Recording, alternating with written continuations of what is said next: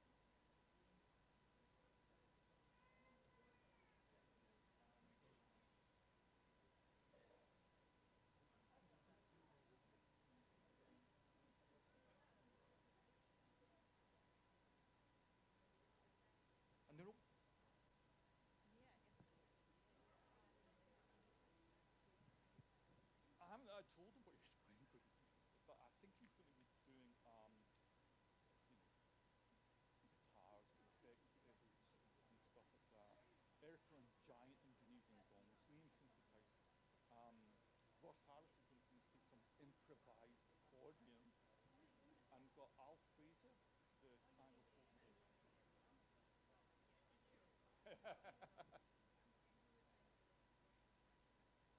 He is quite photogenic.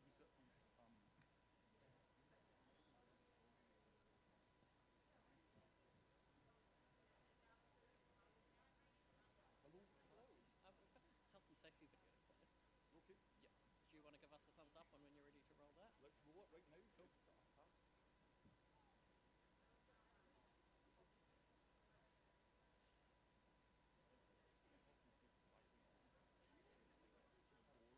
Health and safety 5.0. Boring.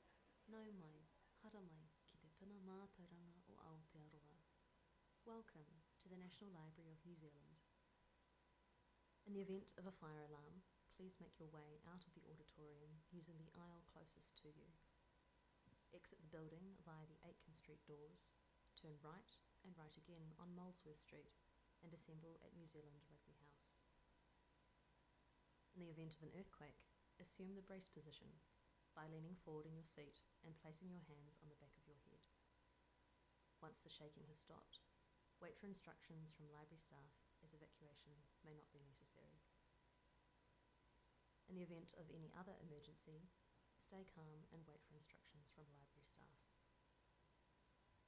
As you exit the auditorium, gendered bathrooms are located to the right and gender-neutral bathrooms are located through the stairwell to your left. Thank you.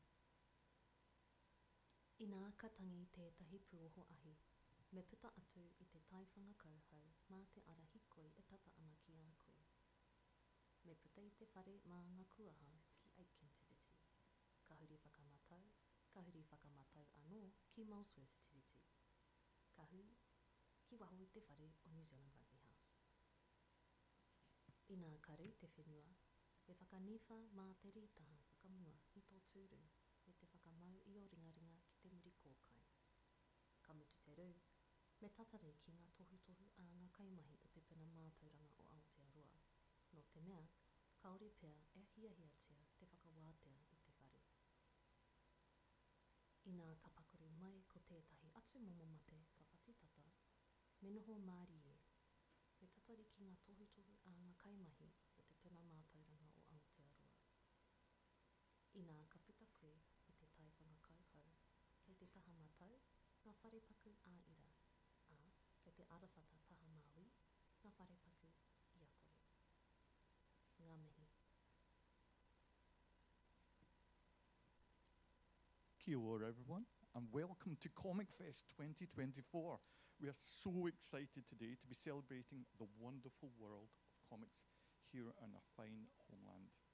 And it's our 10th anniversary. I've got to say a little bit about our sponsors, and so we couldn't do this without the sponsorship of the Turnbull Endowment Trust, Graphic Comics, Read NZ and Gecko Press, and ComicFest is a joint collaboration between the National Library of New Zealand and Wellington City Libraries. And we'd just like to thank everyone for coming out today and anybody who's watching us online. So, a very warm welcome to the first panel. Woo! It's entitled Nature, the Great Outdoors. That might give you a clue of some of the things we'll be talking about this morning. The natural world of Aotearoa, New Zealand has always been and continues to be one of our greatest inspirations and treasures. And all three of our panelists have, in their own unique way, been engaging with this wonderful natural heritage. This is going to be an awesome panel. And on the chairs today with me, we have three of the finest graphic artists around.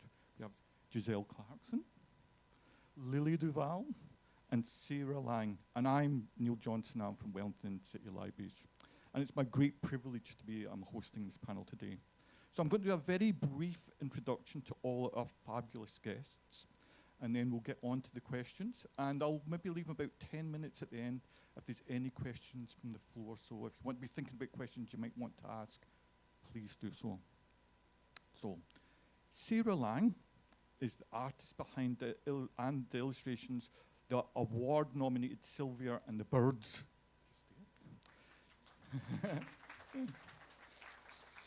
Sarah is also the artist behind numerous other works, including the autobiographical Let Me Be Frank, Mansfield and Me, a graphic memoir, and other works.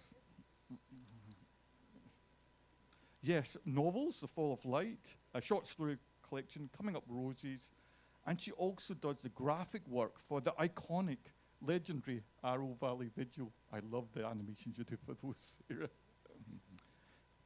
Giselle Clarkson is one of the most in-demand illustrators in New Zealand. She is a mastermind behind the publishing phenomenon that is The Observologist, a book rooted in her passionate engagement with natural things. And just a small selection of the other books that Giselle's worked on, because if I was to say them all, we'd be here for ages. Is the Gobbledygook book, a Joy Cowley anthology, the Egg and Spoon book, and the Tiny Woman's Coat, and many others. And the final member of our illustrious panel is Lily Duval, illustrator of Critters of Eritrea, in collaboration with Nicola Toki, a book based on RNZ's hugely popular program, Critter of the Week. Lily Duval is also a writer and researcher. She's a self-confessed insect nerd, and I can verify that because we were talking about praying mantises eating each other this morning already. A book lover, an obsessive tramper, and heavily involved in predator-free New Zealand movement. Lily's most recent book is The Fabulous Six-Legged Ghosts, a labour of love that is out to change the way we think about insects and make them us respect them the way we should, and how wonderful they are. Each of these acclaimed artists have a unique interest and perspective on our natural environment. So let's not delay any longer. I'm going to start the first question of Comic 2024. I'm going to ask a biggie though. Each of the books we are talking about today is about nature and hoping to change people's attitudes or ways they interact with nature.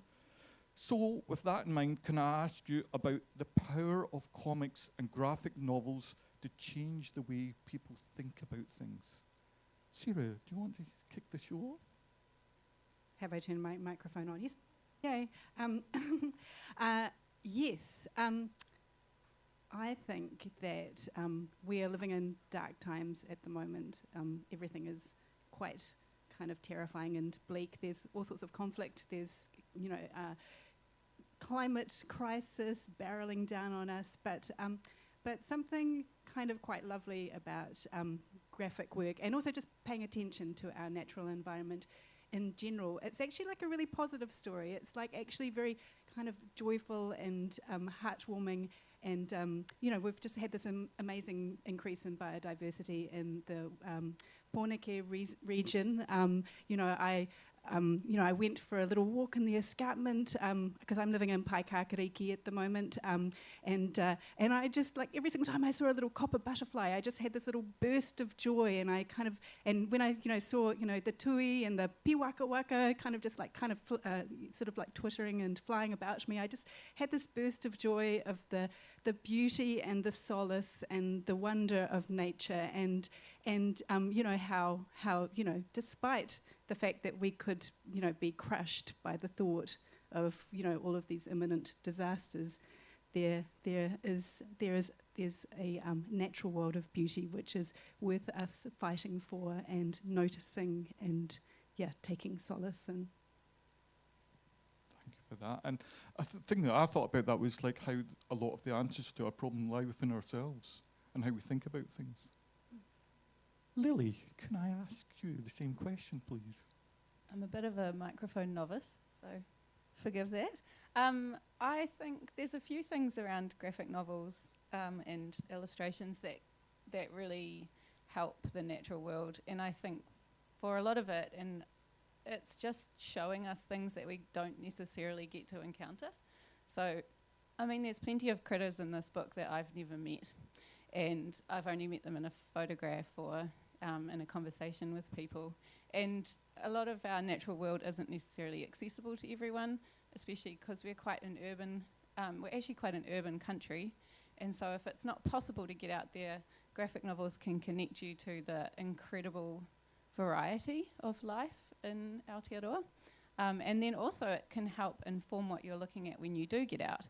So I've gone on a long journey of educating myself about the different critters we have. And the more I learn, the more I see. So yeah, I think that's a real benefit for art. Giselle, what are your thoughts on the power of comics? I mean, I totally. Is this on? It is on.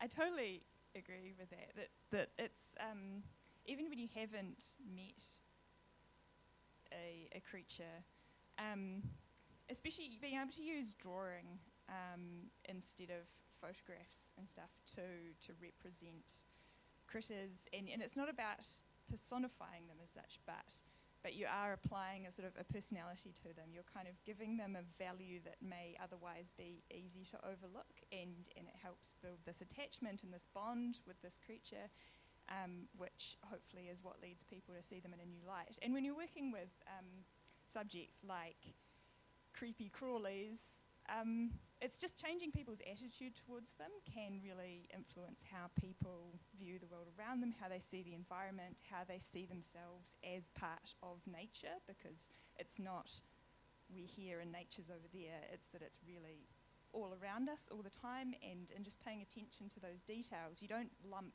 every sort of fly together as a blowfly once you know that there are just thousands and thousands of different flies, and they all have their own value, and once you see that value, you kind of come to understand the interconnectedness of everything, and it helps really change people's minds. And like being able to use humour and stuff as well. It's like everything's terrible, but apathy and despair isn't the way forward. So yeah, being able to laugh and enjoy and see hope and beauty and stuff, hopefully. Well, I hope that's what helps. Yeah. That leads on nicely to my next question. Does drawing the natural world pose any particular artistic challenges? And I'm particularly thinking about the balance between being scientifically accurate in what you're drawing, but also bringing your own personal styles and thoughts about how you create the image. Lily, would you like to kick off that one? Oh yeah, it's really challenging. I think especially some of these critters that we talk about on Critter of the Week, and I do the research for the show for the last 3 years as well, there's like one scientific paper on them and one scientist who looked at it once. So there's maybe one photo out there on the internet, and that can be really difficult. So my process, if I'm looking at something like that there's really only 1 or 2 images of, is to go a little bit wider into the genus. So we'd be dealing at the species level for that particular bug. Go a little bit wider. What's related to it? What does that look like? And that might help show different poses that you could use, or the way that its anatomy is put together. Because yeah, some of those photos are pretty hard to understand if you're not a biologist or a zoologist or anything like that. Yeah, it's something I've found really challenging over the years. And you've got to deal with copyright law as well. So you can't just copy someone's photo exactly as it is without changing it enough to make sure it's not a copy. Yeah, but yeah, understanding anatomy is key. I've definitely made some big mistakes on that over the years. Yeah, I mean, yesterday I was sitting in the garden, it was beautifully sunny, and I was eating my lunch, and a red admiral butterfly went and landed on my knee, which I kind of felt completely blessed. And it was just sort of sitting there, like I think my trousers were red, and I think it mistook me for a dahlia or something like that.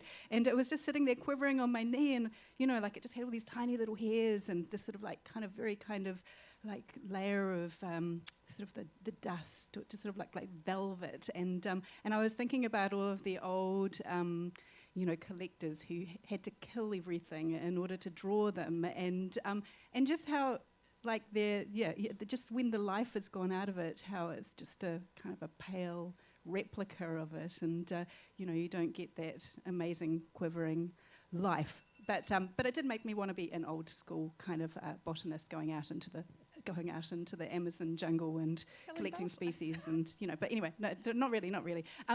But yes, I mean that's sort of very interesting, that thing that you say about trying to find references and there being kind of a body of photographs on the internet, and that it is very tempting to just sort of copy the photographs, but that whole kind of copyright issue is a big one, and I do also think that we do run into danger now that we are increasingly using digital techniques in order to draw, that we do just replicate the same photograph on Birds Online, or kind of the land care references to all the insects or something like that, because you don't often come across these species in the wild, unless of course you're wearing red trousers and eating your lunch in the afternoon. What was my other thought around that? Actually, I think I'm going to pass my thoughts on to Giselle. I mean, it is such an advantage when you can see something in real life, because it's like when you're trying to draw a creature, if you've seen it, if you've seen the way it moves, you do get this completely different sense of it, and I think it is easier to pick up on the personality of even something like a cockroach. If you've seen the way a particular cockroach skitters away when you look at it, and another species of cockroach just sort of stares at you like, "Bah?" and then you kind of understand, that's there's an actual difference in personality between different species of the same sort of insect and stuff. So that really helps when you're trying to put your own spin on it and stuff, for sure. As is obvious from the last answers, I can tell everybody, and on the panel, and also from the fabulous books that you've done, deeply engage with nature. So I was going to ask a kind of really broad question, and how do you engage with nature, as well as artistically, personally? Because all of your books have a kind of personal kind of feel to them in the way that they read and look. Would you like to kick that one off, Giselle? I get what I was sort of drawing on for my book was just a lifetime of grubbing around in the dirt and looking under rocks and logs and bricks and stuff like that. It's been a real interest my entire life. I've just been drawn to scratching around in the leaf litter. So how does this relate to the question? Can you repeat the question, please? Well, I think it's the question's kind of really about how your personal interaction with the natural world comes out in your work. Okay, yeah. So it's most of what I was putting in my book, I was really trying to write from my own experiences, so that the bulk of the content is observable by kids or anybody for real, and hopefully in just about any place where they could live. Because I don't know, there were all sorts of books you read when you're young that all the stuff's really interesting, but it's like, oh well, I have to go to this very specific place, or I have to go to this country to see this badger or this snake or something. And it's interesting, but it's not the same as reading something in a book about the behaviour of a bumblebee, and then being able to go outside and see that for real and be like, oh, that's the thing I read, it's doing it, I can't believe it's actually doing it. So I really wanted people to be able to have that experience, or to open their window at night and let all the moths into their bathroom, and then be able to look in detail and say, oh, that's really cool, they've got these kind of antennae or whatever. So it becomes this really hands-on thing. So it was important that when I was writing, it was stuff I'd seen, so I knew other people could as well. So, Yeah, that's really cool. I aspire to that. I actually spend the bulk of my time on a computer writing, but I'm lucky I've got quite a big garden at home in Littleton, and so if I'm starting to get a little bit crazy, it's apparently we're not meant to sit all day, It's not good for you. Then I go and I sit in my garden instead, and I just look at things. And that's what's so great about Giselle's book, is that, yeah, a lot of those things are hanging out there in your garden. But I've also been quite lucky. I've insinuated myself into a couple of doc people's field research. So I do get to go out and do some field work on grasshoppers and invertebrates in the South Island. And that's been really cool because I make her go out with me at night, and we do kind of a bug hunt. And it's really changed the way that I tramp. So when I spend most of my free time trying to tramp, that doesn't mean I tramp all the time, but it's a constant thing that I'm thinking about doing. And I used to just get into camp at night and flop into bed exhausted, and the last thing I wanted to do was get up in the cold with a torch. But now I make sure that I'm doing that every single night, because a lot of our species are nocturnal and you just won't get to see them if you don't go out at night. So yeah, so I make her go out with me, and she's been educating me about all the cool things that are happening. So yeah, those are some of the ways that I try and stay connected. It's really important. You can't write about or represent these things unless you're also engaging with them, I think, in a really personal way.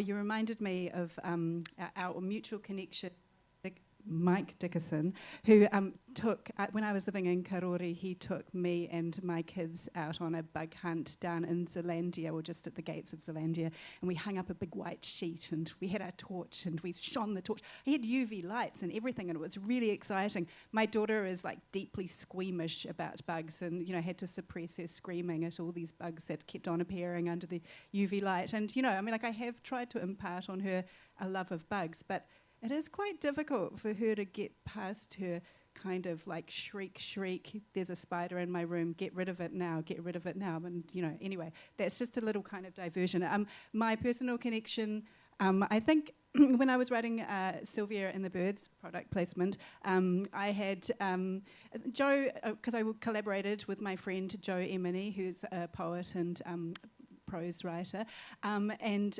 originally I think she had some idea. We've got these like two kereru who talk to each other, and I think originally she had an idea about some different birds, but I was living in Karori next to Zealandia, and I had this cabbage tree, which had all the leaves had fallen off, which caused me great despair. But one of the benefits of all the leaves falling off is that these two kereru used to like to come and land in it, and they seem to really like open spaces. They seem to like sitting on like wires and dead cabbage trees, and so basically I had these two kereru just sitting on the cabbage tree, and I'd stare out my dining room window at them, and they would be just sort of kind of chattering away, and just they were kind of like almost there on. I kind of felt as though they were some kind of sentinel or some kind of tohu or something like that, and it was so I just basically projected like all of the little dialogue that Joe had sent me onto these two little kereru. So yeah.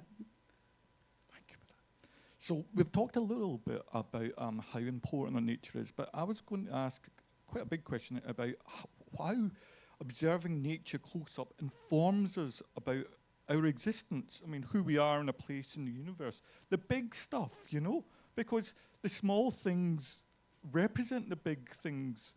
If you don't have these wonderful insects and plants and animals around us, we don't exist.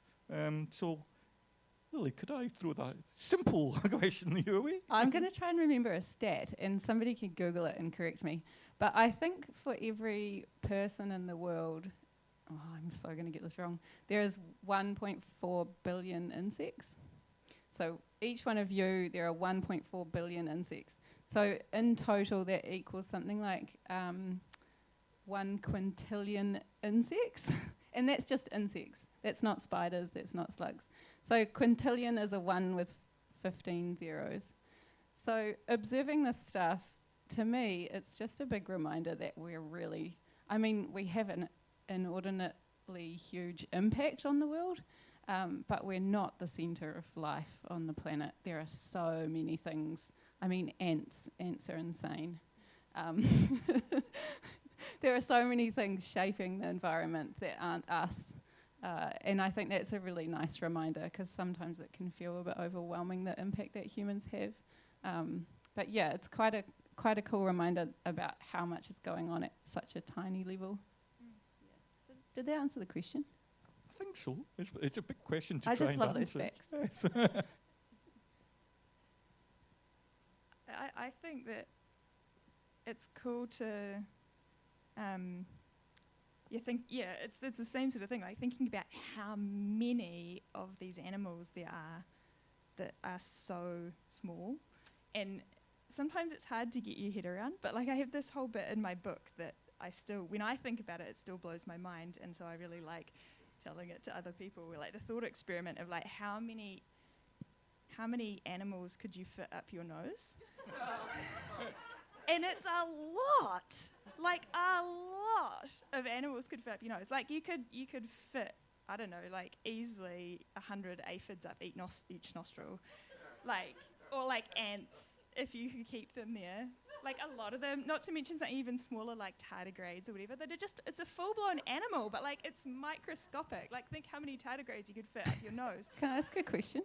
How did you measure the inside of your nose? I mean, some of us could fit more than others, but like... And I think we've also learned, thanks to COVID, that our nose is far more capacious than we thought it was. Yeah, so like think how many you could fit up there. And like there are animals that could legitimately live their lives like on our bodies, you know. But at the other end of the scale, like there's no animal whose nose we could just comfortably fit up. Or like we couldn't, even if you look at a blue whale, we could not live our whole lives on the back of a blue whale. And most animals that we meet, like the biggest animal most people have ever met might be like a cow or an elephant or something in the zoo. And we're actually, you know, in terms of scale, like they're not that much bigger than us. But but like in the scheme of things, we're huge. And it's really important to remember just how much of the world we kind of overlook just because we're so enormous. I would just like to, I feel like I can't really say anything after that, and now I'm thinking about all the bugs inside my nose that are living in my nose at the moment. I did want to observe that we had my partner's brother from the UK came to visit, and he was quite horrified at how many insects there were in our house, partly because I kind of like to have, I feel bad about making the spiders go, because I'm like, they're useful, they'll go and eat all of the little kind of like sandflies, but also our entire garden as well was just sort of like kind of buzzing with all sorts of insects. And he was observing that where he lived in Wimbledon and London, that there weren't any insects, and that he could drive for hours on the motorway without a bug kind of hitting his windscreen. And I kind of thought that was a sad world, this vision of this world without insects, because they're sort of this kind of wonderful, ever-present, kind of, like a kind of a sign that our environment has still some health and some biodiversity, etc. Can I add an aphid fact? Yes, please. So aphids, a lot of aphids are female because they can reproduce without the males. So your aphids might have had baby aphids already inside them. And I think it's even possible for those baby aphids to have baby aphids inside them as well. So it could be more like 200 or 300. Think of generations up your nose.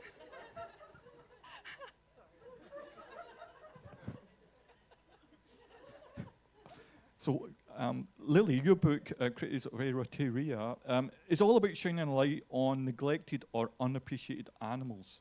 So, in that vein, can I ask everyone on the panel, do you have a favourite New Zealand plant or animal or something from the natural world that you would like to shine a light on today? With me.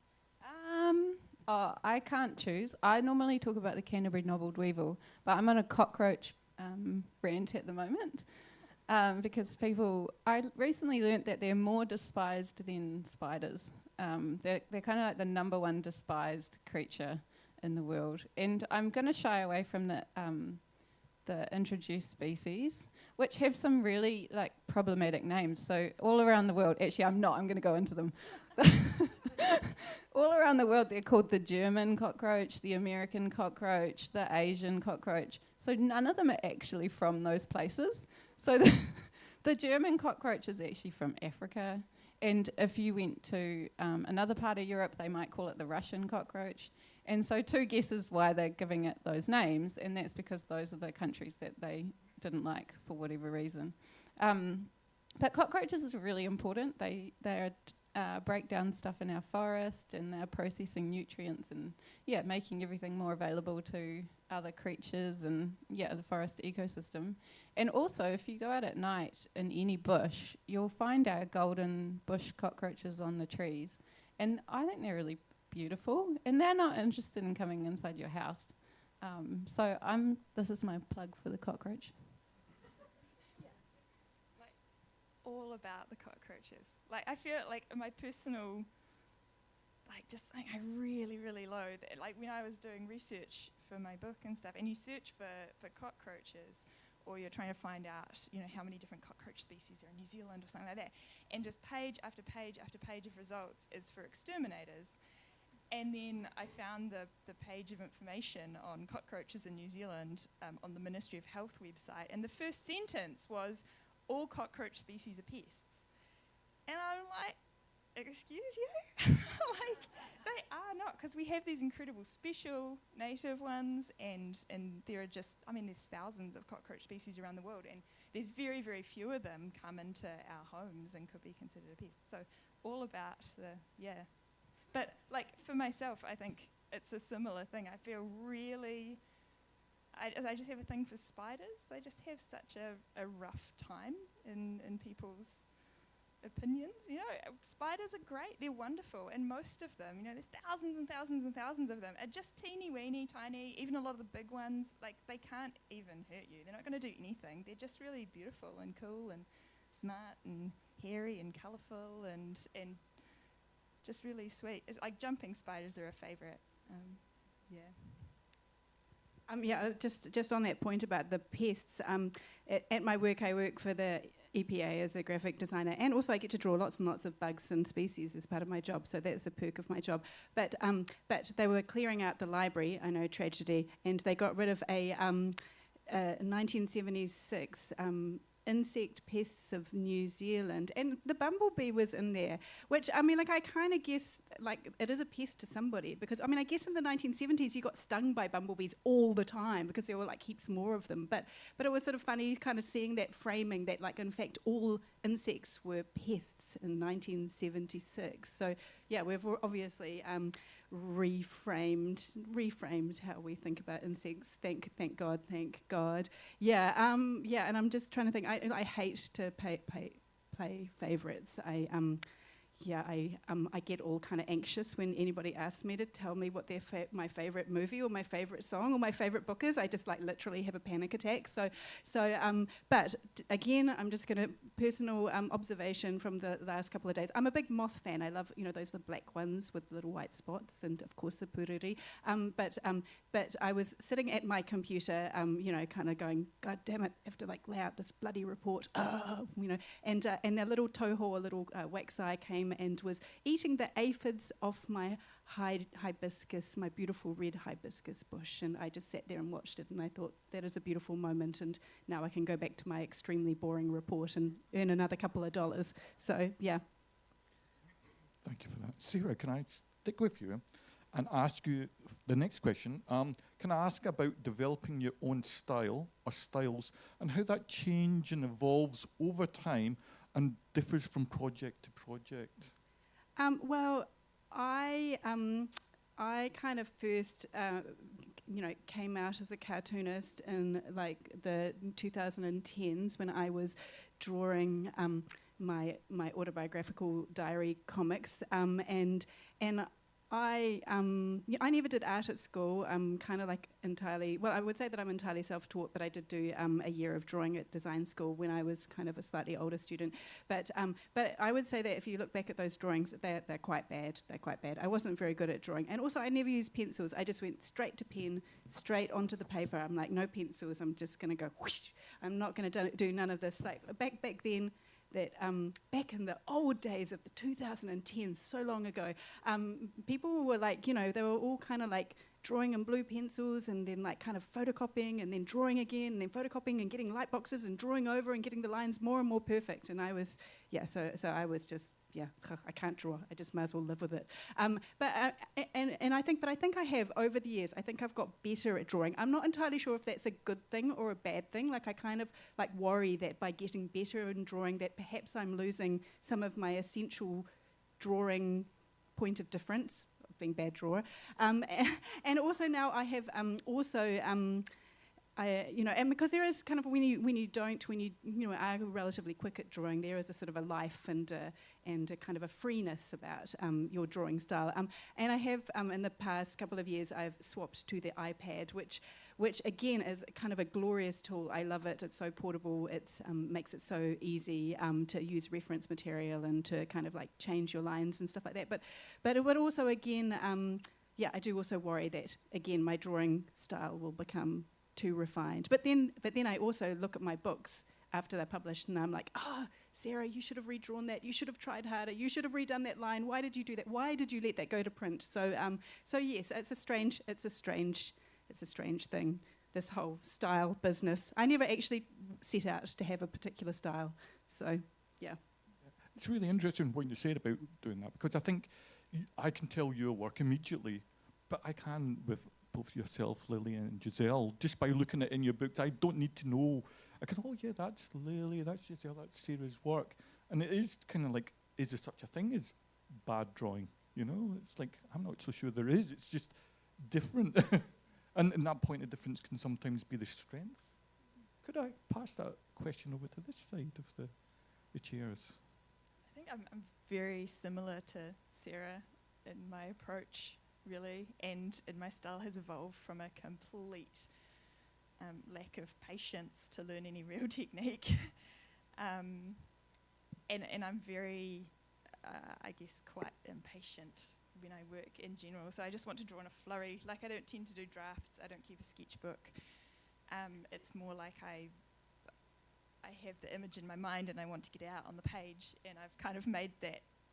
I've made a style that works for me, and I do like that it gives me what I want in terms of keeping drawings quite lively. And I find that often when stuff is quite free and a bit loose and a bit less accurate in some ways, it's often funnier. And I've kind of realised that just because I can't draw anatomy, it doesn't matter that much, because like with a person, like just because they've got a really noodly arm, the joints don't work, everyone still knows it's an arm. And it's probably a bit funnier when it's noodlier. So it's sort of, make it into a strength, really, yeah.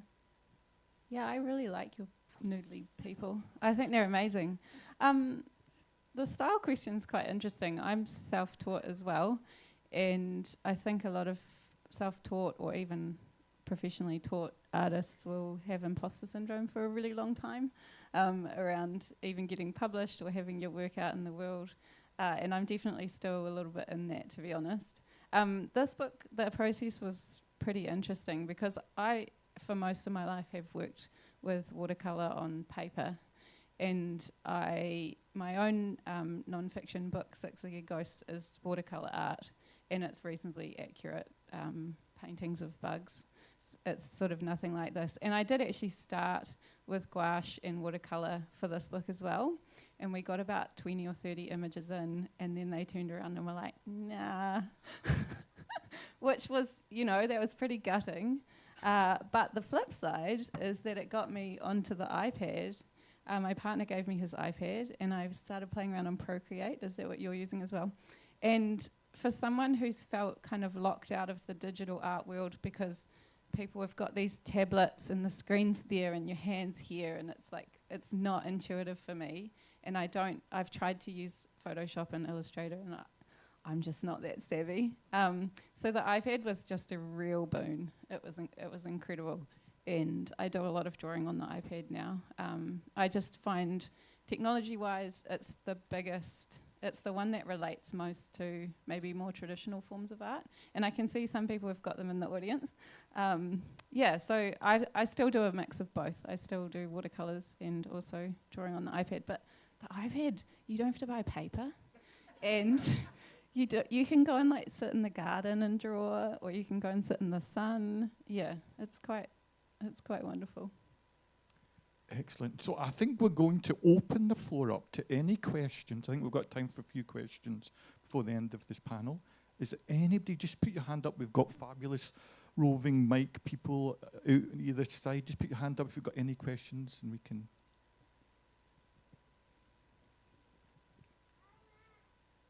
Oh, down front.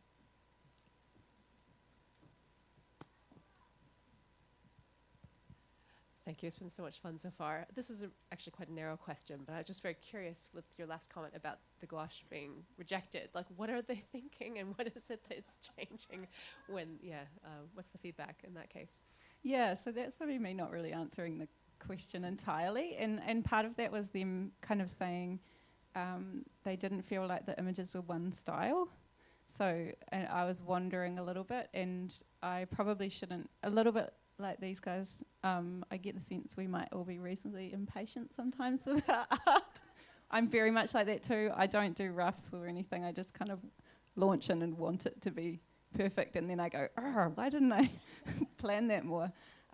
So yeah, their feedback was just that the styles were a little different across some of the images, and yeah, it was hard to hear at the time, but I guess like looking back, it was some of the best feedback I've got, because I wouldn't actually consider myself as having a style yet, but I think maybe that's not true. I don't know. Yeah. Does that answer the question? Cool. Any other questions out there? Oh, excellent.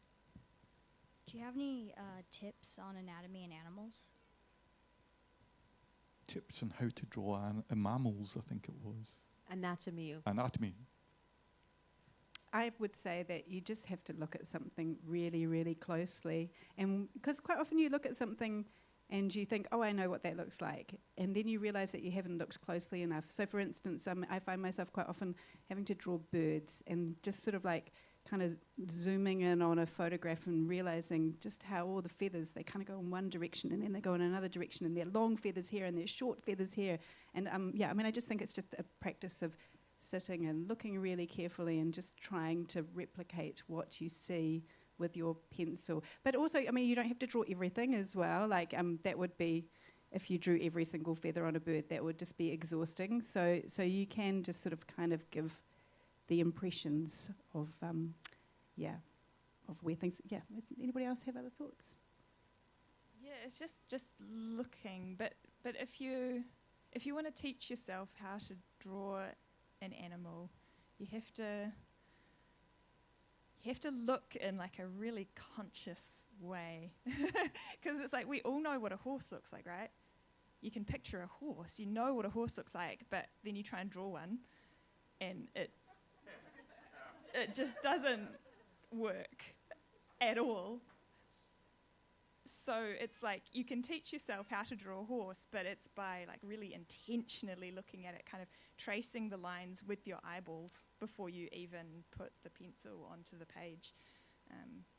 Yeah, it's like really, really looking, not just like horse, you know. You're like, horse's back goes like this, its ribs go like this, yeah. Yeah, definitely looking. The other thing I would say is if you're trying to draw something that you like that's not a horse, so you don't necessarily know that much about, try and learn some stuff about it. I have made some mistakes in this area.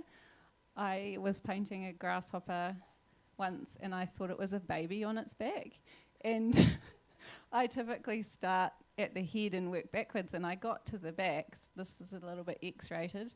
And it turns out it was a male, and they were up to something. So, you know, if I had educated myself on grasshopper behaviour, I might have known a little bit more what I was anatomically drawing. It's quite tame, yeah, really. Do we have time for another question? Oh. Kia ora. Sorry if you've already answered this, I kind of came in a little bit late, but I'm just wondering like how you started your careers in comics, like if you started it while working another job and doing comics on the side, or if you were doing it full time when you were sort of getting your comics out there. That's a great question. For me, it was that I was working as an illustrator. You know, that's still sort of my main day job as an illustrator, and then just making comics for fun and putting them online. And they started short and with very few words, and then they got more words and more words and more words, and then they kind of became words with a few pictures. And then I kind of became a writer through making those comics like that. But that sort of also led to like the things that are part of my job now, like doing cartoons for New Zealand Geographic and stuff. It all just started from, I guess, it was a free time thing because nobody was paying me to make these comics. I was just putting them online and practicing, and then it kind of became my job, part of my job. I've always worked at the same time. It's pretty hard to make it. You can't really. Well, I don't want to crush anybody's dreams, but it is pretty hard to make a living as a cartoonist in New Zealand. Although, I mean, I think some people, they've like managed to get international deals, and I'm thinking like Rachel Smith. Anyway, I think she's probably killing it as an international cartoonist. But I've always worked as a graphic designer, illustrator on the side, and also like I first started, as I said before, when I started posting my comics online. I had 3 small children. I was writing a novel, and I was drawing comics as a way of bunking off from writing my novel and looking after my children. So yeah. I still work other jobs. So I think over the last 20 years, I've been a vegetable farmer. I've been a Whole Foods person working in a Whole Foods shop. I've been a builder's labourer, a house painter, more recently a content writer, researcher. I've a teacher. I used to teach a lot as well. But I've been drawing the whole time, because I think like a lot of people in the room, I was pretty obsessed with drawing since I was a kid. And I never really tried very hard to make it work, because it's really challenging to make a living and then do this stuff in your free time. But if you love it, then you do tend to do it anyway. I would love to do it full time, but at the same time, I think there's a benefit to doing other kinds of work as well. Definitely makes you appreciate drawing. It is a bit of a privilege to do something really fun like that for work, and it also means I'm still really enjoying it and valuing it. Maybe that's just an excuse, but I think that your other work can inform your drawing as well. So very sadly, that's all we've got time for, but you can buy any of these fabulous books discussed here upstairs at the Graphics Comic Stall. I'm sure each of the artists will be more than happy to chat to you and sign them. Thank you all for coming along to this session. Please stick around to hear the next session, or wander upstairs to check out the free comics tables, or the live drawing sessions, or the cosplay competition, or the workshops. There's a lot going on today. And so it just leaves it up to me could I ask you all to give a huge round of applause to our incredible panelists, Sarah Lang, Lily Duval, and Giselle Clarkson.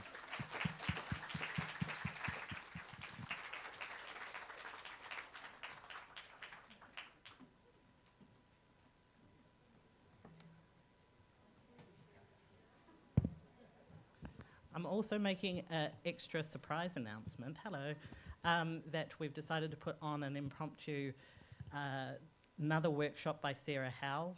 So that's for ages 12 and under, creating comics, and that will be at 11:20, and it will be first in, first served.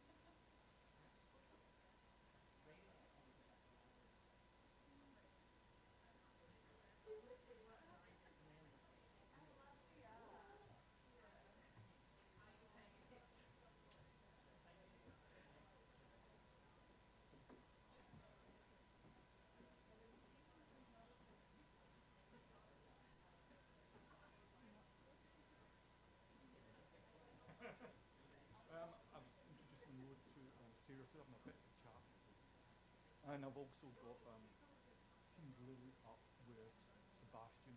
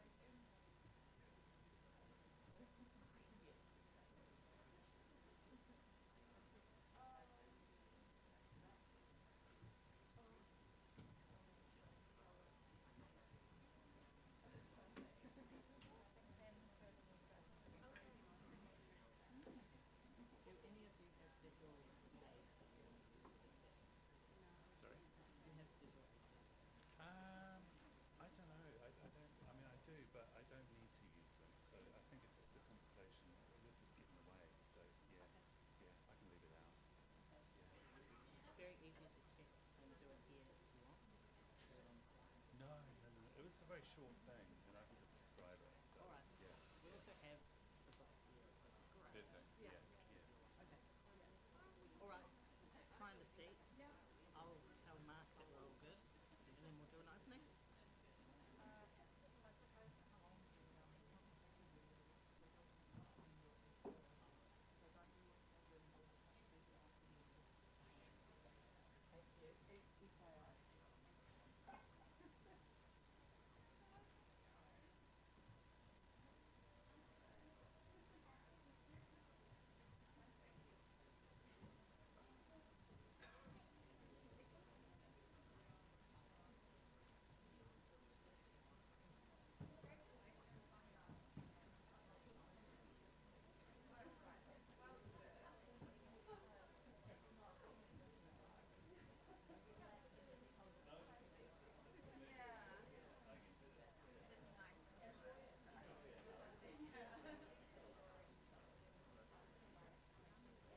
Nau mai, hara mai, ki te puna mātauranga o Aotearoa.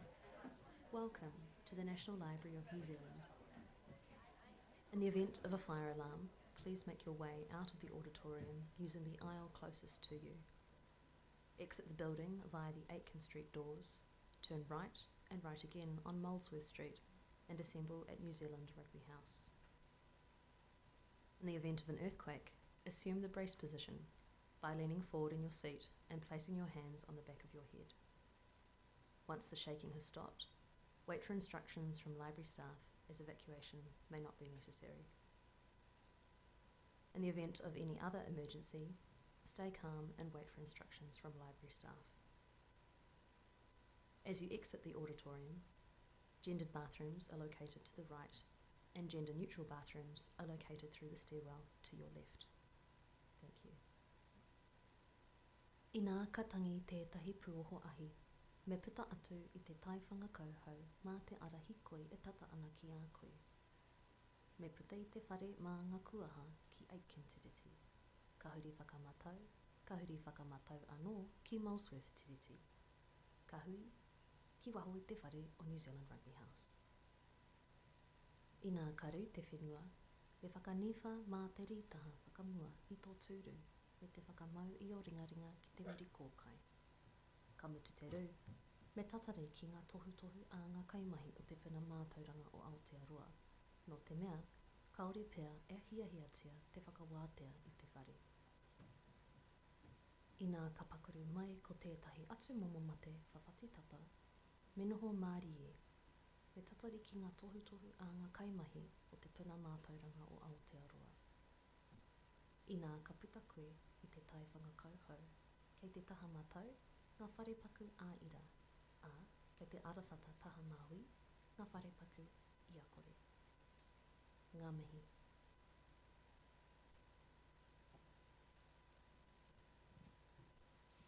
Tēnā koutou katoa, ko hui mai nei i tēnei wā tēnā koutou. Ko te mihi tuatahi ki Selena, Jem, Ned, tēnā koutou. Ko te mihi tuarua ki ngā kaimahi i te puna mātauranga o Aotearoa, tēnā koutou. Ko te mihi tuatoru ki a koutou katoa, nau mai, haere mai. Ko Sam toko ingoa. Welcome to ComicFest. My name is Sam, and we're very excited to be celebrating the wonderful world of comics in Aotearoa. This is our 10th anniversary. ComicFest is a joint collaboration between Te Puna Mātauranga o Aotearoa, the National Library of New Zealand, and Wellington City Libraries, Te Matapihi ki te Ao Nui. We couldn't do this without the support of our sponsors, the Turnbull Endowment Trust, Graphic Comics, Te Pou Marama, Reader New Zealand, Gecko Press, and of course, everyone who's attending today, either online or in person.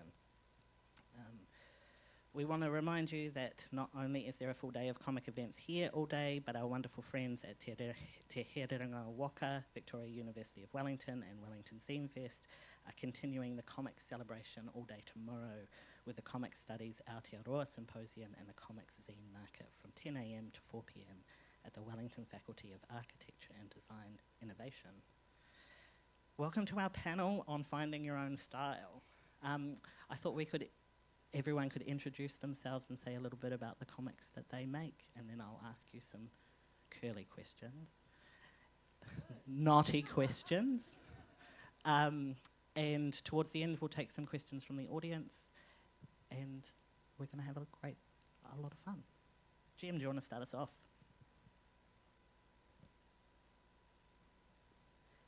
Kia ora tātou, ko Jem taku ingoa. I'm Jem. I make comics, as both my other panelists here do. I've been making comics, well over a decade at this point. I started drawing when I was 2 years old and haven't really stopped. And I came to comics mainly because I also love writing and telling stories, and this seemed like a very efficient way for me to be able to do those two things together. Yes. And it's an addiction. I'm not sure I necessarily recommend it to those who aren't already obsessed. Maloa le soifua, mawa malalangi e mama. O loo ingoa Selena Tusitala Marsh. Tusitala means storyteller in Samoan and in Tuvaluan. It's my grandfather's name, my Tuvaluan grandfather. And so storytelling's in the blood. I didn't quite realise it until probably 1996. School kind of educated the storytelling child out of me, you know, and in school I learned that those people were the artists and those people were the writers and those people were the mathematicians, and I didn't quite know where I belonged.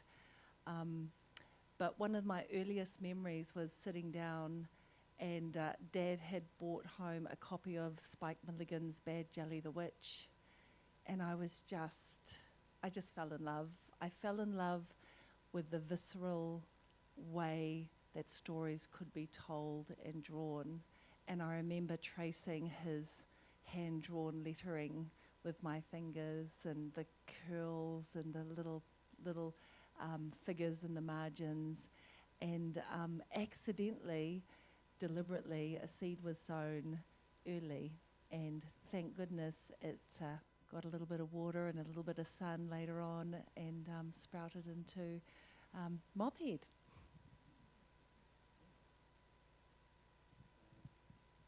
Hi there, my name's Ned. Comic artist like these guys. And I think for me, where it sort of sprang from was that I had a real struggle with reading when I was a young kid. And I think I discovered comics because that was one way of basically visually reading without having to read the words. And that went on until I was 9 when I actually learned to read properly.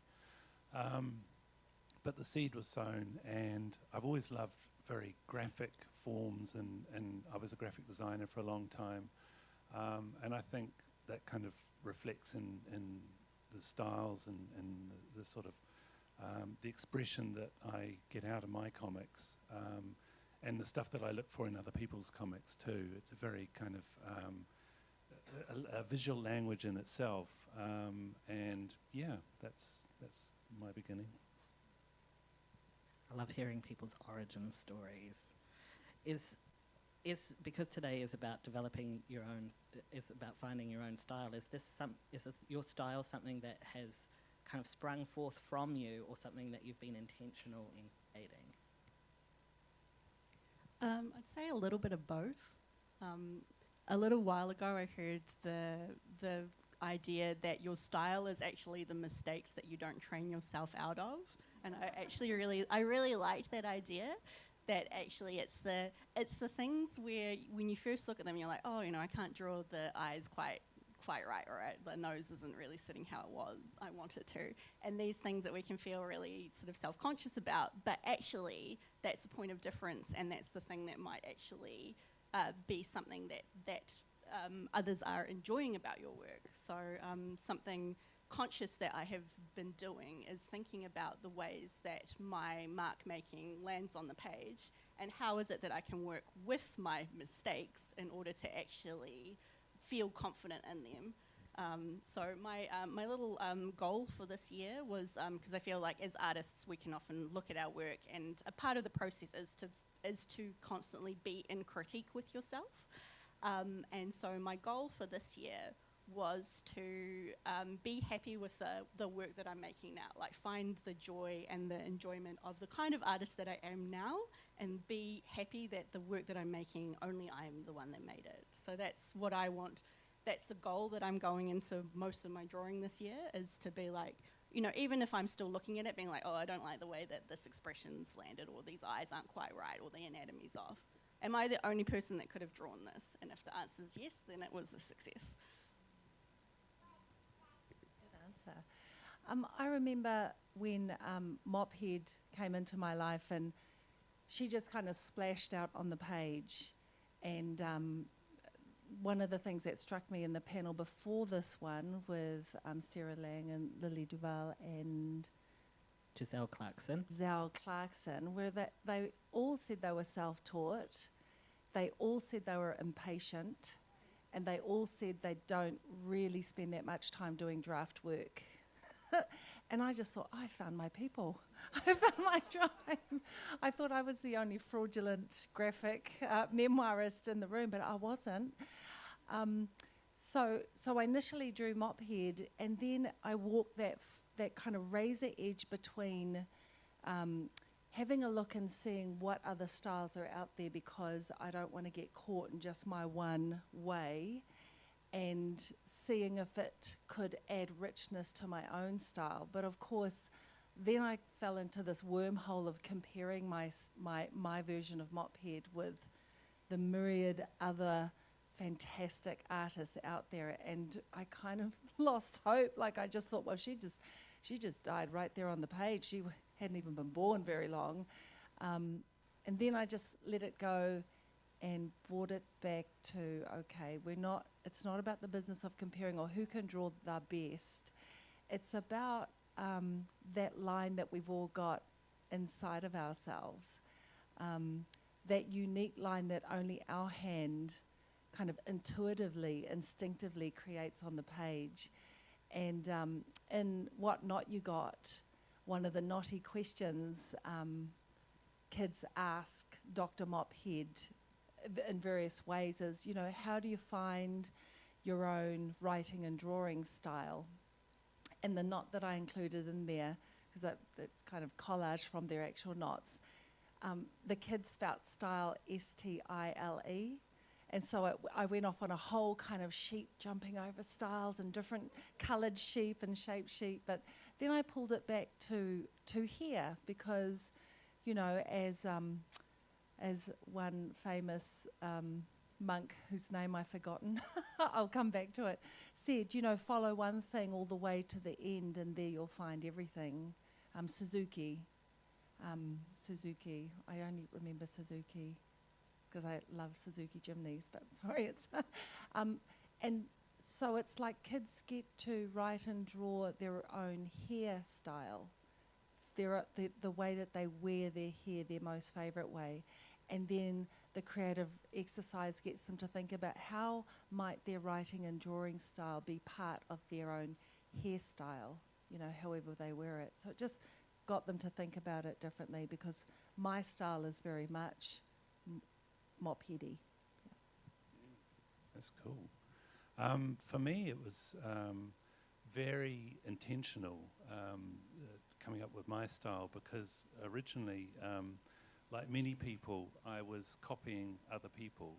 And well, not necessarily copying, but just kind of being really influenced by the artists that I really admired. And I'd go through phases of admiring this person, and suddenly all my drawings and stuff would turn into this person's drawings, and I'd be like, oh God. And I could never reach that level because I wasn't good enough, or I wasn't that person, basically. And I got to a point where I was doing brush ink kind of style, and quite a realistic style. And I did this one story that was only 16 pages, but it took me a whole year to do because I was trying to be so perfect about it.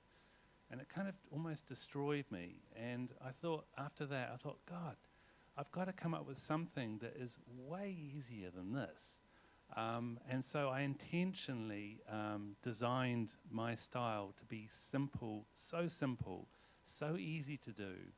And I, just as a reference, I thought I do not want to reference any other cartoonists.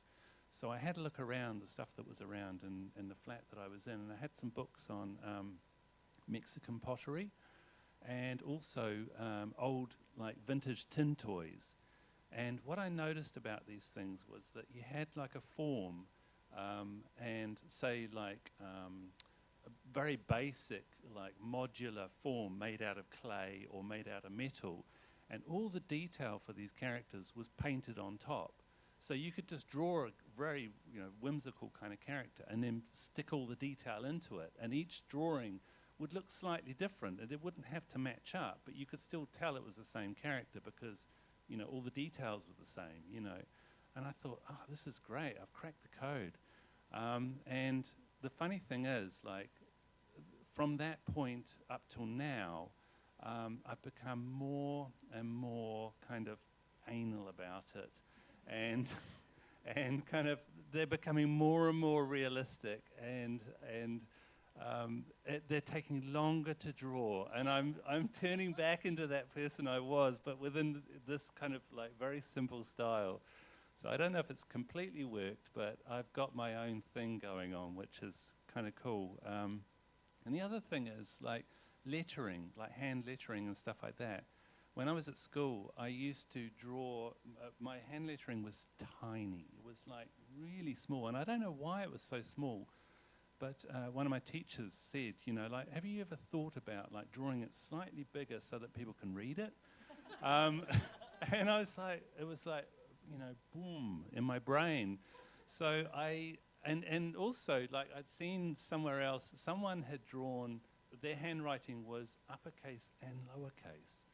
And that blew my mind too. I thought, God, you don't have to put capitals and then all lowercase. You can do whatever you want. So I intentionally went through and chose my alphabet of the letters that I like, the shapes of, you know. So I have lowercase e's, lowercase t's, uppercase n's, and so on, you know. And I just went through and did this and found the typeface that I liked, and then I practiced and practiced and practiced until that became my handwriting. And now I can't I can't write in my old style. I just naturally write in my handwriting. So I'm just coming around to the point of, like, you can reinvent yourself, and you can train yourself to be someone else. Within, I think there's still a bit of me in there, but it's just like this has become me rather than me cribbing on other people's styles and stuff like that. Yeah. Yeah, what's that balance between, you know, comparison being the thief of creativity and that holding you back because you're comparing yourself to something that's not you or doesn't come naturally, but also using other people to inspire you and push you forward and develop your style? I think the answer is volume of input. So if you're looking at just a couple of things or just a couple of genres, you will probably feel that sort of mismatch within your own style, comparing it to the you know, literal best in the world in this particular style. But if you have a really broad visual diet of many kinds of things, and not just comics, not just animation, not just things that are drawn in the aesthetic that you like, that's when I think that you will find inspiration in, all of these other interesting, unusual places. I think one for me is like 1920s graphic design is extremely interesting to look at, and not necessarily a thing you'd think was super related to comics, but then once you think about it, of course it is. And even, you know, moving out of the into pottery and sort of physical things, sculpture, other kinds of art, even concept art. What kinds of things are people playing with in contemporary art spaces, and all of these other things, like those are your contemporaries as well as just people within comics. And so I think a really broad media, like a visual diet, and finding inspiration from as many different sources as possible. Is probably the thing that will help you to find that spark of individuality. Because if you're sitting there and you're the only person that's playing around, combining those particular 3 points of inspiration, then it becomes unique by that very virtue. So I think that's the way that you can really help to get over that sort of imposter syndrome, or feeling like your work is not measuring up to others, because the whole point of comics is that it's a communication medium. It's about telling your story. So if you're finding that point within it, where it's like your idea of what this combination of things that comes together on the page, that's the point of difference that you can sort of present. And so focusing on those two things, I think, broad media diet and understanding that your contribution is in and of itself its own data point, adding into that is a good way to think about it. Well said, Jim. I'm like, not only is today the 10th anniversary of ComicFest, but it is also day 40 of me changing my handwriting. So I've always had the messiest handwriting in the world because I write according to mood. So sometimes I'm forward sloping, sometimes I'm backward sloping, sometimes I print, sometimes it becomes so illegible I don't even know. And I just used to think, well, I'm honouring who I am. This is just me. You know, everyone has to accept it. And then I came across the Vimala Rogers alphabet, and I thought, I've always wanted to know how to do R's that look like birds on the page. And then I just like listened to a couple of her podcasts, and I thought, oh my gosh, you know, I do a thing called, you know, at uni I've developed a research methodology called Led by Line, where you combine your bloodline and the landline, and you enrich those connections through the spoken, written and drawn line, and then you bring in body line. And I just thought, here is a line, the most primary of lines, our handwriting, and I've always felt a bit ick about after when I've finished writing something, because I'm like, oh, that's so messy. So this is day 40 of me just practicing my R's and insisting that, you know, I do morning pages, 3 pages of longhand writing every day, and it's flowing. And what she promises is that you'll find something that you need. And, you know, one of the questions she's commonly asked is, but how will I come through if all my letters look like the Vimala alphabet? And she's like, oh, no, you come through. It's your line that takes over. So everyone has a different style, even though they're following a particular way of writing the R. So Ned, you and I would write exactly, you know, we'd write quite different R's following the same principle. And so it is, I think, with drawing. So it is, I think, with, you know, faces and bodies and action scenes. You know, I can copy something and then it becomes my own with more as I allow the line to flow out of me and get more comfortable in it. I think for myself, like following on from what Jem said about influences and things, for a long time my influences were completely just comics. And I loved them, and you know, they were very graphic and everything, and I just wanted to replicate that feeling of reading those comics. But I think I didn't really kind of, I don't know, I don't feel like I have ever made anything interesting until I put that away and started sort of being influenced by other things, and just real life as well. I find that there's way more to be taken from just real life experiences, taken into like a story or whatever, than to be kind of trying to replicate a certain feeling you got from something you've seen in a comic somewhere, you know, or even like TV or film or you know, a lot of the structure of my comics comes from songs and songwriting, the way songs are formatted and stuff. I find that really interesting, and just music itself. And I like the emotion that goes through music, and I think about like this particular book here, Tsunami, was written in a pop song format, and so every little part of it had something to do with you know, a format within a pop song, like a traditional pop song, like the Beatles might sing or something. So it has an intro, it has a verse, it has a chorus, and so on. And then it also has a middle 8, and then it goes back to the verse, chorus, and an outro. And I just like those little games that I play with myself. It's not something that anyone would pick up reading it, but for me it just gives something form beyond copying out of someone else's style or someone else's book or whatever, you know. It just gives me something sort of energetic to latch onto. I think all of you have talked about being inspired by other art forms, but I'm also curious, because you all do other art forms as well.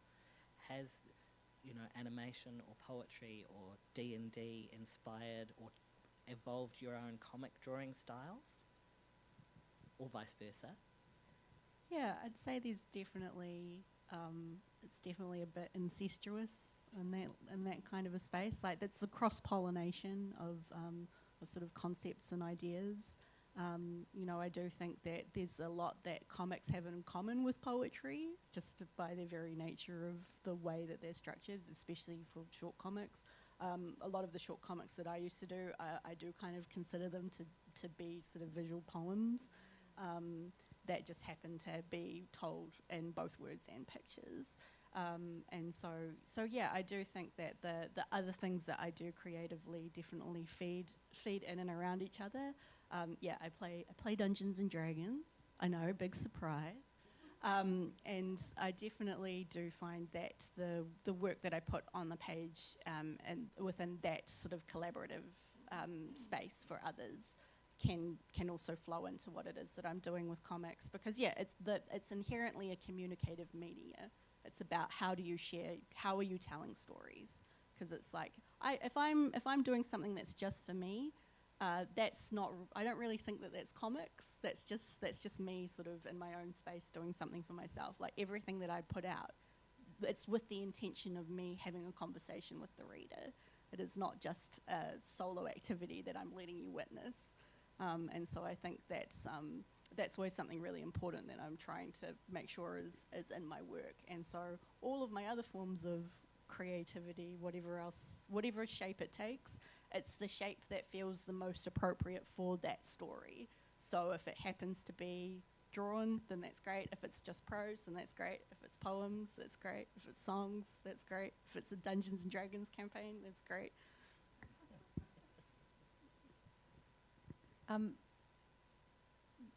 What Not You Got's completely in rhyme, you know, and people can hear Dr. Seuss there, and they can hear my own kind of rappy style in there. And what I find, like, I love following the rules in poetry and confining my language to particular strict metric beats or patterns.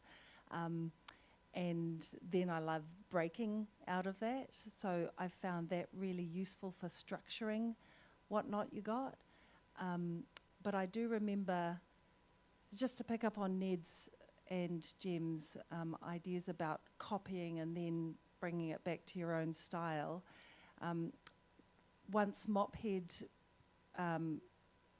came out, you know, I was busy working on Mophead 2, the Queen's poem. And I thought, well, this is going to be much easier because Mophead took 3.5 years and then 40 years, you know, to make and get down on the page. So I've already got a template. And so I started kind of copying Mophead, and it didn't work. It so lacked its own life and energy and luster. So, you know, with that experience of producing one graphic memoir, I took that experience, but it had to find its own way of being. And my editors at Auckland University Press also kind of thought, okay, we've got a template, we've got a formula. So, hey, Sal, why don't you just write the story first and then do the pictures after? Because with Mophead, the pictures came first. It was a very visual story, and it created its own internal beat. And we just thought we'd cut the time in half. And so when I just came up with the words, again, it just died. I couldn't feel into the story anymore. And I went back to them and said, I can't do it this way. I've got to do my quirky drawings, because the drawings themselves held the idea for the next step forward, you know, and that's where the life and the energy was. So I found my own process, but quite painfully. I mean, not as painful as yours sounds, you know, but nonetheless, you know. Yeah, it was quite painful. I find that I do animation as well as draw comics, and I find there is absolutely no crossover between them. Oh, yeah, it's weird. I find that I've always, I often do comics in order to build up maybe a storyline or a character or something to then hopefully take it into animation, but they don't correspond. They don't, when I'm creating something in animation, I'm creating it in terms of movement and like the emotion of as things moving along a certain path and stuff, and it relies a lot on the movement and the camera movement and all that sort of stuff. Whereas when I'm drawing comics, it's more about the boxes, the panels, and the page design and all that sort of stuff. And I could probably translate one thing into another, but it just feels like a lot of work in order to get the same effect than just basically just going straight from one to the other. So yeah, I've tried, but I can't do it. And I find that the types of stories I tell in animation are quite different from the types of stories I tell in comics as well. And I'm not sure whether that's because I find that the audience, in my mind, the audience is different, or whether it's just the process of doing it. The stuff I do in animation is a lot more family friendly, and I'm thinking of like sitting in the audience, with the audience, watching this thing. Whereas the stuff I do in comics is a lot more private, and I'm not going to be sitting next to someone reading this comic, so I don't, it doesn't, I don't feel squeamish about that, but I can go to some darker places, which for me, I feel like I need to do, I think if I was just doing the family-friendly stuff in animation, there would be a whole side of me that wasn't, was lacking, basically. But transversely, like if I was just doing comics, I feel like I'd be also missing out on that family-friendly kind of fun side of things that I get in animation. So I need both of them to survive. Yeah. Speaking of audience, I want to talk a little bit about publishing, whether that's online or print. And my assumption is that publishers are looking to produce content that sells, and that they might want to restrain some of the difference because they want to back a sure thing. And I'm wondering whether any of you have some experiences you want to share around how do you create material that is a good pitch and reliable for getting that book across the line with a publisher, and how much of yourself do you back to say, no, my difference is what is important and my own unique style is what important. You can take the risk on me or not. I'm okay either way. Awesome. Tricksy questions. Yes, I feel like this one was for me specifically. Feeling very targeted right now. Yes, so it's definitely, publishing is its own beast, and especially if you are publishing in an international market, which I am. My debut graphic novel is going to be published by Andrews McNeill in 2025, so thank you. So I've survived up to this point. I haven't published the book yet, so maybe it's too early to say. I have made it this far through the acquisition process in traditional publishing, and I've come from a background of publishing webcomics where there's more or less no rules. If you're publishing to a platform, they'll usually have some guidelines about what it is that you can put up there, and that's all dictated by what's acceptable in the app stores, not necessarily what the platforms want themselves. So, and a lot of that is dictated by the conservativeness of the credit card companies. So if you're wondering why your comics are not as sexy as you'd like them to be, blame MasterCard. I'm not kidding. So yeah, I think when I'm thinking about going into the traditional publishing space, which does have a lot of rules around it, it's about finding that Venn diagram between what it is that you, that's the heart and core of what it is that you're telling and what it is that the publisher is willing to publish. We do unfortunately live under capitalism, and that does mean that their ability to see market sales for your product, because they do view you as a product, is an important part of the conversation. And as artists, we have to be conscious when you're moving into these spaces, you are also becoming a business person. And so you have to view your artwork in a way that it's not just about you expressing yourself. If you want to do that, you doing it yourself in your own time, in your own space, away from these traditional publishing mechanisms is going to be the best way for you to achieve that. So moving into these spaces, these are all important conversations to kind of have with yourself as you're going through this process. And the other thing is to just think about your own marketability. What is it that your style is representing to the market? And you kind of have to take a third person look at yourself. And sometimes that can be a little bit uncomfortable because the kinds of art that I think I'm making and the kinds of art that the market think I'm making might not be the same thing. So for instance, like my illustration style does lend itself to be seen as a little bit more cutesy, and so therefore it is often read as being for a younger audience than I might have originally intended it for. And so for my current story, I went through quite a process and have ended up choosing to market it for a 10 to 14-year-old audience rather than for an older audience. Even though I love telling stories thinking about telling stories for a market audience is not the way that I naturally think about how it is that I write. But that's how the publishers think. So when you're talking and trying to sell your work to these people, you've got to try and fit it into these frames to sort of get it over the line.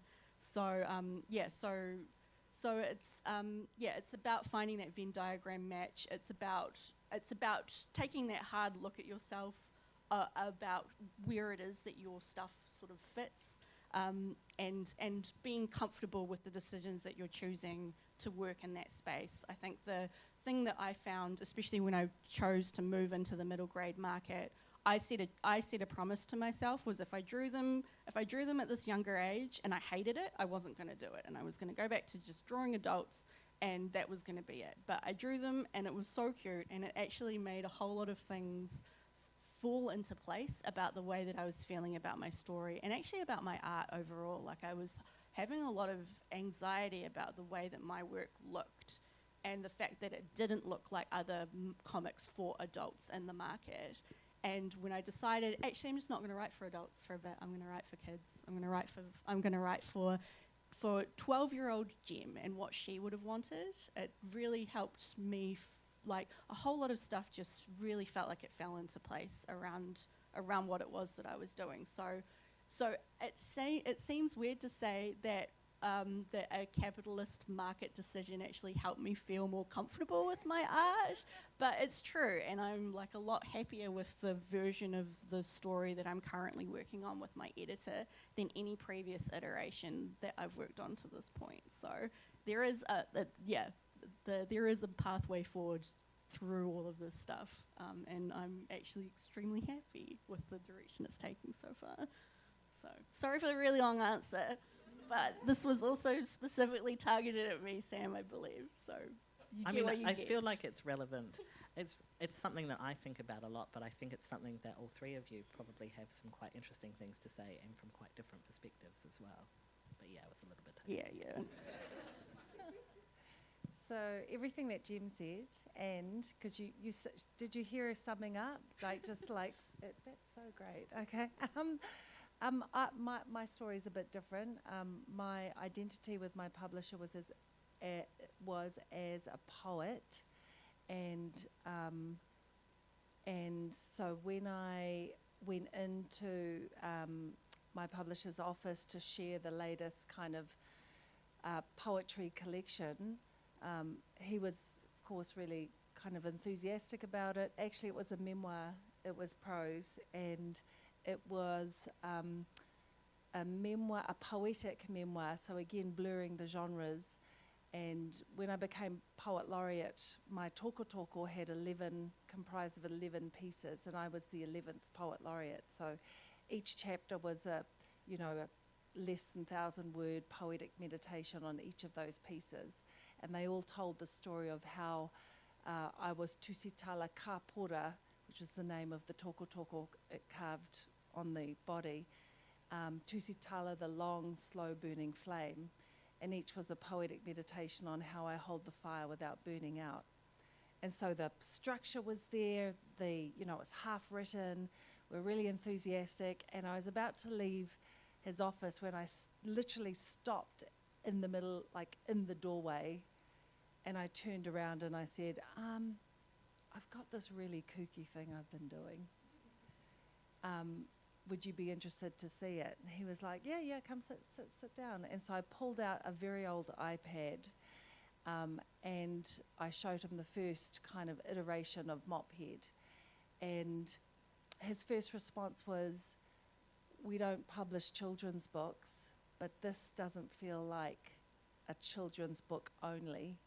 It feels like an all ages book. And then we started fleshing out. He said, go with this. This is where your energy is. Go with this. And it's a story that hasn't been told from the perspective of not just a poet, but a woman, a Pacific Islander, the first Pacific Island poet laureate.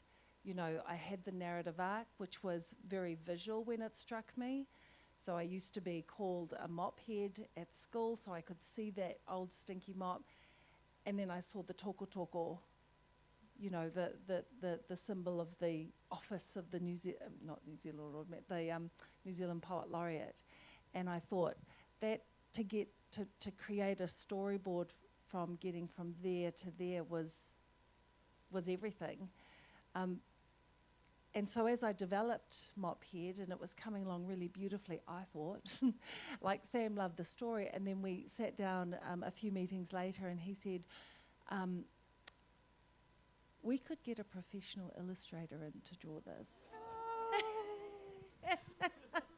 So to your point of, you know, I'm like, hang on a minute, like the whole tagline is how your difference makes the difference, not how your difference makes the difference plus a commercially paid illustrator can like really hone in the point, you know. And so I said to Sam, I'm open to talking about that, but here's how I feel. That the whole story is about basically if, you know, a girl from West Auckland can do it, so can you. And that means not just writing the story, but drawing the story. And it was so heartwarming, you know, when people would come up to me and say that I love the drawings, who's the illustrator? I'm like, it's me, you know. So he took a gamble, but it paid off really well. But it did cause me, like I had to think how there's always that tension of what are you willing to do to get your work out there to the next stage? What can you compromise and still kind of have peace that you haven't sacrificed your own, you know, your own way of being in the story. So, you know, it was great that didn't need to be sacrificed. For me, I had quite a selfish reason for what I did with this book here, is that through animation, what I do is quite colourful and bright, and people tell me it looks good. And I've like been honing the animation for a long time, and that has been my main focus. And whenever anyone sees like an animated film, it's like, oh, that's beautiful. You know, they never talk about the concept behind the animation or the story or any of the kind of thematical stuff that might be involved. It's just always, that's a beautiful film you've made there, you know. So with this particular book, and it wasn't a book to start with, it was just the start of a story basically. I wanted to just like strip all the beauty back, take all the colours out, do like just keep it super simple so that people would focus on the story. And see if I could actually tell a story that would engage people on top of like beautiful art or anything like that. So that's why I sort of stuck in the black and white and quite regimented form of this book. And something I did learn from making music videos is that within the body of a music video, it's always good to show everything that you're going to have in that music video right up the front, so that people know what they're getting into, you know. And you've got like, you don't have any kind of big surprises later on or anything. You kind of know the tone and everything about it right at the start. and that's something I did with this book too, is that the first 40 pages are like an encapsulation of the whole story. And I published that as a mini comic, and that's how I actually got a publisher for this book, is that I was up at an arts festival in Auckland with a stand, and I had my mini comic on the stand, and the publisher approached me and said, "Oh, I love this thing, would you be interested in turning it into a graphic novel?" So, I mean, I didn't really go searching for a publisher, but it just kind of happened, which was kind of very lucky. I don't really know what the next steps are in terms of like trying to get anything else out after that. With comics, I don't really think about the commercial marketability of it. I just think about, what's a really interesting story that will hold people for the length that this is going to be. That's really all I think about. And I do want to entertain people and stuff, but I think about the audience rather than the publishing side of things, if you know what I mean. So I don't necessarily follow trends or anything like that, and I don't even know. Like when I did this book, I didn't realize that it was YA. I didn't realize it was going to be a young adult audience for it, and the publisher decided that for me, And I actually fought it a little bit at the start. I thought, no, this has got a whole heap of swearing in it. It's got some pretty dark themes and stuff. And they're like, no, kids can deal with that. That's fine. So that's outside my realm as well. I don't choose to go into YA. It's just that's where I'm situated because the characters are all young. So yeah. Yeah, I remember reading it, thinking it was YA, and it's like, oh, this is quite intense.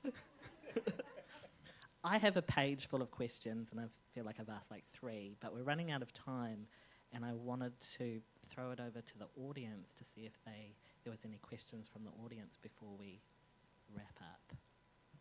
Pop your hands right up in the air so our microphone runners can see them. Hi, thank you for the talk. I'm just wondering, because I'm old. When I was young, I loved comics. And then nowadays, when I see a lot of comics in the market, the first thought a lot of the time was that, oh, this drawing is not that great without, professional training and practicing. Like in old days, they have to be perfectly done with the right techniques, how people draw. But I found when I always give a few pages, I read a story, and I found that when I like the story and the characters, then I can continue to read it on. And then later on, I actually got used to that style of drawing. But I'm just wondering, does that actually say to us, story is more important than the drawing? Or would you say, because not everybody here will be good at both, say story and the drawing technique, would you encourage people to say, if you are only good at one of them, find another person who is good at another part and work together, or just like you should just stick to it and develop your style no matter what? Thank you.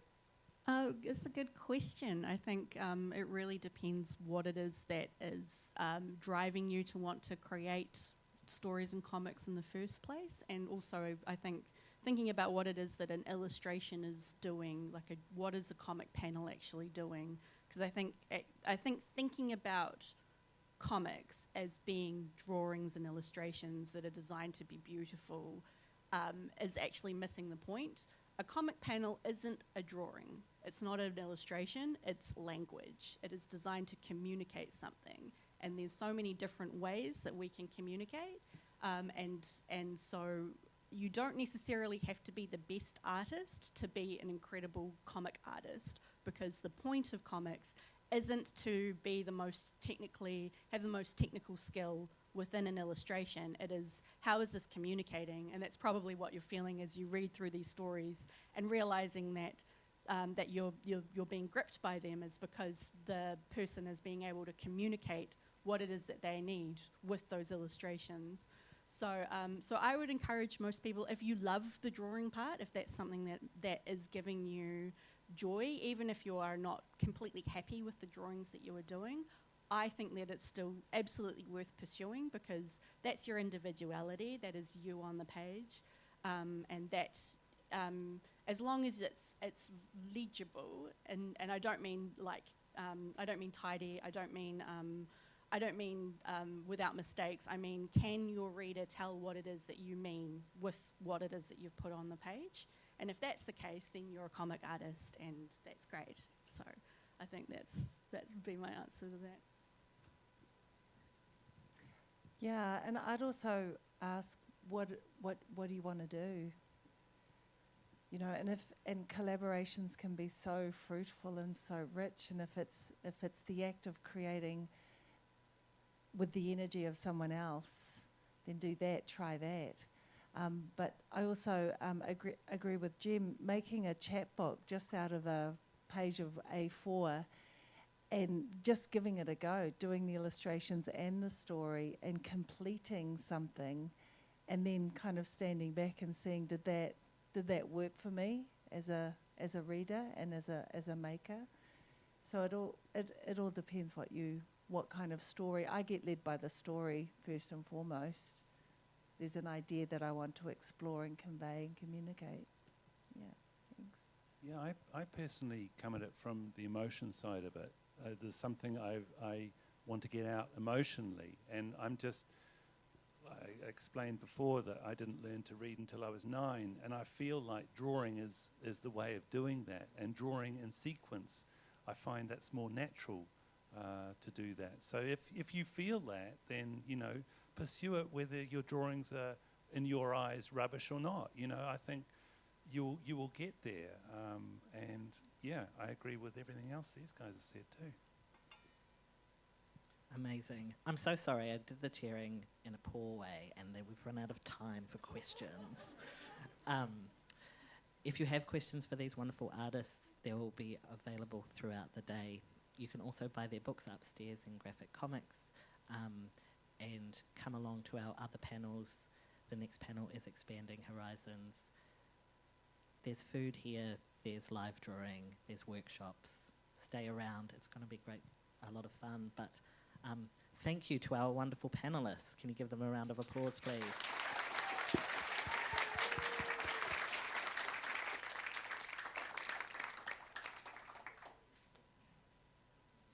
The next panel will begin in 10 minutes.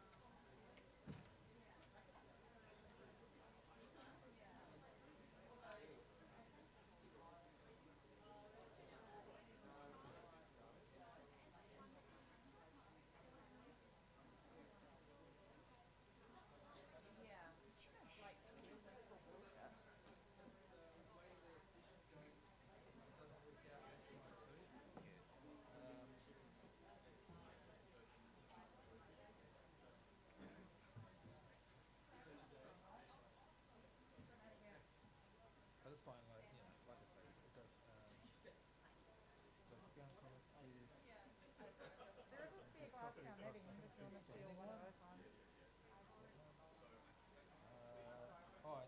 maybe you can check the sharing one as well. That'll be for later. So I hasn't put it on. It's there now. Cool. Thanks so much. And again, it may not need to be used. Yeah. Like, depending on how this works. I'll give that to you. Okay. So.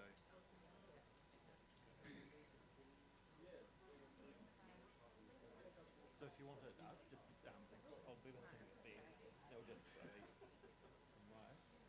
Nau mai, hara mai, ki te puna mātauranga o Aotearoa. Welcome to the National Library of...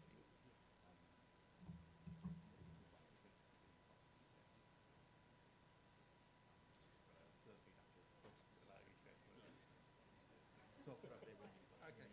If you want to use it, then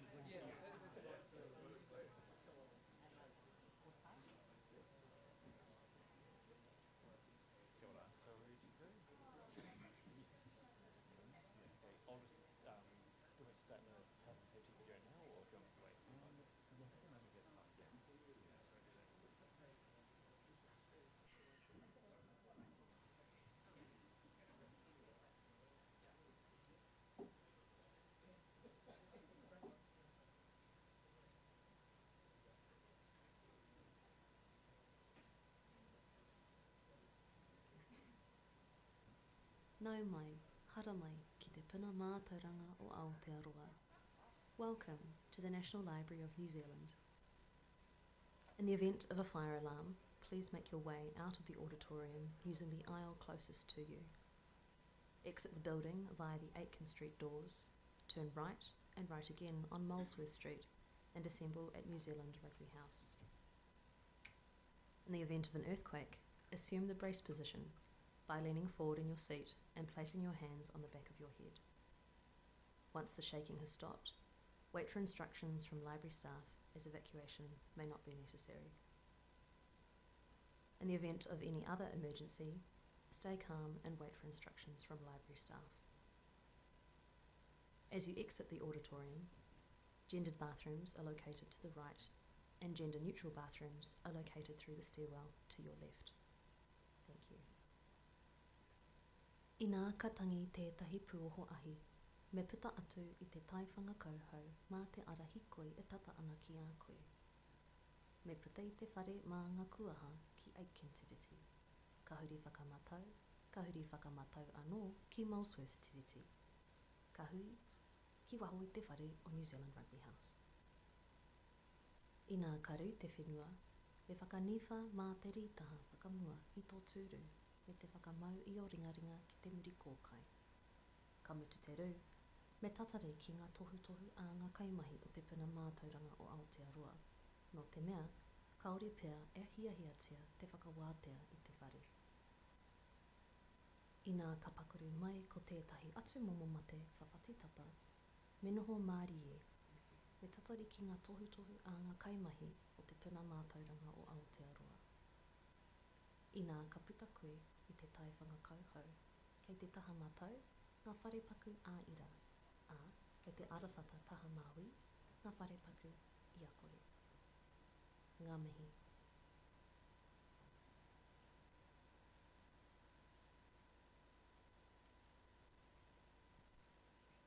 Tēnā koutou katoa. Kua hui mai nei I tēnei wā, tēnā koutou. Ko te miti tuatahi ki Dylan, Daniel me Zach, tēnā koutou. Ko te miti tuarua kia ngā kaimahi I te puna mātauranga o Aotearoa, me te matapihi ki te ao nui, tēnā koutou. Ko te miti tuatoru kia koutou katoa, nau mai, haere mai, piki mai, tātou katoa. Kia ora, welcome to this panel discussion. My name is Stephen Clothier and I am the head of the Children's and Youth Services Department at Wellington City Libraries. It's my great pleasure to be here to chair this panel discussion with these three remarkable creators next to me.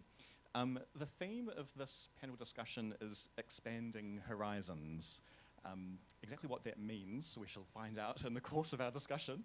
What are the horizons? Are they expanding and to where and from whom? But before we sort of launch into what it all means and what we're all here for, I should probably introduce these incredible creators next to me. So starting in the middle, because where else would we possibly start, we have the inimitable Dylan Horrocks. Dylan is the author of multitudinous volumes, including Hicksville, Sam Zabel and the Magic Pen, which you can see just in front of us here, Pickle, Atlas, and many, many others, as well as being, I think it's safe to say, the general go-to person for sort of arcane comics knowledge around the motu. And next to Dylan, at the end, we have the incomparable Zach Waipara. Zach whakapapas to Rongo Whakahata, Ngāti Ruapuni, Ngāti Porou, and indeed the iwi of my home region, Ngāti Kahungunu, so kia ora. Zach is a lecturer in digital media at Auckland University of Technology and the illustrator and author of many titles. My favourite among Zach's titles is the Tales from Aotea series, so definitely check it out if you haven't. There should be copies available for sale at Graphic upstairs. And next to me, we have the incomprehensibly talented Daniel Vernon, the erstwhile creator of satirical comic platform Yeehaw the Boys Direct, which you should all most definitely check out if you haven't seen it before, if you're in the mood for some of the sharpest political satire this side of the equator. So, we are here to... And darts, absolutely, we can't forget darts. So, we're here today to talk about the expanding horizons of the comic world, but what on earth do we even mean by that?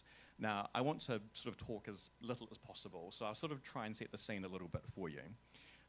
In my particular field, which is children's literature, to be fair, not all of you are children's literature creators, but that's absolutely fine. I have seen the readership in children's comics more than triple over the last 10 years. It's quite incredible what we're seeing in libraries and booksellers across the land. We really are in the midst of an explosion of popularity in this medium across all demographics. And as that audience grows, so too does the medium itself kind of need to expand to fill all of the new niches that are uncovered as the audience grows. So we're finding new ways of thinking about style and content and delivery, finding new ways of telling stories, using comic techniques, but at the core of it, there's still something that identifies these new and unusual and interesting creations as being part of the comics universe. So these three creators are here because in different ways, they are part of this explosion. They're at the forefront in some ways of this explosion of style. For example, Dylan's work has recently started crossing over into the sort of relatedly nerdy world of tabletop RPGs, role-playing games. Zach's approach has always been multidisciplinary, incorporating teaching, games, hybrid digital physical creations, and so on. And of course, those of you who are familiar with Daniel's work will know that his highly individualized approach to political cartooning has found entirely new audiences through his use of social media and a collaborative approach in the online space. So that's kind of setting the scene, who these people are, what we're doing here, what's happening in the world of comics. But that's quite enough blabbing from me, I think. Like you, I just want to hear from these people. So I'm going to start with just a bit of a general question for all three of you, if I may. If you could just very sort of briefly sort of précis yourself, your work, and explain maybe how you see that your work, as you currently produce it, is different from perhaps the mainstream of comics, if you think it is different, and sort of how that relates to your perception of your own style. So, I know it's a bit of a scary one to start off with.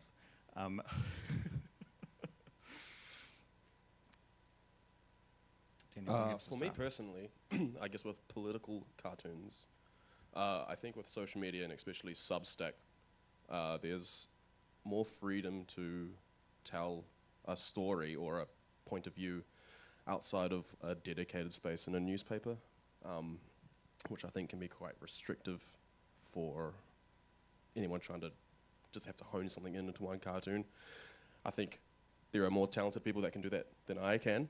Get an image into just a simple cohesive thing are like expanding a little bit more. So I think social media like Instagram to an extent can give you the ability, or me the ability, to add panels and tell a longer, more kind of deep dive into the topic I'm covering.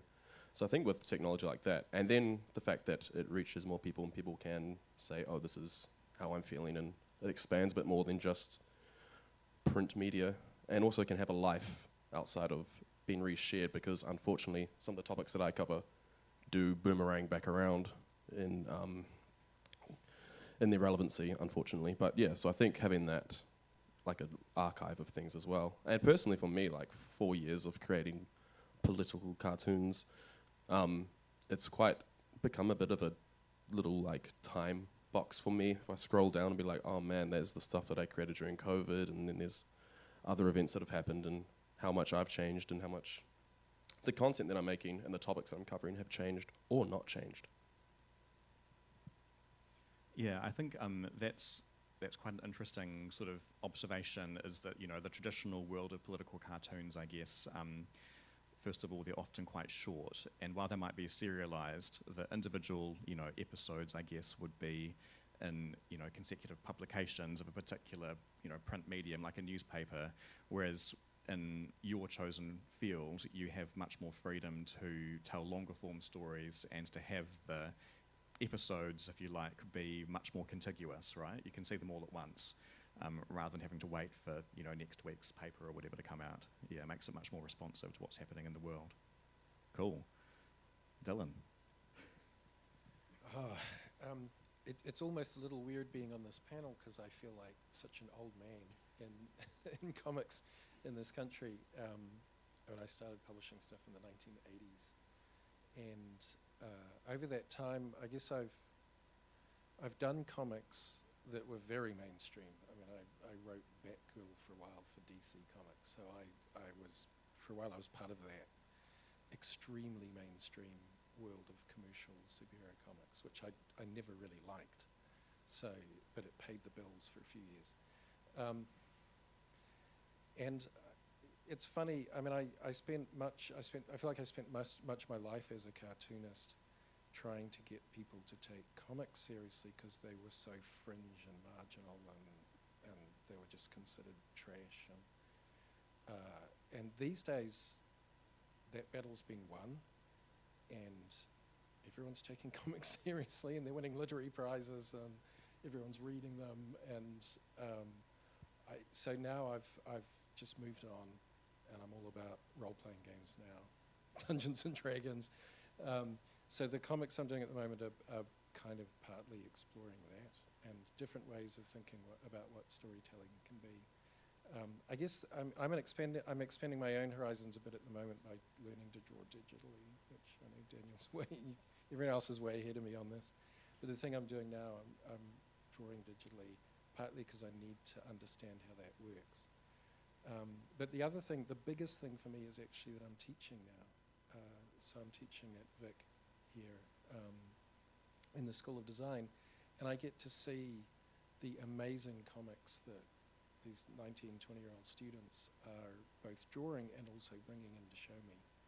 And I feel like I'm kind of transitioning to this stage where now I'm just helping shepherd these horizons that I didn't even know were there, which are expanding wildly day in, day out. And so that's really exciting. Some of those students are here today, which is really neat. Yeah, and also I just feel like, you know, because I've been doing this for so long,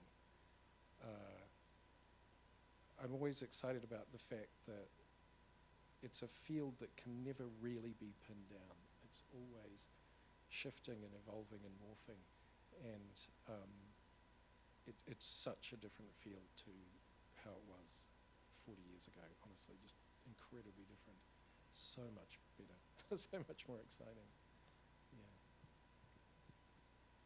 Yeah. Kia ora. As far as old men on the panel goes, I'm not too far behind Dylan. So I'm also a little bit in that space of I feel like trying to play catch up. You know, when I kind of started out, I was in love with the comics which I knew, which were paper based, and like that's so old school now. You know, our fellow member on the National Comics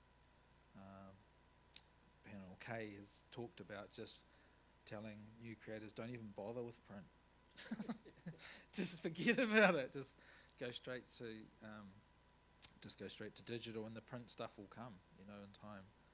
But in terms of expanding horizons, and also touching on some of the stuff that Dylan's talked about, slightly tangentially, I was watching the Netflix show, The Three-Body Problem, and it was talking about the leaps in scientific kind of discovery and how that gets shorter and shorter. And I almost feel like the changes happening in this space, in comic space, is the same. It's like you've only just caught up with, oh, what's this webtoons thing, and then there's like 20 other things already on the horizon.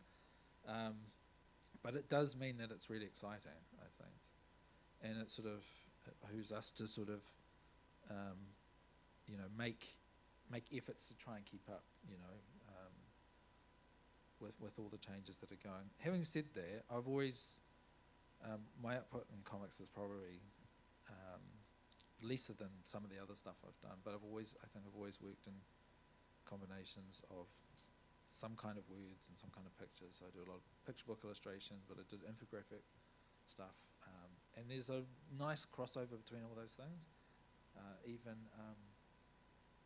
kind of comics adjacent stuff like animation and motion graphics and all those sorts of things. So the technology is going to change, the formats are going to change. I think I agree with Dylan that it's hard to, it's not necessary either to sort of pin down a definition, because in some ways that as soon as you put hard and fast kind of borders around things, it actually prevents you from experiencing and seeing amazing things that are just around the corner.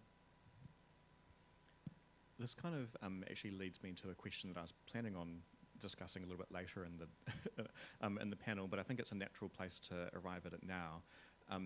It strikes me that something that all three of you spoke about was, in some degree, was to do with, you know, the history of the medium, and kind of how in the current comic era, if you like, the innovations are becoming, first of all, much more sort of noticeable and extreme, and in some ways much more mainstream. Like, you know, the kind of innovative stuff is actually what the majority of people are consuming, rather than, you know, the DC comics of yesteryear, so to speak.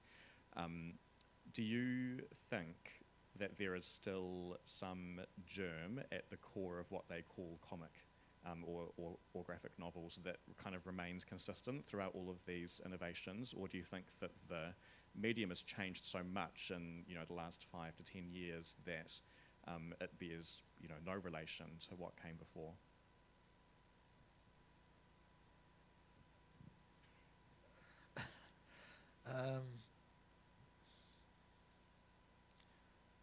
Well, if we think about, you know, because I've been doing a little bit of, I mean, people who work in academia and talk about comics have to do a little bit of kind of diving, and you often come across things like Scott McCloud's book, and I really appreciate that he was really generous with his definitions, that he didn't see any problem with having a series of stained glass windows or a bayou tapestry or something like that. Well, they don't really bear much relation to what we think of as mainstream comics in the American industry, which is mostly dominated by superheroes, and it's sort of these monthly stories and told in 22 pages or whatever. So there will be people who love to work in a certain way, and it'll be people who love the idea of making something for print and working within 22 pages and following their passion. If it is telling superhero stories, I think there'll be enough of those people doing that, in the way that I don't know, you might argue that sometimes the film industry is dominated by particular genres, and at the same time there'll be people outside of that trying to find interesting ways to tell stories. So I think there will be maybe to use like a kind of Māori paradigm, a kind of, you could see a kind of whakapapa, where all these things are kind of linked together. Seeing these kind of new descendants doesn't actually eliminate where they kind of came from. That's probably a more kind of holistic way to think about it. But yeah, there is that thing of like, if you're really in love with something, or really wedded to a particular medium, you might be worried about it being erased by something else that's coming along. In the same way that there's a lot of concerns about the prevalence of like AI coming into our fields. I remember in the 1970s reading a book on the history of comics. There weren't a lot of books like that around in the 1970s, but I found one in the library. I was so excited. And so I was reading it, and it basically said that comics began with the first comic book produced by Maxwell Gaines in the 1930s, and it was all about the format. So it was the shape, the exact shape and size of the traditional American comic book. That was the first time someone did that. That was the first comic. And that was their definition, was this very, very specific, narrow format. And that kind of held in a lot of, like for a lot of comics historians for a long time, that was what they thought. And all of that's, since, like, all of that's it's crazy because there's comics all over the world, and there's comics going right back. I was just listening to a history podcast about Martin Luther and the Reformation, and in the early 1500s, Martin Luther was writing comics. So he wrote a number of comic strips that were published as broadsheets that were all about how terrible the Pope was, and it was the end of Catholicism, and and they were very scatological too. They were kind of like underground comics. There was like poo jokes and everything. So Martin Luther, underground cartoonist, way back during the Reformation. It all makes sense to me. I think, like Zach said, definitions are just useful tools for seeing new things about a form. But each definition suppresses things just as much as it reveals things. So I'm only interested in definitions as, let's try looking at this weird, complex phenomenon this way for 5 minutes and see what we can find. I feel like in the last 20 years, with the rise of things like webtoons, we're seeing comics that are specifically designed as a vertical scroll, and it's essentially just a single scroll. You can have an image that lasts several lengths of your phone, and it's one panel and you're kind of falling through this image, or you can just do away with the panels and have a single line of dialogue or a line of text that fills the page. People are just constantly reinventing ways to tell stories with words and pictures. To me, ultimately, I got into this because I loved telling stories, I loved reading stories, and I loved drawing, and I loved pictures. And comics just allowed me to use the entire language, all of the language I could find, words, pictures, diagrams, shapes, blank space, whatever it was that felt appropriate at the time. And so people are always finding new ways to do that. I mean, God, I'm old enough to remember when manga started to be translated into English. That's how old I am. They still feel slightly new to me.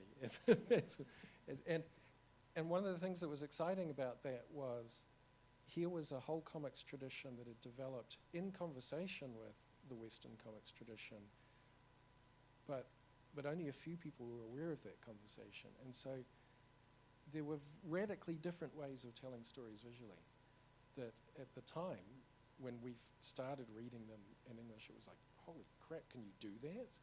Can you have a panel like that? Can you arrange a page like that? That's insane. But it was so exciting to rethink it. And I feel like at the moment, as you said, speeding up. It's like I cannot keep up anymore because every month there's a completely new way of doing comics. And it's just endlessly exciting. Yeah. I think I liked Zach's use of whakapapa. I think if I had not spent most of my childhood, teenage years, early 20s, till now, reading comics and drawing comics. I don't think when I had the opportunity, when something went viral, I don't think I would have known what to do. I think when I make comics, the foundations of comic book storytelling are still in the panels and in how I approach an idea. So, for example, I made a comic early on that I wanted to tackle how bad renting is in New Zealand, and just specifically how terrible property managers are, and all these complaints that I had researched and looked up. And I thought you could tell that comic in just facts and talking heads, but I was like, a better way to do it is turn it into a horror story where these property managers are gremlins, and then homaging old EC horror comics and making it's an easier story to tell, and it's an easier story to digest through this horror kind of comic lens. And I think if I didn't have any sort of knowledge, or even ways that you make panels and telling engaging political cartoons, I think it makes it much more fun, and especially when the attention is so hard to retain now in the social media age.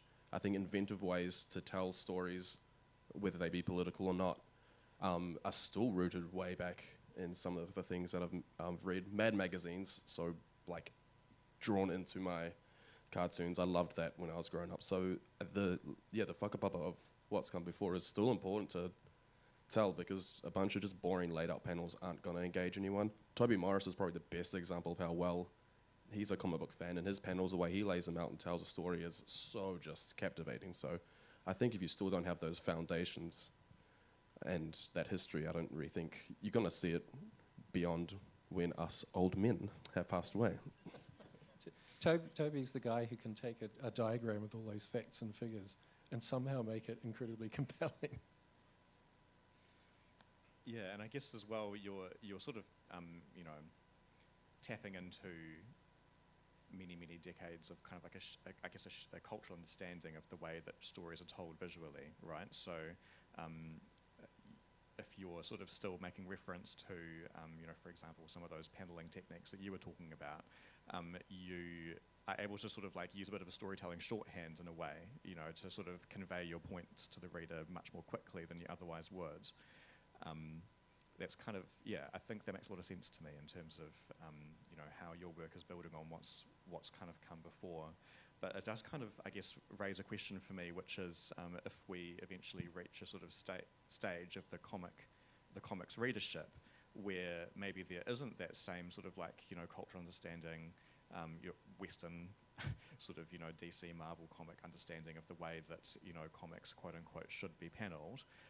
What does that mean for, I guess, this field? What does that mean for the way that we tell these stories? All right, I'm going to use another analogy. So,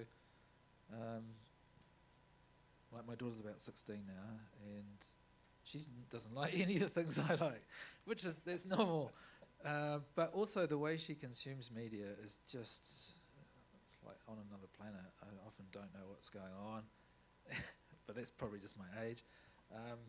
But she'll start singing this song, and I thought, how do you know that song? That's not your generation. It's on a meme somewhere. It's on TikTok. I was like, so the internet and all these other kinds of platforms that they're accessing actually provide them the means to find out about things that have come before. She'll know the words to the songs that I just think, well, that's even before my era. So, I think, this idea that, that there might at some point become a disconnect maybe between what we've grown up with and what we accept as sort of like a standard sort of comic way of telling stories. I think it'll find ways to sort of make itself known, and you'll get there's this sort of proliferation of these content creators who sit there on their own channels, and they make stuff and they talk you through it and they show you. There's so many resources, I think, that we didn't have access to. So if you want to know about anything, you want to learn how to do any kind of task or art-related thing or whatever, dial it up on the internet, and it's there. I think, yeah, and it will probably come out in strange ways too. Like it'll probably come out and it'll morph into something else.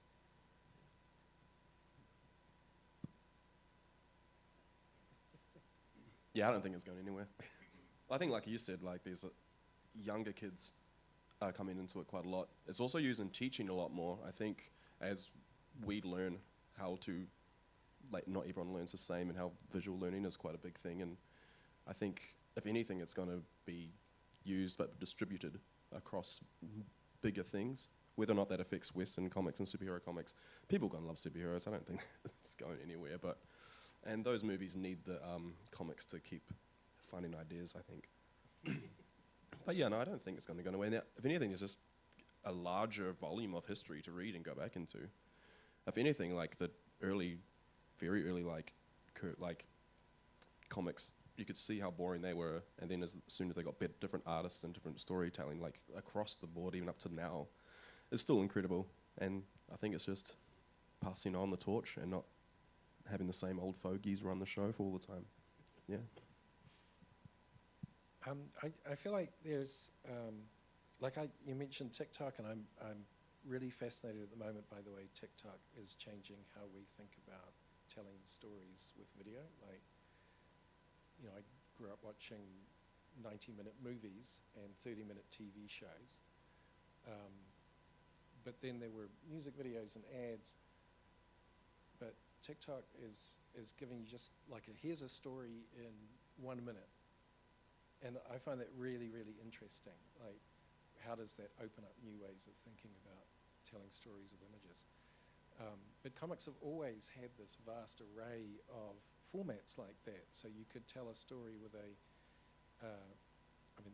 you could tell a story with a 90-page graphic novel, you could tell a story with a 22-page comic book, or you could tell a story with a 3-panel comic strip, or a single-panel gag cartoon.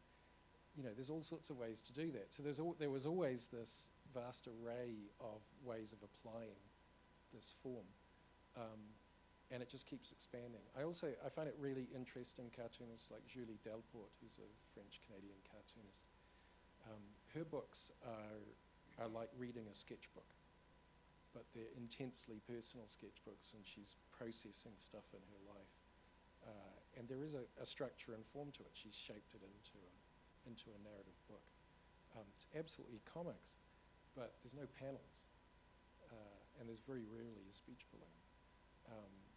So the languages, the visual languages of all kinds of visual art and all kinds of storytelling are gradually being kind of meshed into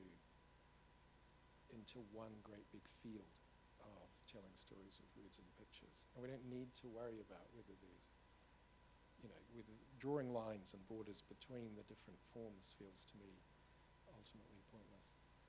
So yeah, I find all that variation really interesting. I also think there's a big crossover between kind of visual meme culture and comics. I mean, you were talking about how traditional political cartooning in newspapers, you have a lot more freedom doing stuff on Substack and on Instagram and so on. But I also think that, like, just the memes that people have, you know, post on social media have taken up a lot of what political cartoons used to do in newspapers by finding images and putting text on them, and then you create a new one that's referring back to the whole history, the whole whakapapa of that meme, you know, and it becomes this huge ongoing conversation. That's a really interesting form to me, and very closely related to what we do in comics and cartooning. Returning a little bit to a theme that again has actually come up in, you know, the korero from all three of you. In some ways, you know, teaching, you know, reciprocal learning, if you like, is sort of a really important part of your creative practices. In your case, Zach and Dylan, it's teaching in like a formal sense in an institution. Gosh, that sounds terrible, doesn't it? Institution. Anyway, to what extent do you think that your experience of teaching or being taught has sort of like changed your conception of your own art? Do you feel that you are influenced by your students, that you influence them, that it's all kind of like part of this big reciprocal cycle of propelling each other forward? I'm sure I learn way more from my students than they learn from me. Honestly, it's the thing about teaching is that I mean I'll be 60 in a few years, and I've been doing this, as I say, for a very long time. When I just hang out with my old friends who've been freelancing for years and so on, we can spend a lot of time moaning about the state of things. Got AI's destroying everything, and all the magazines are dying, and the newspapers, and there's nowhere to publish anymore, and so on. But if you're surrounded by people who are doing this kind of freshly, for the first time, and they're focused on what's emerging now, and what future venues are going to appear, and what's the exciting hot new thing, it absolutely keeps me alive. It just feels like I can soak up their excitement, and it gives me energy. But also, as I say, they are constantly introducing me to stuff that I did not see, because there is so much coming out now. It's just not possible. I can remember, you can probably remember too, when you felt like, oh yeah, I've seen every single interesting comic that's around right now. Often get recommended to, someone, oh, have you seen this? Or this has come out. And it was possible to go and either get them from the library or borrow a copy or go and buy one yourself. And now it's just, it's... And I mean, one other thought I was thinking is that the Māori word ako means both to learn and to teach, so it's normal that it flows back and forth. And I'm also in that position of sometimes seeing this amazing talent from these students, and I think, oh, that's not fair. I wasn't even that good when I was your age. How did you get so good so young? But the other cool thing is saying, well, do you know about this? Have you seen these things? And then for them, that's a new discovery. Like, it might be old hat to us, but it's like, oh, well, I noticed some things in your work that are similar to this stuff. There might be something that you can connect there. Yeah, I mean, sometimes I'll show someone George Herriman's Crazy Cat strips from the 1910s, and they're the most amazing experimental thing they've seen. It's like, that's the other thing about the history of comics, is that it's always an experimental form. Like, things solidify, there's always a kind of mainstream thing that's just doing the same thing over and over again, but there's always new things, new ways. It's an emerging language. We don't really know how to speak it and use it, so people are just making it up all the time. And so you get the weirdest, strangest things coming out of that process. It's great. I think it's also a great tool for people to educate other people on what they're going through, marginalized communities, etc. I think comics are a great way to teach things that may seem complicated or may scare people into their negative way of thinking. Comics can just break things down to their bare bones and just succinctly summarize things. And I think in a world where people sometimes are afraid to learn or accept things because they don't want to be made to feel stupid or feel excluded, I think comics are a great way to be like, look, this is at the bare bones what this is, and then I think you can work your way up from there. Same with things like even climate change or things that may seem just so vast in terms of what you need to know, and I read so many news stories for my work and things. I'm like, this is just an exhausting piece of information, and I have bad attention retention. So being able to be like, okay, how can I just get to the bare bones of the emotional part of this and the most important facts and present them? I think comics are a great tool in that, and when social media is such a way of people receiving information, whether it is good or bad or insane, I think comics can play such a vital part in getting information out and teaching. And I still think it's a fairly kind of democratic art form in that anybody could do it, really. All you need is, well, once upon a time you would see the pencil and paper, but you can open up your phone and draw with your finger. That's what my daughter does. She doesn't even want a stylus or anything. She's like, she prefers that she can just use finger and like scribble, and she deliberately sometimes finds really crude sort of free art software and tries to see what it can do. Like she likes the bizarre limitations of this.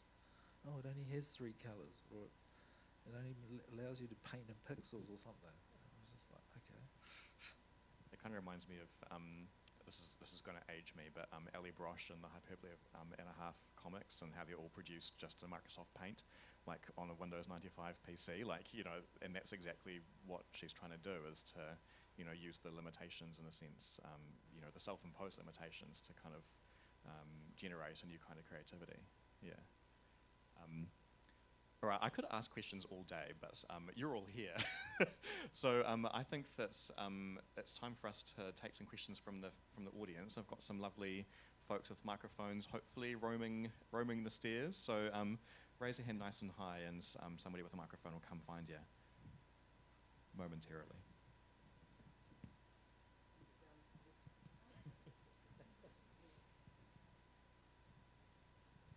Thank you.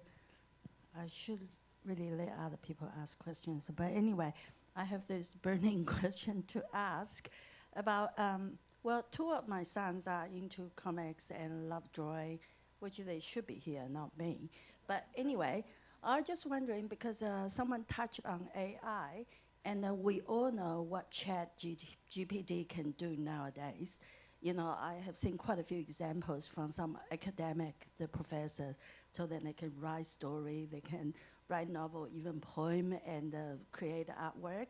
And I was just wondering, with this, do you actually see that as a threat for the young people to say, hey, I want to do this as a job, I want to make a living out of doing this?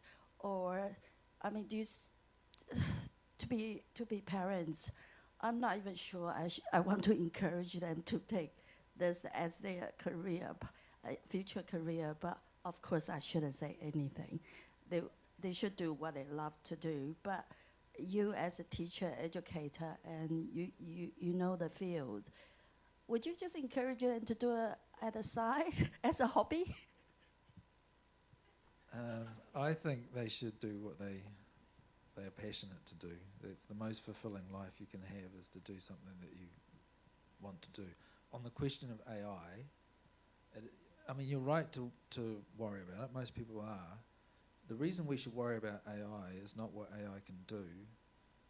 It's about the people who think it's a shortcut to making art, by which people who are counting up whether they need to pay someone properly or they can type something into a computer. That's really what we have to worry about. We have to worry about people's attitudes who think that art doesn't need to be paid for.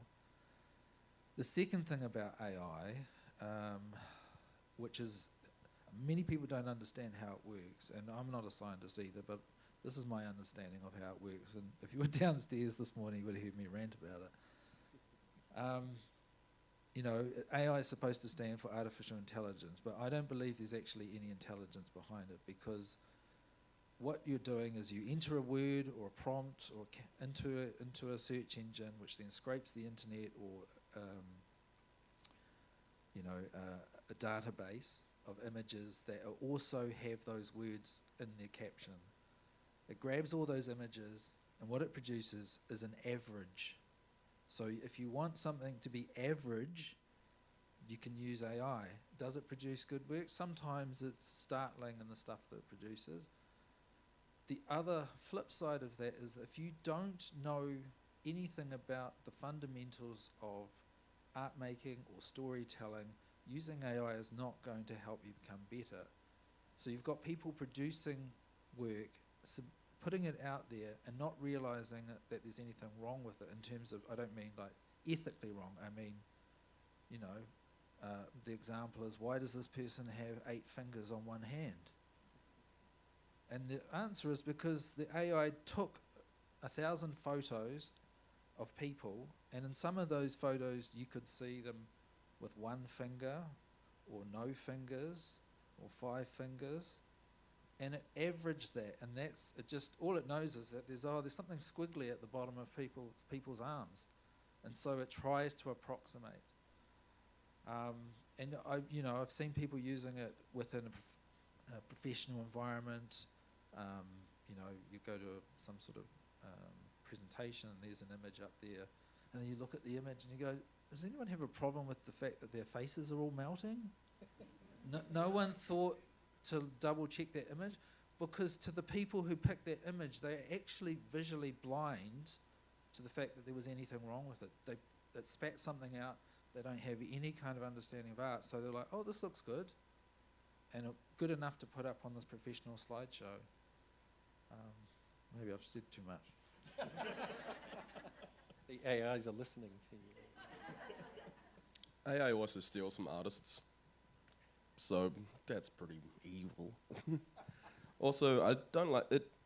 It has its merits, very tiny ones, but it could very be the death of imagination. And then once we're not creating from our own experiences and our own point of views and our own art styles, it's going to have nothing to feed on, and then it will just be a recycle of things from the past.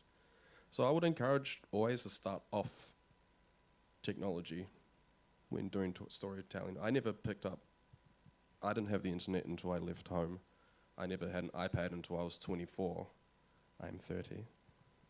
So you can still go through the steps. I still watch my niece, who is only barely 2, slowly figuring out how even picture books work and the exciting of things, of flipping back and going forward. So yeah, I'm not a fan of AI, and I think it's more fun to discover things on your own and crack things on your own. It is, trust me, half my day is spent in my room talking to myself and getting excited over things when I learn them, or go out and learn them myself. It's a much more rewarding experience rather than plugging things into a computer and having no reward or even emotional attachment to what you're creating. I won't talk about AI because I think it's all been said, but just in terms of if anyone is thinking, should I try and make a career doing comics, or is it safe to allow my kids to try and make a career doing comics? I did manage to do that starting in the 1980s when there was no comics industry in New Zealand at all. There was nothing. I did eventually actually earn my living doing comics, but I worked in bookshops for 10 years while doing the comics before I could make a living from it. So I'd say to anyone, it's like any artistic field. It's possible. If you are really passionate and you're persistent and you keep going, it is possible to make a living from it, but it's really worthwhile having a day job, at least at the start, okay? If I can share one anecdote about someone was posting about I think it was a film producer who'd started on a film, and all the crew and cast had already been kind of hired. So they arrive on set, and they said, "So okay, so who's our concept people? What are concept artists? Oh no, we've hired prompters, people whose job it is to sit there and write prompts into AI to generate the artwork." So off they go, they write the first day, they go, okay, this is what we want a scene that looks like this, it should have these kinds of features, the way the prompters go, they write into the thing, and they come back and they go, what do you think? They go, oh, actually I like this, this is good, but could we move that over there? And I mean, that's not how it works. Because they go away and they write the same or slightly different prompt. It doesn't iterate on that picture. It creates an entirely new picture. When they worked out that this was the problem, they fired all the prompters, so they were gone. And so the other point I think that Daniel's talking about with AI, yes, it steals work that's been made by people, and it uses things that it finds on the internet. But the other side of that, it's kind of like a hungry machine, and it needs more content. So that I can foresee a time if you are generating AI art that's full of mistakes, and that gets fed into the AI, it's not going to get better. It's actually going to get worse. So I take heart from that there's still a place for people who have a brain and a desire to kind of make creative stuff. And also, I thought the robots were supposed to like make our lives easier and do all the boring stuff. Instead, they seem to be trying to take all the fun stuff. Did want to also say to the person who asked the question, the fact that you're even here and are taking an interest in what your kids are doing is already a fantastic first step. I drew comics from when I was 8 to I left high school about the dumbest things with the worst spelling mistakes, and my parents read every single one of them and never deterred me. And so now I'm here in the National Library, so you're already on the right step. All right. I think, unfortunately, we may just be out of time for this panel. Thank you for that wonderful, wonderful discussion. These three creators will be here. If you have further questions for them, you'll be able to find them upstairs, I believe, after this, at the signing table, which is just next to where Graphic Comics are selling their works, so please purchase their works. Don't forget as well, there are plenty of other workshops and panel discussions happening later in the day. We're just about to launch into the kids cosplay competition, so if you want to come and spectate that or participate, head on upstairs. And yeah, kia ora, thank you so much.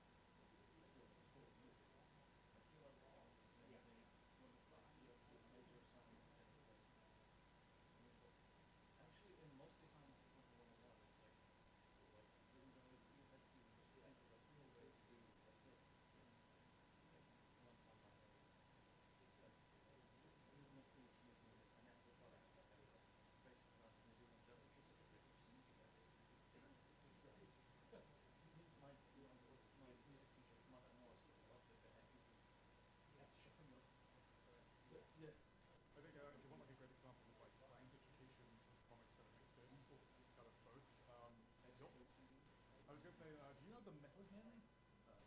So DC back in the 60s had this whole thing of like, we're going to educate the kids of today because we're going to build rocket ships. You know, we're going to put cities on the Hilton of the moon or whatever. So they had this whole thing of like, we're going to put this into comics, like the Flash teaches kids about physics, and the metal men were these like robots who were all embodiments of particular metals and teaching kids like the chemical properties of every one of them. Like, I'm mercury, and I'm the only metal that's liquid room temperature, don't you forget it.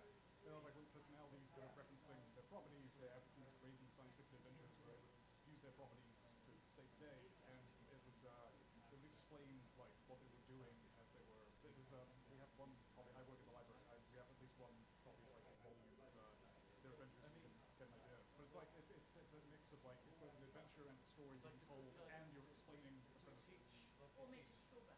Yeah, like a school bus. Yeah, to teach you just use like in stories. Yeah, I guess it can be that. Yeah, it's just me trying to craft a story. Like, to me, it's just it feels weird. And I don't. When I try to share stories to others, I feel weird. I mean, I hardly share stories to anyone, including my sketches on my sketchpad. I think lessons in structure. I think might be the best. You know, like the story circle, the hero's journey, and the basics of like it's kind of it's very basic and sort of like Steve Jobs approach to trying to get narrative, but it's a very it's how like Dan Harmon and his staff and like about 20 episodes of Rick and Morty one go. You start from like one basic structure, like it has to the characters have to undergo some kind of change. Another thing is that technically, I'm mostly other than I'm stuck. I mean, I'm also into I mean, I guess like I observe the story because I watch it. I'm into like animation and all that. I mean, not music because I tend to just listen to the music itself, but like animation. I've been a fan of like when I was like in the 2010s, I watched George things like Adventure Time regular show. Like regular show is like I mean for me like regular show while it is sort of episode it's like I mean I sort of got the story structure. Mordecai we have to do something that Benson doesn't do. They get into some weird eldritch thing. They fix it and they're bouncing it into the next episode. But it does it in an interesting way.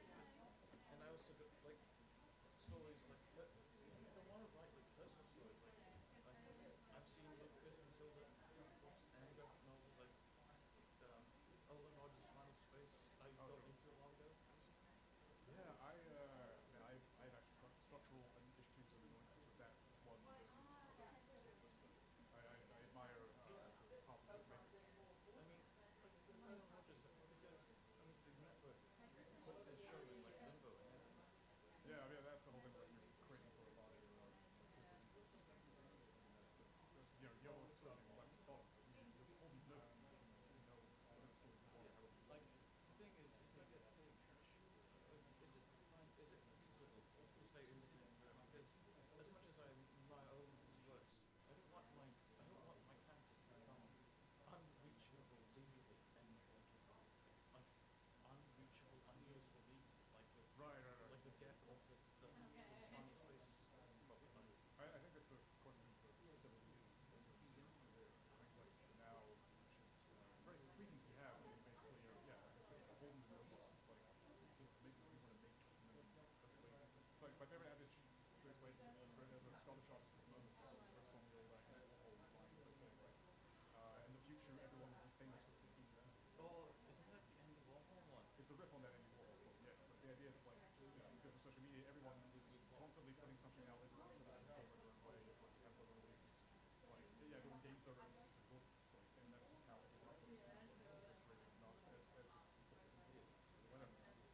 Yeah, like I guess you just have I guess because I'm independent, I can just do whatever the hell I want. But I don't know. I'm into like a bunch of weird things. Like I mean, because even though I'm talking with Dylan Marks, it feels weird because my influences are video games and like Minecraft and everything like that, like pop culture references, animation,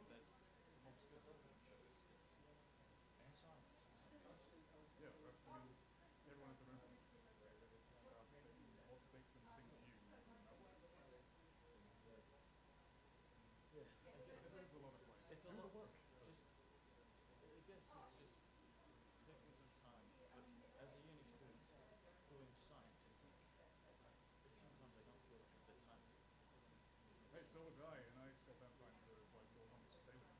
That was my bag. I wanted to do anything interesting. I decided to make one and email it to them.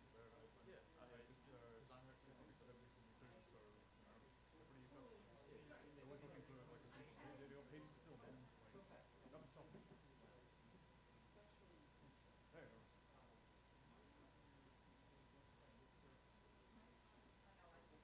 do you have a minute or? Yeah. Yeah, I was gonna say like I admire the like the EC references and things to ask because I see like your cartoons are doing like references to like the introduction of Robin and like Giant Size X-Men #1 and stuff. Yeah, so that's what I thought. I was thinking like are there like any homages you're saving for something like waiting for some particular sparkle or vice versa? I'm working on something right now, which is like a reverse. Oh, fun. Yeah, I sometimes anytime I keep thinking, I've done so many like romance things once ago. Oh no, I saw it. I was catching up to your Substack. I saw that the other day. Yeah. So whenever I can, so always want to draw superheroes and black superheroes. No, I totally get that. Like, it's a hard thing to bring out of. And there's that cool thing where there's enough kind of shared understanding that the references hit. Yes. So like, you know, like you think romance comics, like 50s and stuff, or 60s or whatever, and it's like, but you know, somehow that it permeates culture. So people, you can put it out there. You don't need an explanation, and it's like, oh, I get that. Or I've seen the Roy Lichtenstein version of that, you know, whatever it is. You know, like, so it's kind of cool. And then, of course, there are people who made memes of those. You know, they'll take those original panels and they'll take the words out. Oh, very funny.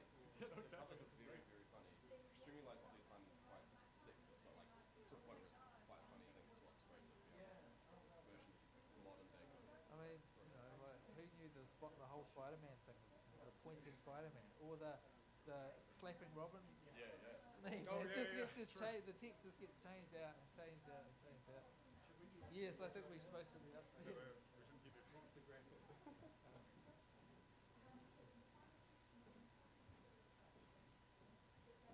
So how's it going at the moment with the study?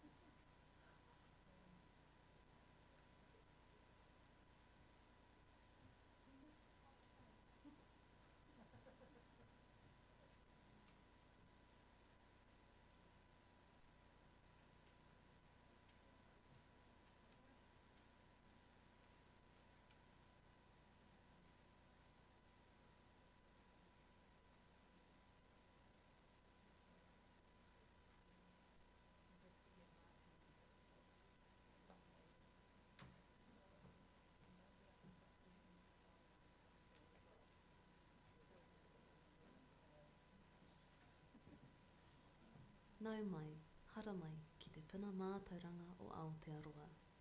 Welcome to the National Library of New Zealand.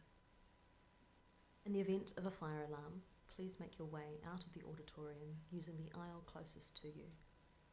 Exit the building via the Aitken Street doors, turn right and right again on Molesworth Street, and assemble at New Zealand Rugby House.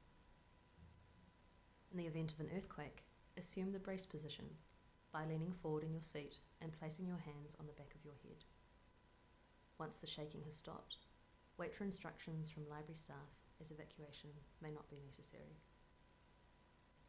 In the event of any other emergency, stay calm and wait for instructions from library staff. As you exit the auditorium, gendered bathrooms are located to the right, and gender-neutral bathrooms are located through the stairwell to your left. Thank you. I nā katangi tētahi pūoho ahi, me puta atu i te taiwhanga kauhau mā te ara hikoi e tata ana ki a koe. Me puta i te whare mā ngā kuaha ki Aitken Tiriti.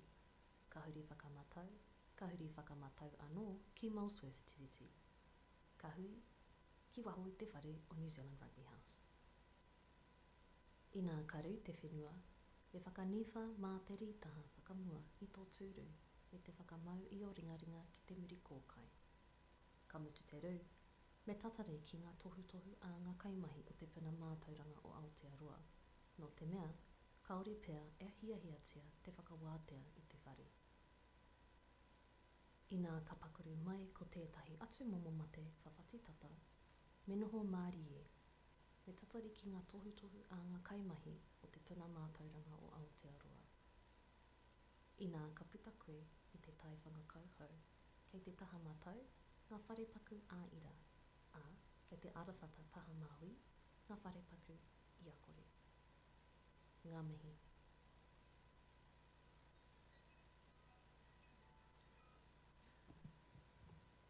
Kia ora koutou, ko Rachel Essen tauka wingawa, ko te pauhoaki o te puna mātauranga o Aotearoa taku mahi, ko te pauhoaki a hau. Tēnā koutou, tēnā koutou, tēnā koutou katoa.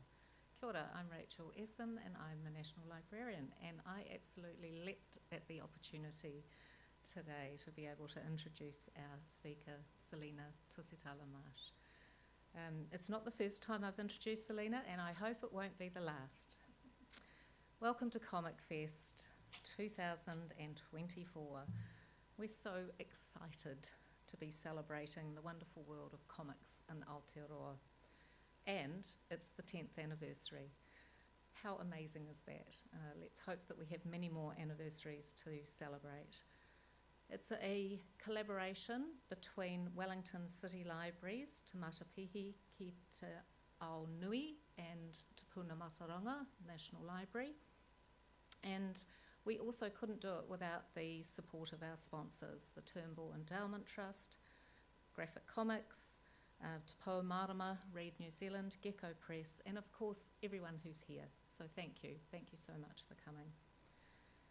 We're really excited that we have a role in collecting and preserving Aotearoa comics. I think it's one of the things that is absolutely special about the role of a national library, that we get to do this. The Cartoon and Comic Archive began here in 1992, and it expanded in scope in 2020 to include comics. So initially it was just cartoons. And the archives played an important role in cementing cartoons and comics as a uniquely important source for understanding our histories and sharing diverse voices from across communities. So we're thrilled to have Dr. Selina Tusitala-Marsh as our keynote speaker. She probably doesn't need that much introduction. However, one of the things that makes Selina very special to us here at National Library is that she's a former poet laureate, as well as being an acclaimed performer and author. And in 2019, she was made Officer of the New Zealand Order of Merit for her services to poetry, literature, and the Pacific community. In 2020, she was inducted as a Fellow of the Royal Society of New Zealand, An associate professor in the English department at the University of Auckland, Selina teaches Māori and Pacific literature and creative writing. She's performed poetry for primary schoolers and presidents, President Obama, for queers and queens, Her Royal Highness Elizabeth II, for Gucci and graffiti artists. The Avondale Community Centre is a good example there. She's published 3 critically acclaimed collections of poetry, and her graphic memoir, Mophead, won the Margaret Mayhew Supreme Book Award in 2020. And I have to say, Mophead is an absolute favourite with my extended family. We also have quite strong curly hair, so it really is an absolute favourite. Please join me in welcoming Selina as she delves into the latest book in her Mophead graphic memoir series, What Not You Got.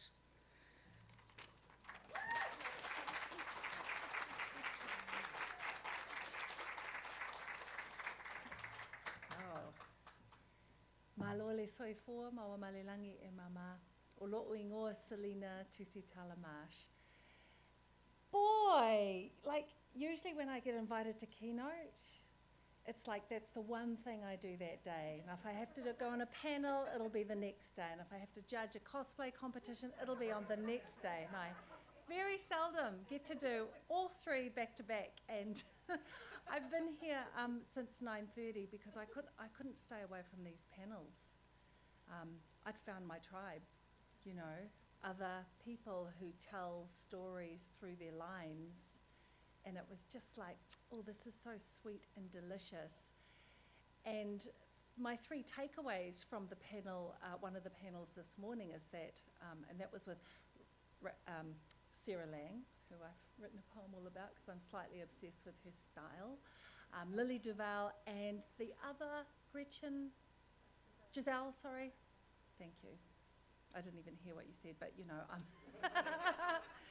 so they sat here, and the 3 things kind of like totally dissipated my imposter syndrome as coming out as a graphic memoirist. And the first thing they said was, that they all had in common was that they were self-taught. They just drew. They've always drawn. And they just followed that line right up until their adulthood. The second thing that they said was that they were all impatient artists, right? So it's like, and because they were impatient artists, the third thing that they had in common and that I have in common with them is that we very rarely do rough drafts.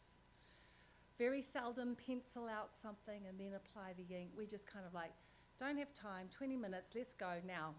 The stories drop down from the sky now. And let's get something made and let's get something complete. So I found like they were my people. And yeah, I'm not an imposter. I'm the real deal, man. So I'm so thrilled to be able to share this latest Mophead book. It's the 3rd in a series. As Rachel said, Mophead kind of surprised everyone, especially me, especially Sam Alworthy, my publisher, but not really some close friends, one of whom is sitting in the audience. Helen Sword, please raise your hand. Helen has helped, been there since the gestation period of Mophead, and she wasn't surprised at all that it managed to touch hearts and minds and imaginations simply just by following my own line. And I was reading the other day a Janine Roth book, and she was talking about her mentor, Suzuki Roshi, a Zen monk, and she said that he had told her, the way to enlightenment is to follow one thing to its very end, because there you'll find everything. There you'll find everything. And for me, it's a matter of lines. I kind of think of it in terms of being led by a number of lines that all coalesce or interweave at some stage. And the first line is the bloodline. It's whakapapa, it's ngafa, it's your genealogy, it's who you've come from, it's where you've come from, it's the blood that runs through your veins, it's the very thing that you are in and of yourself.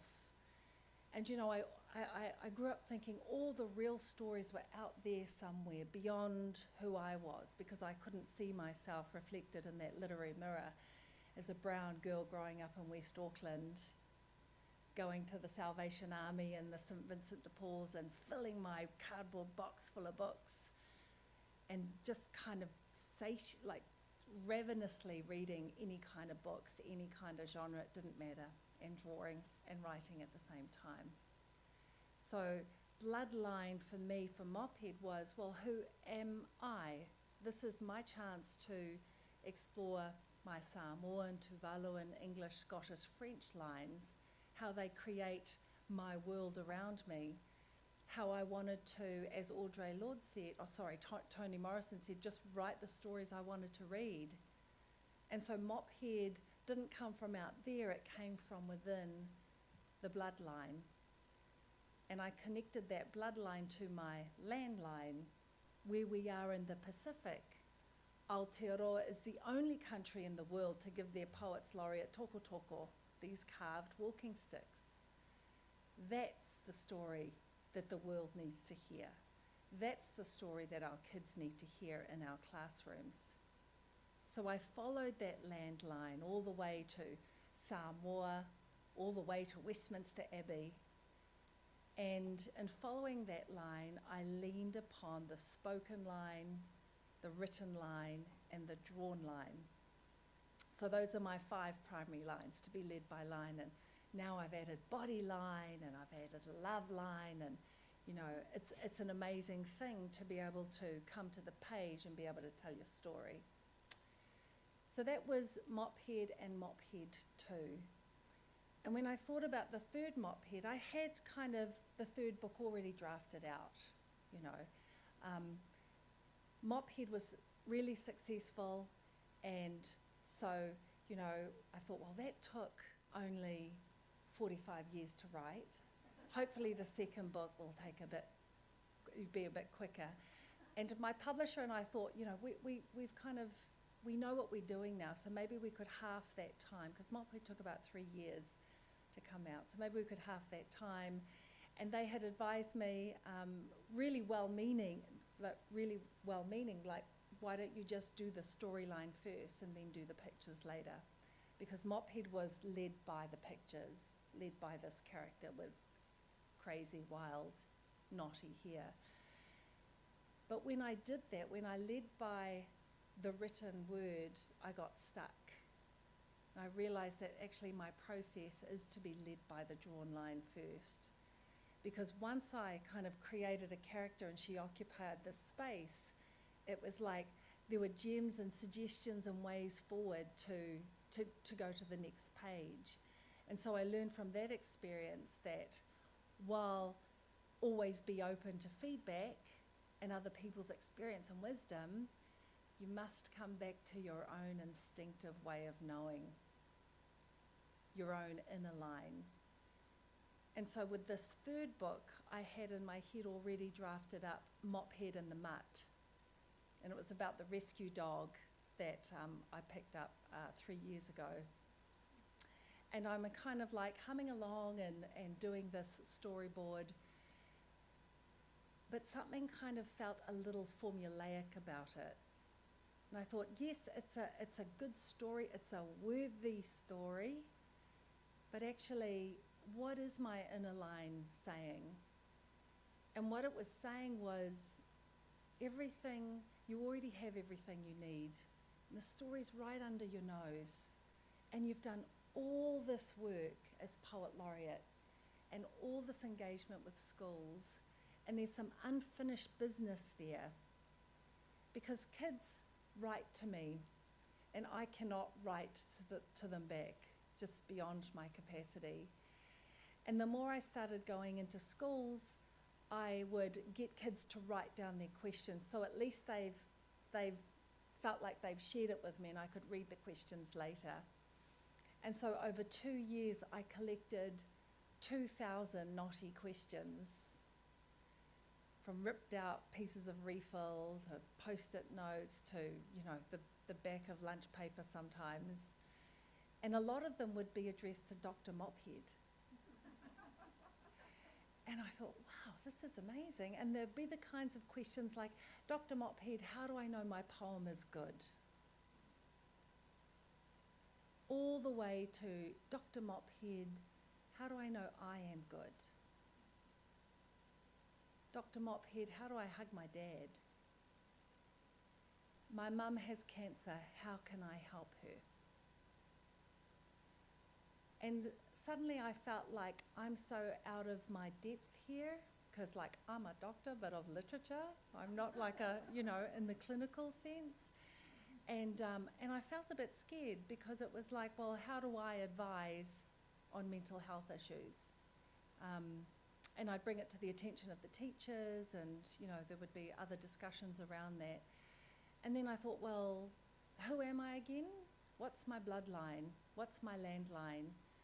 Where's my creative tūranga waiwai?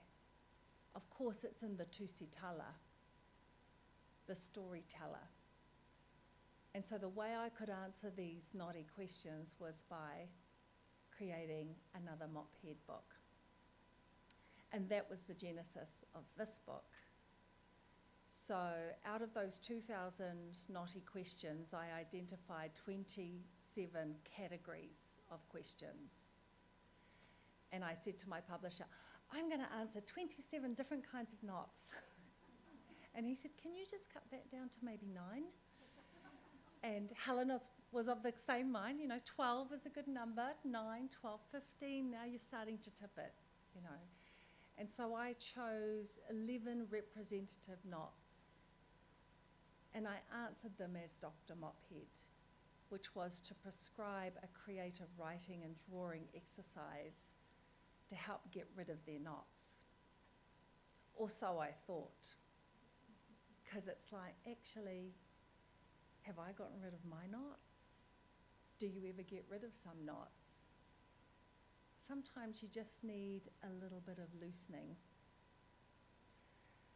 And so I'd got the draft, 11 naughty questions, put rhyme in, as I can't help myself but do, and then I sent it off to a good friend in New York, Janet, and she loved the concept, she loved the ideas, and she wrote back and said to me, where are you here?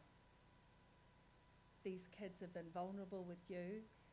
How are you being vulnerable back? How are you being Mophead?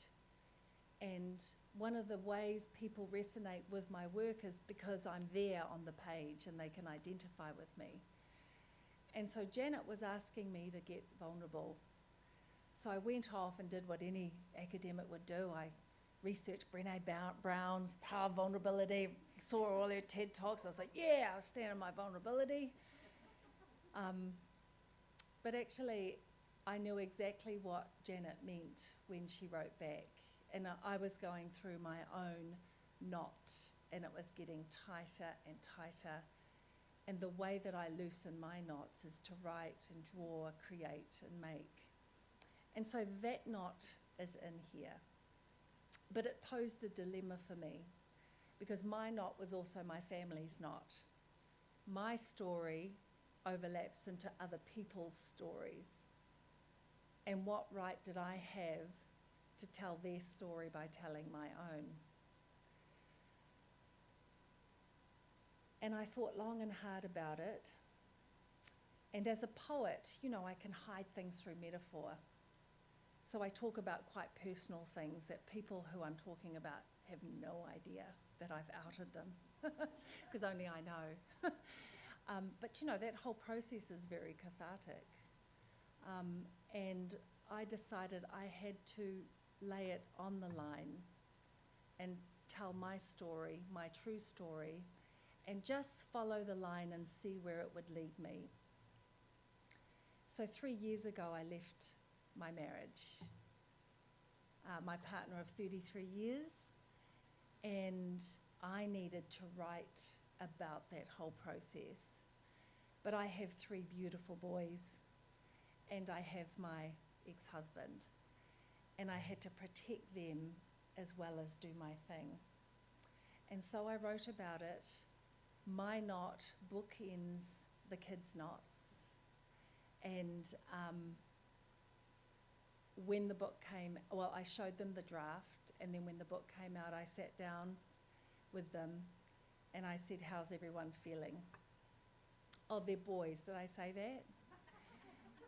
And I had the book on the table and they went, yeah, we're good. I said, are you sure? And they went, why wouldn't we be good? And I said, well, the book's out now. And they went, yeah, it's a cool book, Mum. So they did not realise that I had told our story. And so part of me was disappointed because not even my ex realised it was about what it was about. I had to actually point it out to him. I said, see, that's you, that's me, that's the wedding photo, that's the rings. Oh, yeah, okay. You know, so it was like, but actually most of me was so pleased that I could tell my story and protect my loved ones. So what I'd like to do in this keynote is read to you what knot you got. And I believe you've got, most of you will have a knot of your own that you can help do, well, you can do at the end of the keynote, yeah? And then I've got to save time for questions, I think. Yes? Yes, okay. All right, so hold on to you, and I'll be talking through it as well. All right, so what knot you got? Mophead's Guide to Life, the creative playbook. One day I woke up to find a big knot. Ouch. There's Tano, our rescue dog, very relaxed. The more I ignored it, the bigger it got. And got, ouch. Ah, where's the dog? Shh. And got. You've changed. You've stayed the same. What will they say? But you said, where's the dog? In that dark, dark place, the knottiest I got was the knotty thought, I am not. Not good, not kind, not brave, not right. How could I get out of a knot this tight? Psst. Huh? You're not the only one with knots. Kids send you theirs all the time. That's mini mop. You've all got one, FYI. See? Maybe you can help each other. And some of these read, why are people homophobic? How do you create happiness? How do you get inspiration for your books? How do you get knots out of your hair? Do you like horses, and did you cry over being called Mophead? I get a lot of horse questions. I spread the kids' knots all over the house.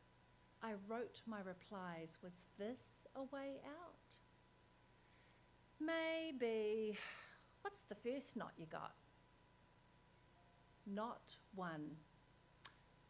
What do you do if nothing is right, not at home, at school, anywhere? Mia. That's a hairy McScary knot when nothing seems right. Divorce, sick, COVID, poops. What can we do? Write about what's going right to stop McScary's frighty bite. I'm grateful for Grandad, my iPad, my own bed, chocolate bread, banoffee pie, my best try, my BFF, my axolotl, Jeff. Look at all these treats. Hairy McScary Not When Nothing Seems Right.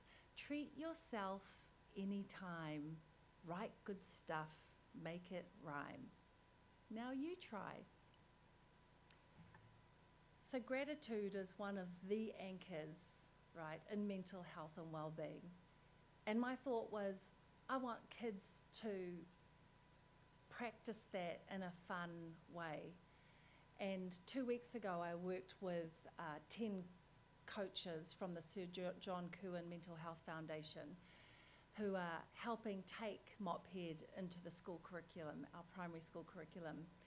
And we brainstormed lesson plans to help kids get here. And one of the best lesson ideas was that the class collectively make a dog, and like one of those doggy poop bags with the open mouths, and you pop the doggy bags in, it would be a gratitude dog. And kids would write what they're thankful for that day in bones and feed the dog. So I thought that was a really great idea. Not to, Esme, age 10. How do you find your own writing and drawing style? S-T-I-L-E. That's a hairstyly knot when you don't know what style suits. Hairstyles say lots about you. They grow on you after a while. Try lots of ways to wear your hair because it can shape your style. I wear my hair out because my style is free, big, wild, fun, massive, unique, bouncy, resilient. Draw your favourite. I heard that yawn. Thank you. Draw your favourite hairstyle. Write words to describe it. Is this how you write and draw? If not, why not try it? Ooh, styly. Who's got that knot, by the way? Hairstyly knot on their piece of paper. It might be on the back as well. Nice. Knot 3. This is my favourite one. Henry. How does MOPHEAD take a divorce between her parents? That's a split ends knot when your parents aren't together. You come from two people who love you the most. If they split, don't forget, you're the best of both. Mum, Dad. Mum, high eyebrows for wonderment, wavy black hair, loud Samoan laugh, great Tuvaluan singing voice, likes being with people. Dad, loves reading big and small books, likes being alone, likes learning, long legs for bush hiking. Write down what's from Dad, write down what's from Mum. Even if they split, you're their total sum. 1 + 1 = me. Add arrows and your own here. Who's got that knot? Nice, excellent. Knot 4. What do you do when you're stuck? When it's stuck together, your ideas. Who's experienced that? That's a blocked loo knot. When your ideas are stuck. When you're really blocked and your writing is ho-hum, take a page of words, flush out a poem. Don't you mean poem?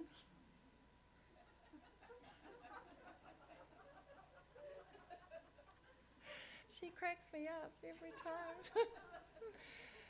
I like these words the best. Now to flush away the rest.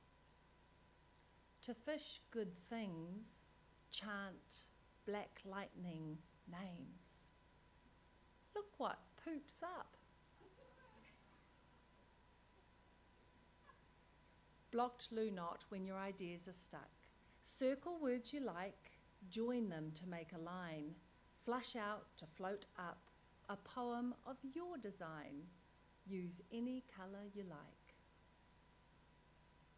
So I especially love found poetry and erasure poetry because you don't have to conjure up the words yourself. The words are all around you.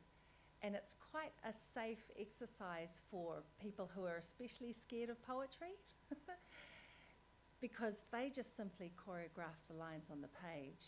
and they take away to make stuff up. Not 5. Am I good? That's an eye knot when you can't see your good eye.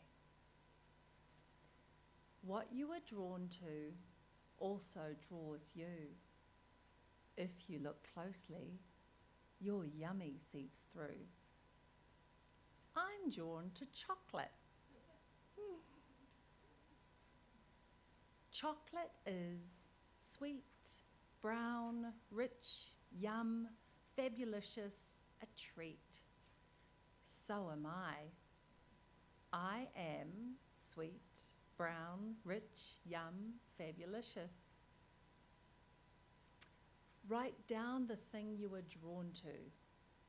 Now draw it. Don't be shy. Fill your pic with yum words. Now read out your good eye. Yes, you are. So I also run a Pacifica leadership in the corporate sector, and I get to work with these leaders for half a day, once a month, over 10 months. And the program, over 10 months, we figure out what their metaphor is, their personal metaphor is, the thing that draws them, the thing that's always followed them throughout their life. And then they lean into that metaphor and extract a poem that speaks directly to who they are in this country. And then they get to bring that cultural self through the corporate door. And it's an incredible poetry program and an incredible way that creativity lies, you know, despite what certain people in the powers that be think, lies at the heart of innovation and a rich workplace and workspace. Not 6. Dear Mophead, what if your own ideas stink? That's a fluffy bum knot when your ideas stink. Sometimes ideas just stink. They cling to fluffy bums. Open up a window and fresh ideas will come. I scribble a little. Mary had a little lamb, cross, cross. Moppy had a snotty dog. Mary had a little lamb, its fleece was white as snow, and everywhere that Mary went, the lamb was sure to go. Moppy had a mucus mutt. Its white fur had green spots, and everywhere that Moppy went, the mutt got snotty knots. Cross out old words, spray rhyme in the air. Add your new words, sniff out a sweet idea. Who's got that knot? Nice. Knot 7. How can I make my teenage sister want to play with me again? Dear Mophead, how do I hug my dad? That's a forget-me-not knot when you don't want to be forgot. A got you letter makes it better. Be specific, write it, give it. Dear Mini Mophead, I'm writing because I miss you. You make me smile when you pop out of toilet rolls and tell stink jokes. I love remembering when we used to make our own books. I wrote the words and you drew the pictures. Why did the toilet paper roll down the hill? To get to the bottom. Your superpower is your mininess. I love that you squeeze into my knots and shine a torch into my dark places. Do you think we could make a book tomorrow? I got you. Love, Mophead. So of course I've trialled out all these exercises, and there was someone who I'd become slightly estranged from, and I used this template, sent it, and I got a response the very next day. So we ended up having lunch together the following week, And the beauty, like my sweet spot is when the exercises and the stories are really accessible for all ages. So the 7-year-old can do it and the 77-year-old can do it. Not 8. Excuse me, Mophead, I'm just going to spill as I'm not quite sure how to introduce my wondering. What happens when you yourself can't come up with a creative word or idea, or you look back and realise you've made a curly, tangly, knotty mistake? Whoops, that's a lefty knot when you can't get it right. Mini Mophead's mini meltdown. I'm trying to, and this is a true story, I'm trying to draw Mophead's hair, but I keep making mistakes. It's got to be perfect. Hang on. There's really no mistaking if you want to get creating. Keep in mind the magic line, mistakes are made for making. Woohoo, see you on the next page. Draw over Mini Mophead's mistake. What else can you make? I made a sheep unicorn. Who's got that knot in the audience? Lovely.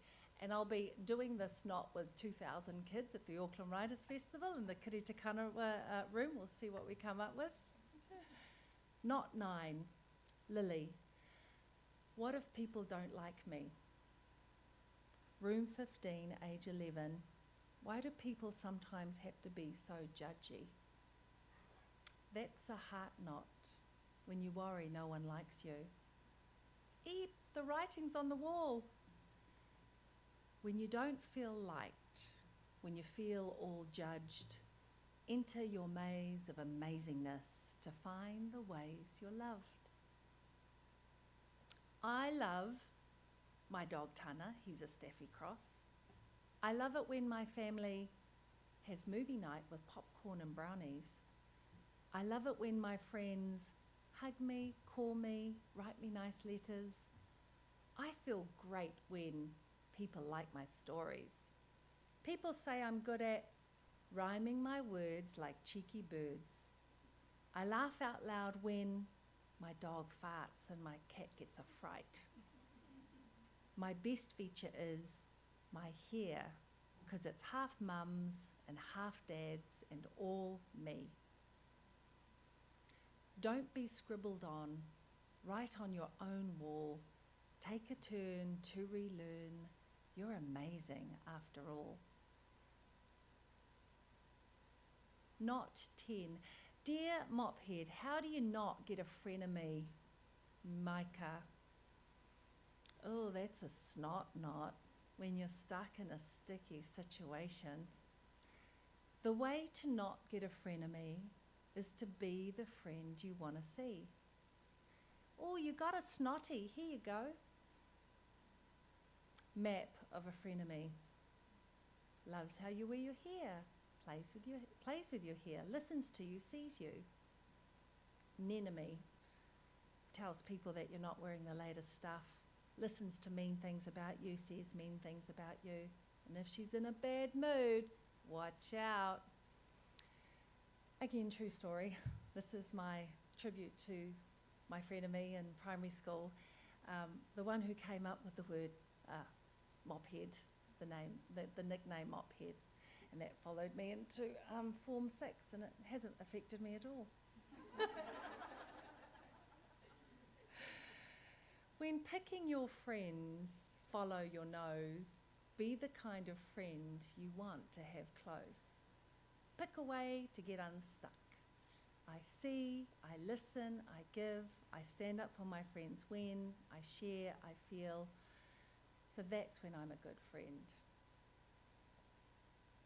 The last knot, knot 11, there's so many things I can't do. Then I don't want to try new things. What do I do? That's a can't do, won't do knot when you think you can't. When the can't do knot ties you up like spaghetti, bring out the can do monster called Yeti. That's me. There's always stuff you can't do, I bet. but someday you may, if you use yet.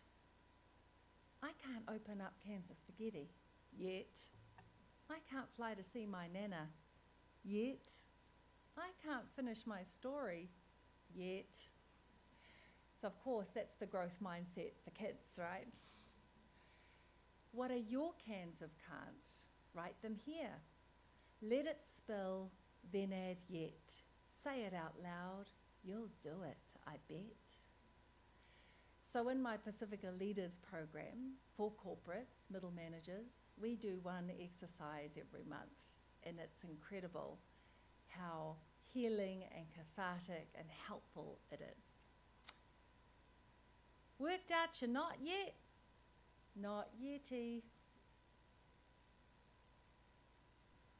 There were so many amazing knots, and I wanted to include as many of them in the book as possible. So there's knots at the beginning and the end of the book as well.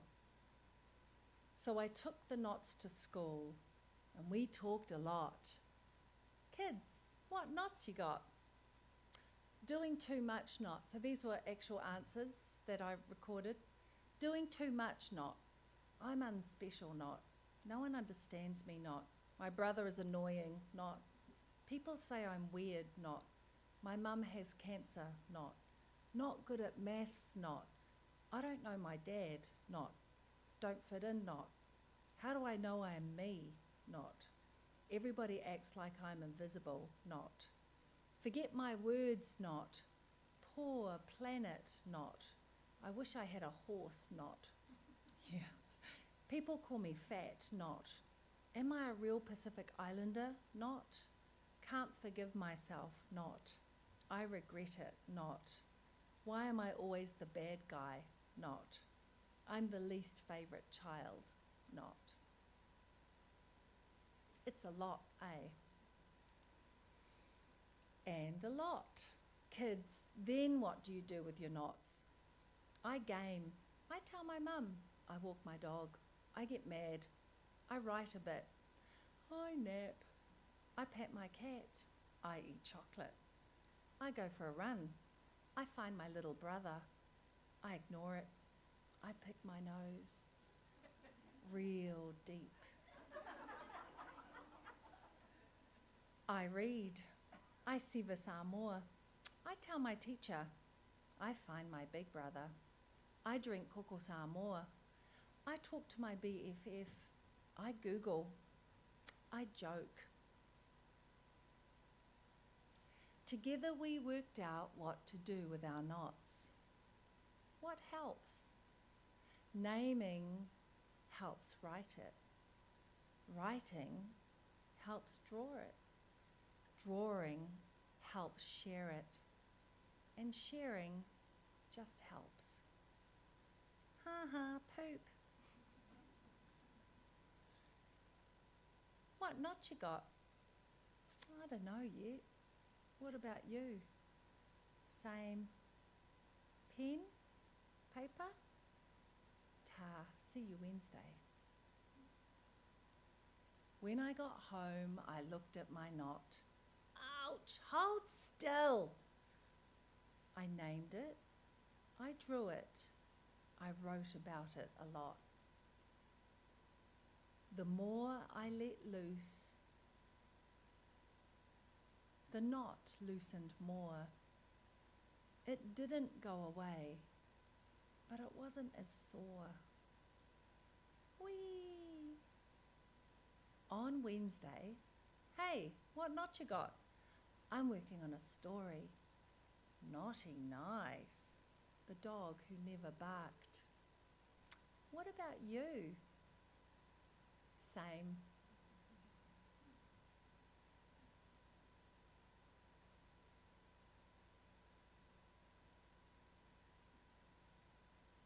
The end, they're all my thank yous to all the kids at all the schools I've ever visited. And that's that. But what isn't on the PowerPoint version is I've got Tana at the very end, and he's running away with the red line, and he's like, kids are so smart. Adults, not so much. So thank you for listening, and I wanted to finish off with the knot poem. So now you'll know all the knots that I'm talking about. Some knots are fluffy bums, some knots are blocked loos, some knots are snotty, dry split ends, some knots poop poopy poos, some knots get in your eyes, some knots are can't tin cans, some knots tie up your heart, some knots are all left hands, and some knots are plucked flowers held up to the sun. But all knots can be shared, 'cause you're not the only one. Thank you.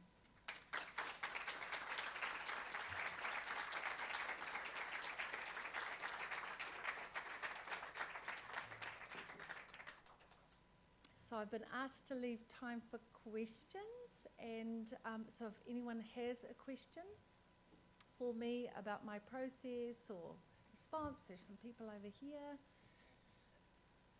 Wonderful. And so what you're holding in your hand is, I got the volunteers to cut out the pages because we've just gotten these supplemental playbooks that go with the main book, and it's so I can give them out for free to the 2,000 kids who come to the Writers' Festival, and we're all going to do a loosen a knot en masse. I think there's a, did you have a question? You were, no? Oh, no? No, okay. There's a question down here. I was trying very hard to find which one your ex-husband is. But yes, just wondering. There he is. He's going, where's the dog? I'm truly wish you could have an adult version for something like this. This is the adult version. It depends on how you read it. Yes, true. Yeah. Like your ex. I should try to find something relevant to me. I think there are quite a few, but I just wonder whether there will be a lot of other different kind of feedbacks from adults. I'll be interested to hear that too. Yeah, and how people work the book and do the exercises. Yes, there's questions here. Someone from our cosplay competition. Mm-hmm.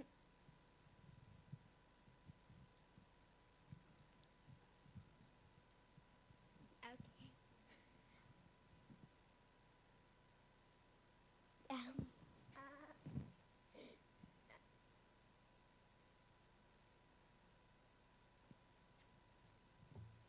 Where do you get the ideas for your stories? Yeah, that's such a good question. So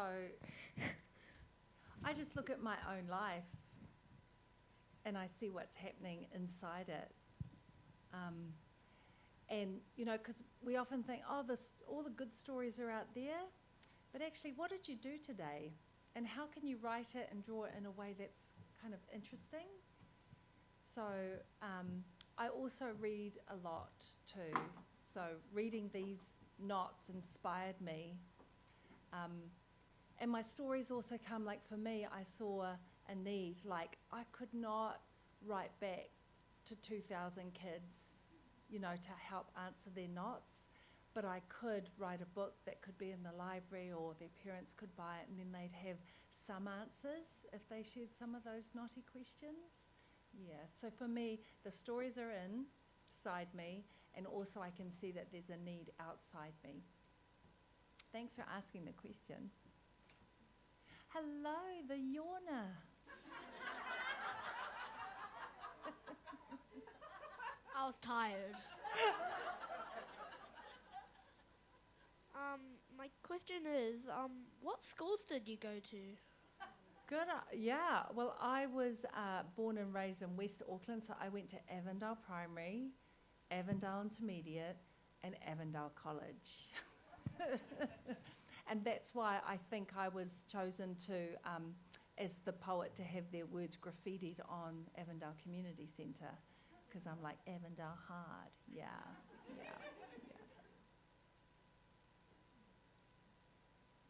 One more question?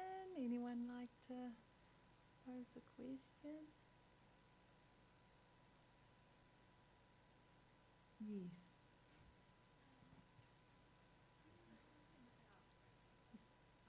When you were talking about telling your story and its intersection with your family story and your desire to protect my loved ones, was there a first edition to this story that didn't make the page? Oh, such a great question. So I, as the book says, I wrote about it a lot. So I did a lot of poetry. I'm in the middle of writing a memoir. The title is, and I'm writing a piece every month, but the title, yeah. So I'm always responding and working it through. So this is a version that the whole story's in here. Like I really kind of worried and fretted that they'd be able to recognise, you know, wedding photos and a veil and the fishing rod, and they'd know. Like, but in my own head it was so clear and it was so strong, but, you know, not even, you know, when I gathered my family around, they were like, what's this got to do with us? So the pictures actually protected both, met my need for the story to be out there, because I also wanted to talk about the issue of separation, divorce, how we uncouple, how we can do it differently, how we, you know, it's just not kind of one way, and to embrace it rather than kind of couch it in shame. And it's amazing how many people have come up to me and shared their own stories with regards to this particular theme. But the drawing rescued me. It served its purpose for me. And, you know, once I said that to them, they were like, oh, yeah, okay, cool, you know. Yeah, so I don't know, and as a poet, I hide things through metaphor. I tell a story through metaphor, but if you're thinking about creative nonfiction, which I believe you are, it's a different kind of conundrum. Yeah, thank you. And that's it. I've been given the signal. Thank you so much.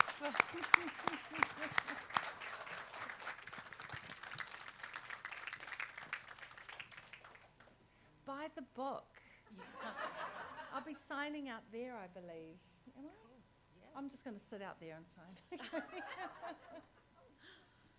Thank you so much, Selena. That time just absolutely flew by. I was absolutely entranced, and Brene Brown's got nothing on you. You'll be up there, definitely. So thank you. I hope you all enjoyed that as much as I did, and that you'll go away and think about those knots and how you'll loosen them a bit. The next session up is sharing to Ao Māori and Mātauranga Māori.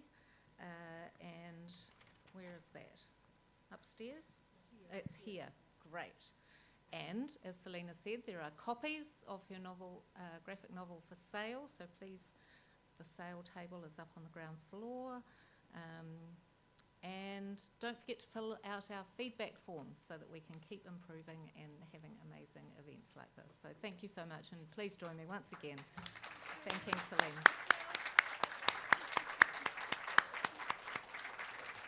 So cool.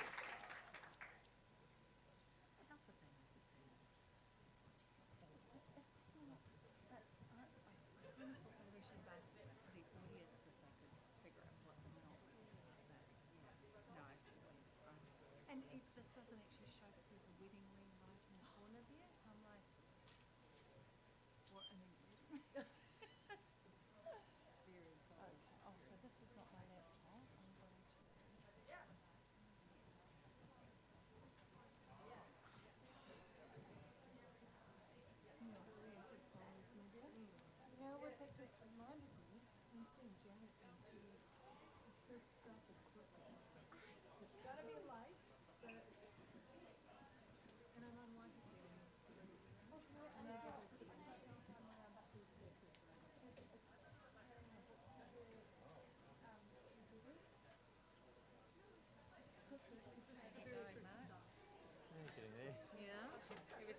smoothly. So far. Seems to be, doesn't it? Well done. Okay, this is mine. Good to go.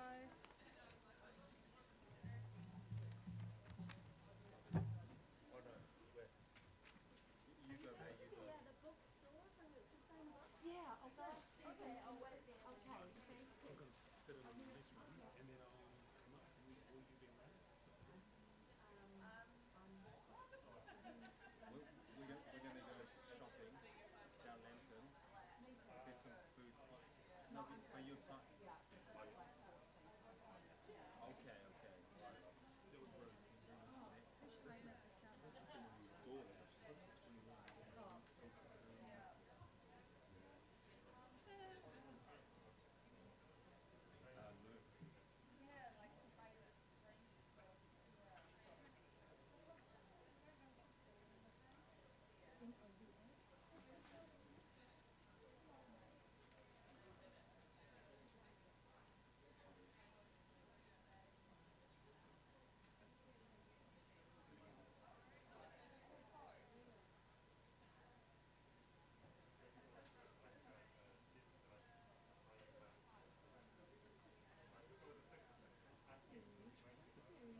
This is from your daughter.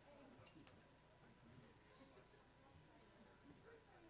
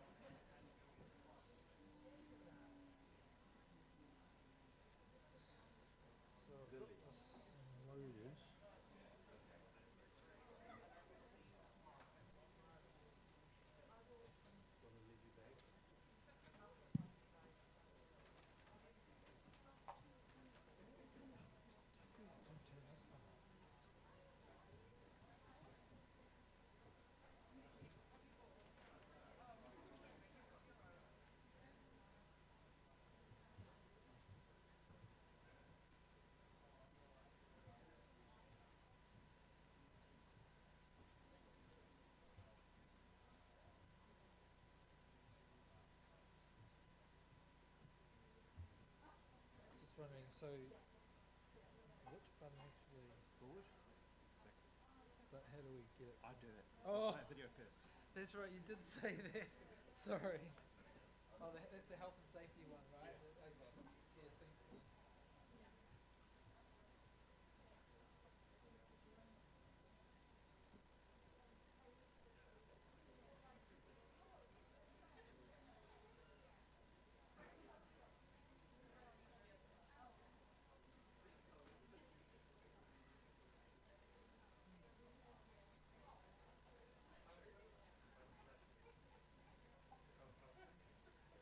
Nau mai, hara mai ki te puna mātauranga o Aotearoa. Welcome to the National Library of New Zealand.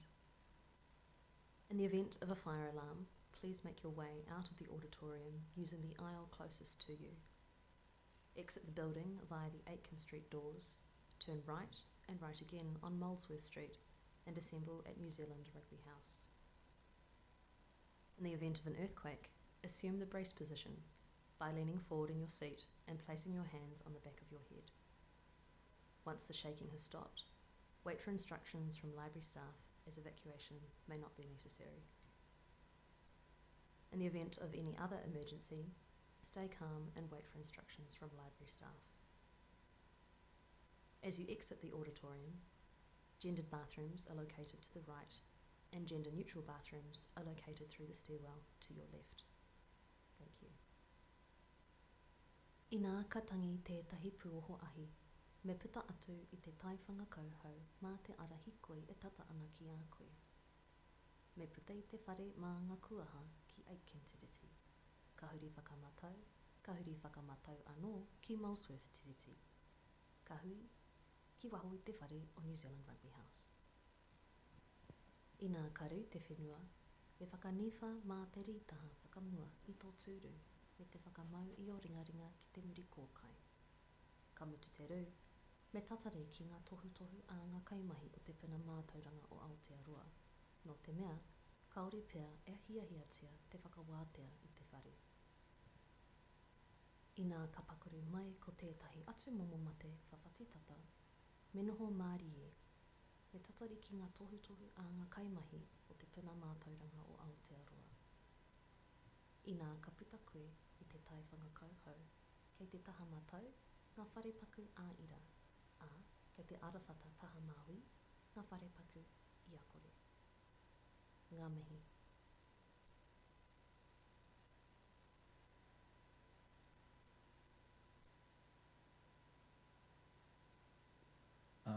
Tēnā rā koutou. Nau mai haere mai ki tēnei hui, mō te kaupapa o te rānei, he mea whakahirihira tēnei. Welcome to this panel, everyone. It's called Sharing Te Ao Māori and Mātauranga Māori through Puka Waituhi. I'm Zach Waipara, I'll be chairing this, and we are joined today by Manre Te Whata, Isabel Joy Te Aho White and Daniel Vernon. But I thought it might be nice, instead of like the usual introduction where I introduce them, and it might be nice if they introduce themselves in an appropriate Māori way. So, tēnā koutou. Kia ora. Kaurio ki Ngāti Kahununu ki te Wairoa, me ko Kai Tahu o ku ngā iwi, ko Isabel Te Aho White tōku ingoa. So yeah, I've been a freelance illustrator for about 10 years, coming up to 10 years after graduating with a degree in graphic design from Massey, majoring in illustration. Since then, I've put out a few comics. I started at doing ZaneFest comics. And then from there I went into do some picture books in the publishing industry, and that's mostly what I do now. So yeah, kia ora.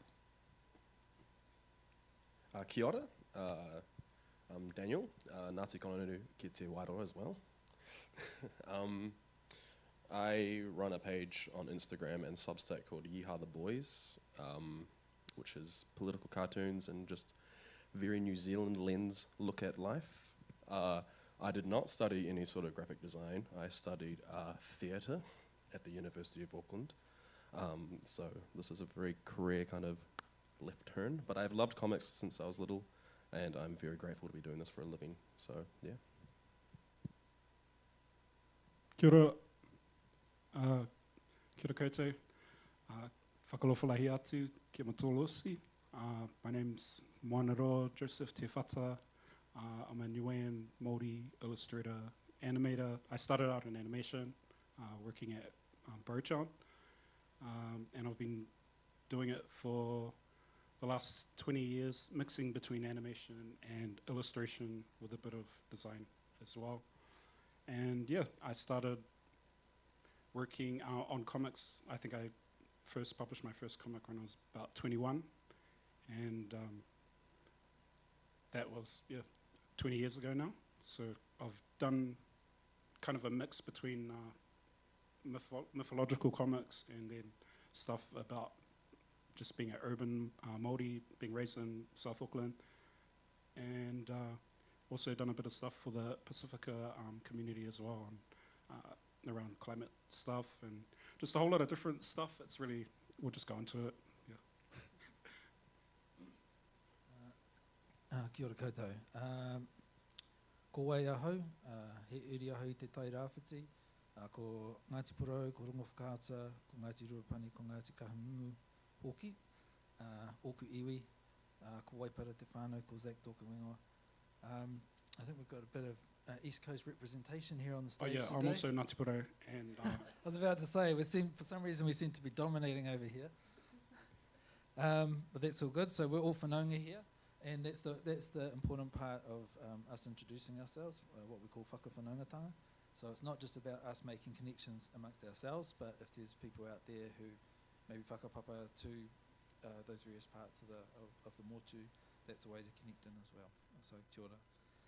My background is mainly been illustrating various different things, picture books, done some stuff for TV, worked at the newspaper for a while, did infographics and various sort of editorial illustrations. First love is comics. Can't really explain why, it's just the synergy, some sort of synergy between the way those images and words come together. So I'm really excited to bring this amazing, talented pool of people here to talk to you today. We've been provided some topics to kind of cover as per the blurb. And I think we can talk about those things through some of the other things that we're going to talk about today, which I'd like to give props to Munro for actually compiling this list, because I think there's some really good kind of sort of weighty sort of material in here.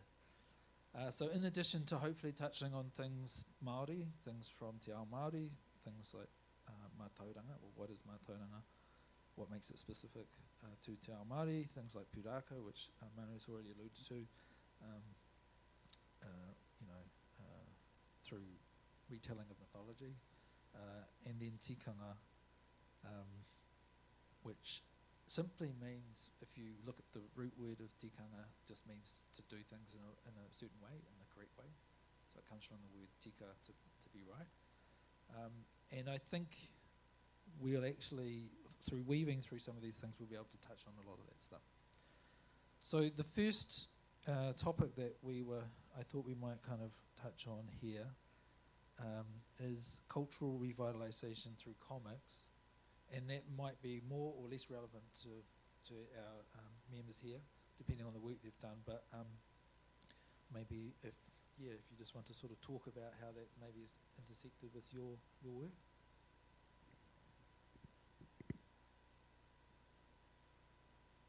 I can probably go first.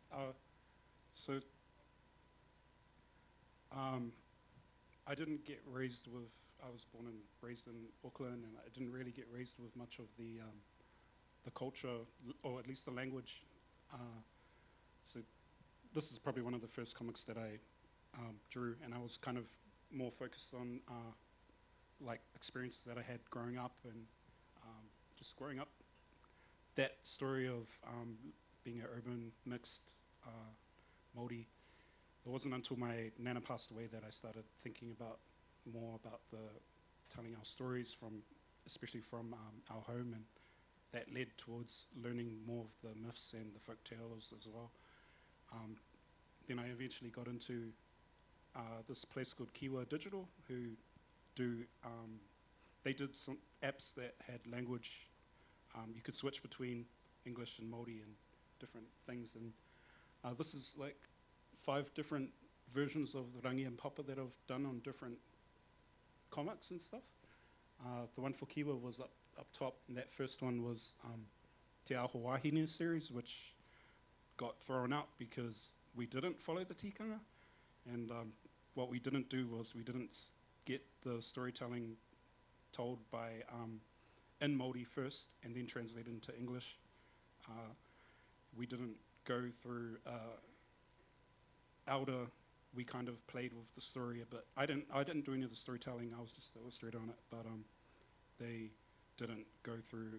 they tried to make it too much like X-Men and stuff, and trying to like cater to a certain audience, and then it got pushed out, and we had to do it all over again, really fast. And I was like, my kids were, I had my first baby coming out, and I remember being in the hospital drawing like 3 or 4 different pages a day just to get it done, so we didn't get that penalty fee when they give you the funding. So it ended up being that second, the one in the middle ended up being the one that got chosen. I mean, the one that I ended up working on properly. We ended up getting Rere Tamakia from the north, Hokianga, which is also where I'm from, Ngāpui. He told the story that was passed down to him, and then basically I talked to him and we got to catch up, and then he told the story in Māori, and then someone translated it for me so that I could understand it. And then that whole process, we just kind of flew through, and in about 3 weeks we ended up doing that Rangi and Papa story. And then we went through and did the Tiny Baskets of Knowledge, the brothers fighting and stuff. But yeah, these are all just different ones that I've worked on with Indigenous cultures in Canada. Haida Nation, we got them to translate it into their language. The whole point of those apps were to get the language with the audio into it as well. So you could like swipe the audio and it would pronounce it all out. And then did some with a friend that were Fijian, and in his language, obviously he had to translate it for me. And yeah, I've done a lot of these kind of things with, this one is with Darren Kamali, who's a poet. And he basically, the story is basically just a made up story, but it's basically about a one-night stand, but it's done in this kind of, stingray and an octopus. But it's just about a one-night stand. Yeah, and we're just kind of playing with stuff. This is more just for fun, like my own, me and him, we're just friends and just doing stuff together. But the other stuff that I've had, where it's actual myths, I've learned a lot from doing the Ngāta Māori series in the beginning, and about how we have to not take over those stories, because they're part of a chain of, like, there's a whole lot of passing down that's happened in those stories, and we can't be mucking around with them too much. And that was a big lesson that I learned through doing that. Yeah, this is Marshall Islands, so obviously I'm not Marshall Islands, but there's not that many Pacifica illustrators out there. So I've been, and plus I feel like the being Polynesian, that's like a country, being in the Pacific Ocean, that we're all kind of connected, we all kind of feel like cousins. When I went over there, I ended up getting over there after I made that one. That one's with another poet called Kathy Jetnell, and she was talking about the nuclear testing that happened there and the effects that it's been having over the generations, still to this day. Went over there after I made it, and you can't even eat the coconuts, you can't really, eat the fish and stuff like that. It's all still really weird, and the American government is still over there and doing tests and building like things that block missiles from North Korea and stuff like that. And it was like, it's really been a cool experience doing all these comics, because I've got to learn all these stories, and especially the ones that I did from my own culture that I didn't really grow up with. That's been my chance to get those stories into me, revitalized in myself, and then being able to put them out in the way that I draw and stuff to the next generations. But yeah. I think that's an interesting point, that cultural revitalisation is not just our traditional stories, like our creation narratives, our pūrākau, but those urban stories, or the stories of our parents, or the stories of our grandparents, or in the case of those Marshall Islands stories, things that were done to those people that maybe it's just been swept under the rug, and this is a chance to kind of bring those to light. Daniel, do you want to pick up on that thread? Sure.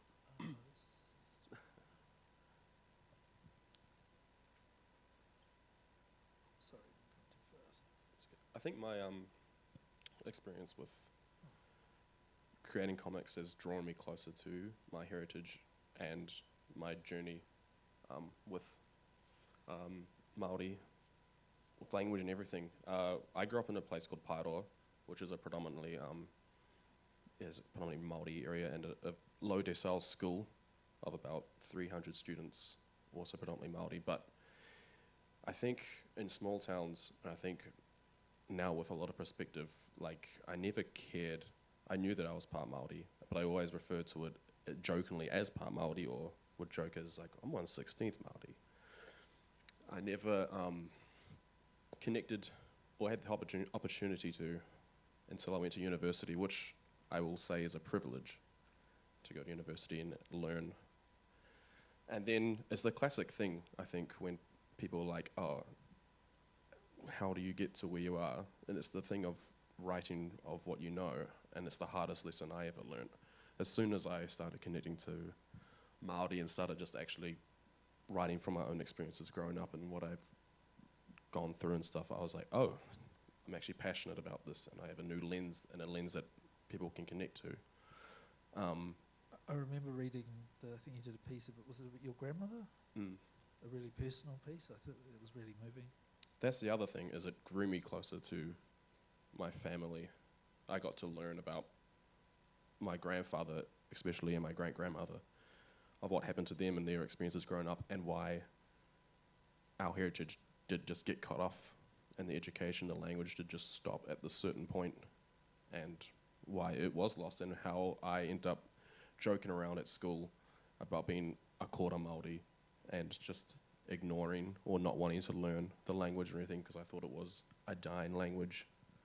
And so once you see those threads, you're like, oh, I can see where the snowball starts. And then I think through making Ye Other Boys comics, and a lot of these comics in particular, I feel like it's almost a reverse of that. And I'm getting closer slowly.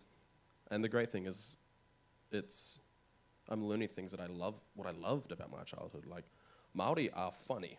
Like, some of the funniest people you meet. And that community and the things you grew up in, like, oh, there's so much humor in the experiences, and even just the stories and the things that we go through. So it's made me fall in love with it, and I think has led to half of the success of Ye Other Boys. Awesome. Izzy? Kia ora. So I grew up in a mixed home as well, culturally mixed. My mum is Māori, my dad is full-on British Pom. So yeah, and I think growing up, there were some strong elements of tikanga that came through in my childhood, but also there was a lot of whakamā, a lot of mamae that stemmed from my nana losing her language and wanting, because my mum is quite pale, and being kind of like, her mum being kind of proud of that, like, because she could fit into the Pākehā world. But there were certainly some strains and elements of my childhood where, looking back, I was like, this mum being full on Māori. So yeah, kind of half grew up with it, but really connected to Te Ao Māori when I got to adulthood, and I was having a pretty tough time with anxiety, and my auntie took me to see a tohunga, Mark Kopua, who gave me a moko on my wrist, on my drawing hand. From that time, I really, really immersed myself in Te Ao Māori, and then going back, looking through that whakamā, and connecting especially with mana wahine.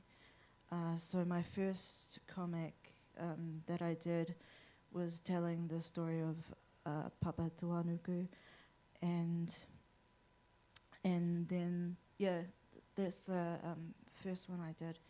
And then I kind of continued on from that, doing Io Wahine, which is the story of Hine a Huone, who was the first woman made from the clay at Kurawaka, which is the worm of Papatoenuku. So kind of tracing that back. And then from there I started doing mahi with school journal, and that's sort of when I just started doing published work. So this one's a retelling of Rua and Te Manu, which is the origins of carving. And that's the first one that I wrote as well. And then, this is a comic with Ben Brown, which we did recently called Matakiti and the Mokai.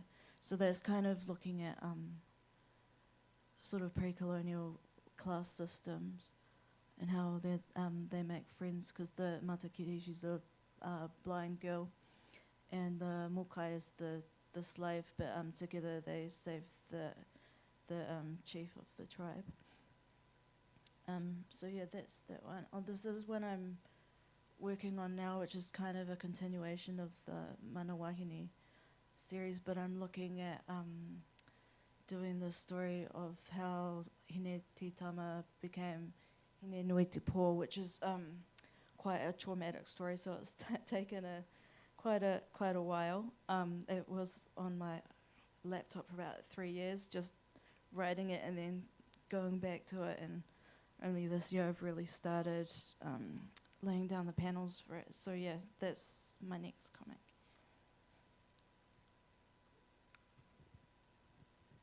Awesome. Okay, let's move on. So, some of the things that may have come up in our various careers or working on different projects. I'm assuming that some of this is where some of the things that Munro's put forward. There's a couple of things here. They're probably related. So I'll put both of them out there, and then maybe we can talk about them as you sort of see fit. So one of them is how do people feel, I guess, about the issue of cultural appropriation? So sometimes we see people telling stories that don't maybe belong to them, or maybe you're being asked to work on a story that potentially doesn't belong to you. What is it? Is there a thing of appropriating your own culture? I think that's what we've got paraphrased here. And then maybe a related idea is working on Indigenous projects, but all the direction is being done by non-Māori. So there's quite a lot there. But I think those things are related. Who wants to go? So, or maybe I can talk a little about this. So telling stories that don't belong to you. So you talked about, not being from Marshall Islands, but there not being anybody else available, and also that there being enough commonality, being Nuean and having enough in common and being able to understand each other and work in that relationship. Is that sort of something, is that sort of the thing that you might be talking about? Yeah. So I've done a few, I've done a Samoan one, which I had to pull out of because I didn't know how to show Samoan dress attire properly, and I couldn't do the culture at the time. But then eventually I went back and I did another comic around the origins of the Malu, and I was able to get the research and tell the story authentically, and it just comes down to that authentic, not changing anything to change the whole culture moving forward. But there was little mess-ups that I've been involved in where just through my lack of experience and cultural knowledge early on, that like with that Ngātoa Te Te Aho Wahine series, that have given me that kind of a bit of a slap on the head, and I've kind of been a bit more respectful about it. I don't think you shouldn't be allowed to, like we've got Peter Gossage doing the things and Māori myths, and like plenty of illustrators that have done our Māori stories, and those are acceptable to most people. But a lot of us grew up with those particular stories, and then you'll go to primary schools and the kids will be replicating that artwork. You know, on the one hand, it's that authentic. He's respecting. He's not changing anything to make it his own. You know, and then on the other side, there's the who's profiting from it. Like with the, you know, if you go back in time with the folktales from A.W. Reid and like Alston Best and those guys, and who everybody knows those stories were passed on from a tohunga or from an elder, and but they don't know who those. No one really knows who those people are. So the credit wasn't given, the profit from those books wasn't given. That's the part where I'm kind of like, you have to kind of. Yeah, and the truth of that is, like, if you, and a lot of us have to reference that material, we end up having to cite A.W. Reid as the author or Alston Best as the author, when really they've collated other people's mātauranga together, and sometimes it's not been written down verbatim. So they've brought their own biases to it, and they've sometimes suppressed or edited things they didn't like or weren't interested in. Yeah, and there's that religious influence as well that, you know, there's so many different things that it kind of, for me, it kind of put me off wanting to know too much, because I felt like it was all a bit muddled. And when it came to trying to tell those stories, I really wanted to tell kupe, because from the North Hokianga side, I wanted to tell those, and I couldn't. I just did my own research, and because I didn't have an elder to pass it down to me. And then when I did go check with some of my family, and up there they're a bit like, oh, that's not really the story that we have, you know. And I was going, oh, then I never made anything. But yeah, it's kind of a bit like the appropriating your own culture part, where it's like I'm influenced by these guys who are not from the culture, and then I'm spreading on that story. It gets a bit like muddled and weird, and yeah, I don't know, it's touchy. Cool. Any thoughts, guys? I think for what I do, when I'm researching like news articles or things that are happening that I might make comics on, or I have a platform where I can share things, I think one of the most important things is if there's someone else given a better perspective, I try to make sure that I'm also sharing their work instead of just trying to give a male perspective on things, for example, or things happening overseas, instead of being like, this is an opportunity to get likes and stuff. Is there someone out there doing a much better job that is actually from experiencing these things firsthand? Because there are so many talented people on, like, in the circles that even I'm in within Aotearoa that are doing things from their perspectives that I don't have a perspective of, like Wahine Māori, for example. So it's also making sure you are elevating your peers and other people instead of just kind of keeping to your own little circle. Yeah, personally, I do tend to stick to telling stories from my own whakapapa. And I do love folk tales from around the world, though. Actually, I illustrated a book called Matariki Around the World. It was written by Rangi Matamua and Miriam Makamo, and that took stories of the Matariki cluster from different folk stories. But I think we were quite adamant from the outset that we would have elders from each of those communities to make sure that the tikanga was right.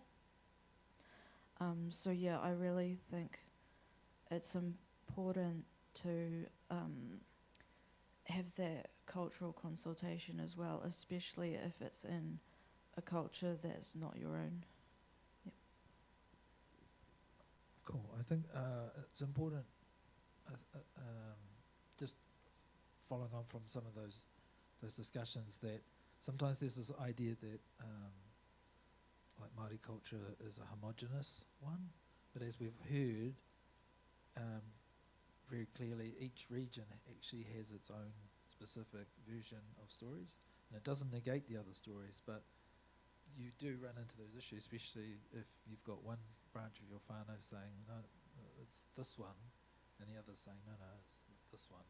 So I think, and partly what's happened too, where stories have been collected, they often have ended up being, they've taken a bit from the Kaitahu legend and a bit from the East Coast and a bit from up north, and they've kind of sort of smushed them all together. So it's quite hard to disentangle those, and once those stories have been told, they become popularized as well. So then those might be the stories that are well known by like the general audience. All right. What about this issue of, I don't know, maybe a project being directed by someone who's maybe not particularly steeped in mātauranga Māori, but they're the one calling the creative shots. I feel like there's a real anecdote or something waiting behind that one. Well, most of the stories that I do, I don't tell the story. I'm just like a illustrator. I haven't really told, apart from that one for Canada, the Canadian Indigenous one, I came up with the basic story. There wasn't really too much of a cultural mythology thing. I was just kind of about this kid who was on his iPad all the time. That was it, really. And it was just with that Haida Nation and Māori. So it wasn't really going into the myths or anything, but most of the time the jobs that I get are because I'm Māori and because I'm Polynesian. And then sometimes it does become a bit of a weird struggle for creative freedom there, because sometimes you do get, that they're just ticking a box, basically, and they've like hired you because you're this, and I'm thankful for the jobs. But then there's some weird tension there when there's some of the feedback is like, oh, that person doesn't look Māori like the way that I know, what a Māori looks like, or like there's some weird art direction that takes place where it feels like they're just ticking the box, they're not, there's more to it than just hire me because I'm a Pacifica. Like there's more to it than that. We're trying to be part of that chain of storytelling, and then why are you still going in and kind of like, warping it again? It's this weird balance that I feel like it's not like intentional all the time, but there's been that struggle of like taking away like some of the power from, bringing me into that to express, myself, and then, oh, can you draw it like this, or can you make them look like that, do that style there, and it's not even my style sometimes, and a lot of the time, because I'm an animator, I've had to adapt to different ways of drawing. I don't really have a set style. I do, but I kind of keep that to myself, and all the work stuff that I do ends up being just what, if it's a children's book, I do a children's book style. If it's a comic, I might do a black and white style. But that's kind of left me a bit like struggling to find my own style. It's just part of the process of being a commercial artist, a freelance artist, and not really, doing it art directly, paying myself. But yeah, it's just a bit of a weird, there's a bit of tension there, but yeah. Oh, hey, man. Yeah, just wanted to add to that, yeah, it can be a really interesting space. Sometimes when you notice that you're being a bit tokenized, I've worked with Pākehā that have been awesome and great to work with, and I've worked with people who have kind of wanted me to change something that I felt was quite inappropriate. I think in time though I've kind of just learnt to put my foot down. If like a creative director wants me to change something, I'm kind of like, well, you want me to do something that I specialize in, so I'm just going to do it, basically. Cool.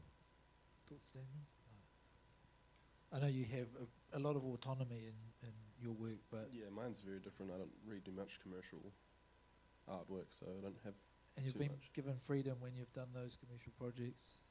Yeah, it's usually quite free form, or someone has already got the thing. The closest thing I've ever done that was a collaborative thing like that, which I quite enjoyed, was a little zine on how to like talk to family members about racism and stuff. But that came from a whole day workshop, sitting down with people from different backgrounds and stuff, and just listening and learning and stuff. So that was a really nice. There was creative freedom, but it was listening to people before you actually make it.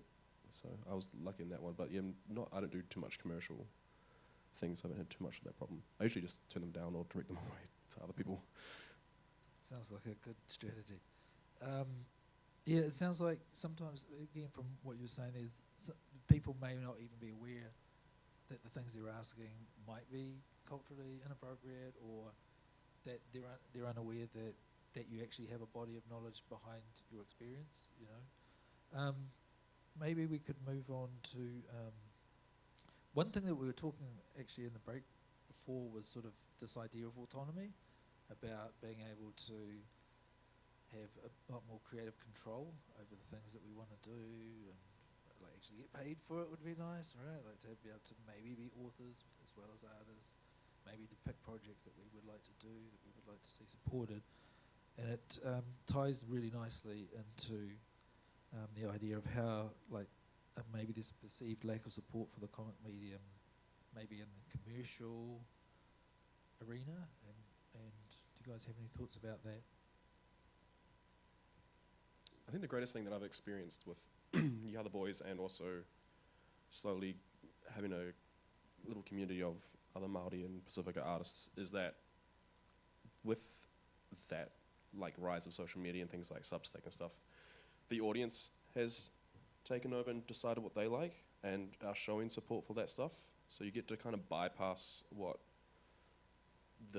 I guess your TVNZs and other things get to say what they think is hot right now, and also there's avenues for funding direct from the audience and stuff, such as Substack and other like creative platforms like that, which I think is quite cool and quite powerful in itself, where we get to tell these stories, show that there is a following and a love for that, and kind of be like, this is what we've been trying to tell you this whole time.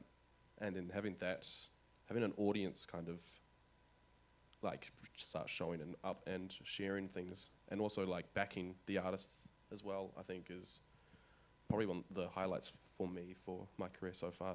Is Would you say the commercial opportunities, have they come your way, do you think, as a result of like having gained a profile and support in that social media space? Honestly, not commercial. To be fair, a lot of the stuff that I make is very divisive, and I can probably made a few enemies along the way, but I think when I launched the Substack, for example, which is a lot of my income comes from, once again, it was people being just backing you and giving you that freedom to. And then also with the other boys, I've had people approach me like in my inbox, and tell me experiences that I've gone through, or I'll put up a question box and be like, I want to tackle this subject, so it's also they get to have an input, and it's not just my lens all the time, which I think is cool.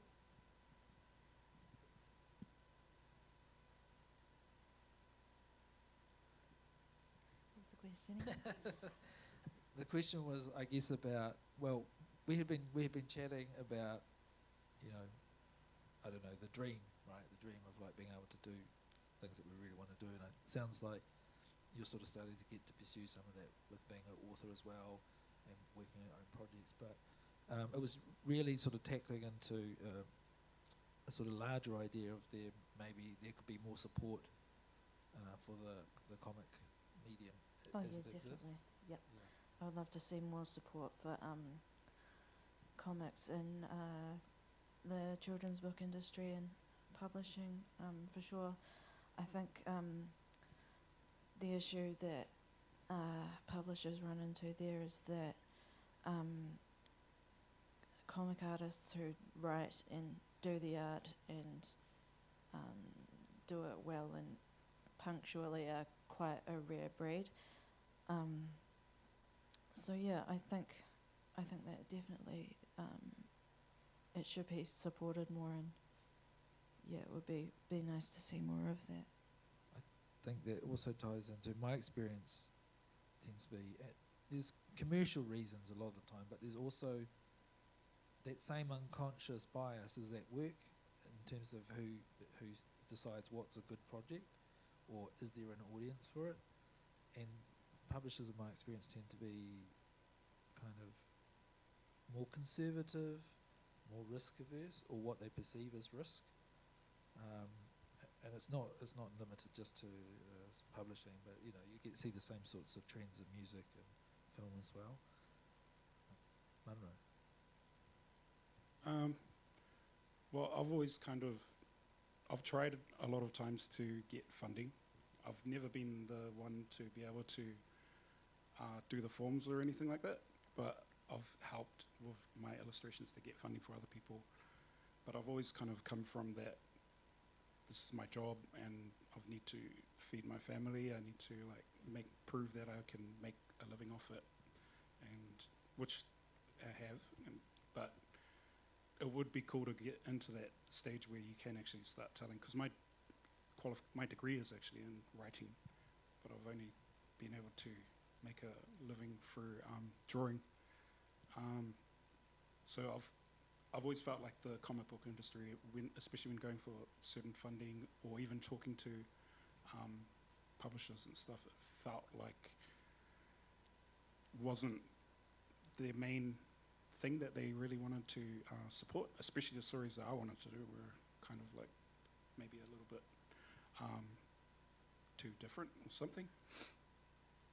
When it comes to the creative instead and stuff like that, it felt like it was a bit more geared towards other art forms like poetry and like dance, stuff like that. And the medium of comics, it felt like you had to kind of be really in there, invest a whole lot of your own time and money to get to a point where they even look at your applications and think that's actually gonna. I don't really know about what they're even looking for, whether it's like profit in the art or what, but it's definitely like a milestone that I would like to reach, where I'm just able to create what, from my voice and from personal experiences and stuff, or just whatever I want to create. And then it's the first time I've heard about Substack. I don't really know anything about that. So yeah, because just coming from the work for churn it out side of it, yeah, that's kind of all I've really experienced. I haven't really done the stories, told the stories or anything like that. So I've always tried to get in there, but it's always felt like a big wall of like, how do you do it without, being broke? Which I haven't found the way yet, apart from, because I've got kids and, live in Auckland. Like, I grew up my dad was a factory worker and stuff like that, and my mum was a student, so that's always been my work ethic of I need to make money off it and I need to kind of pay for my living, prove that it wasn't just a waste of time thing. But yeah, it's still a big like, how do you actually get in there if they don't even want your stuff, So I mean, we were talking. This is another thing we were talking before in the break. It's just that there is an art to the whole funding process, but for most people, it's kind of mystifying. I know, like in Gisborne, just recently they were having these workshops, which were basically to teach people how funding works. So they'll get artists to come in and they'll just break it all down and say, because really it is a barrier if you've got something that's worth funding, but it's really hard to get it in front of people or to get them to see the value of it. And for all those reasons that you talked about, that they want to know, again, because it's public money, so they want to know that it's going to be used properly.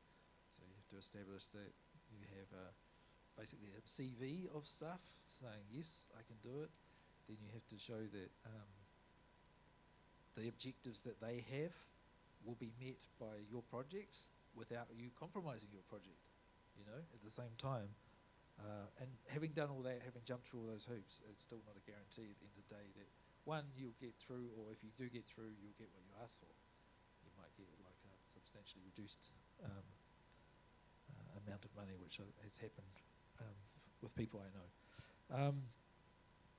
So we've got another couple of talking points just to probably just getting close to finishing.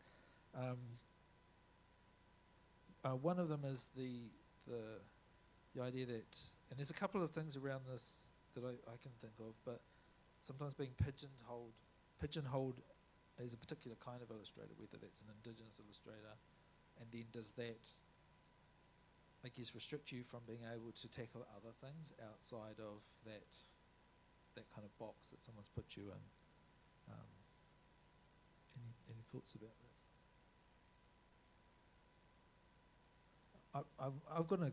Maybe I'll lead off with an example for a change. So going back a few years,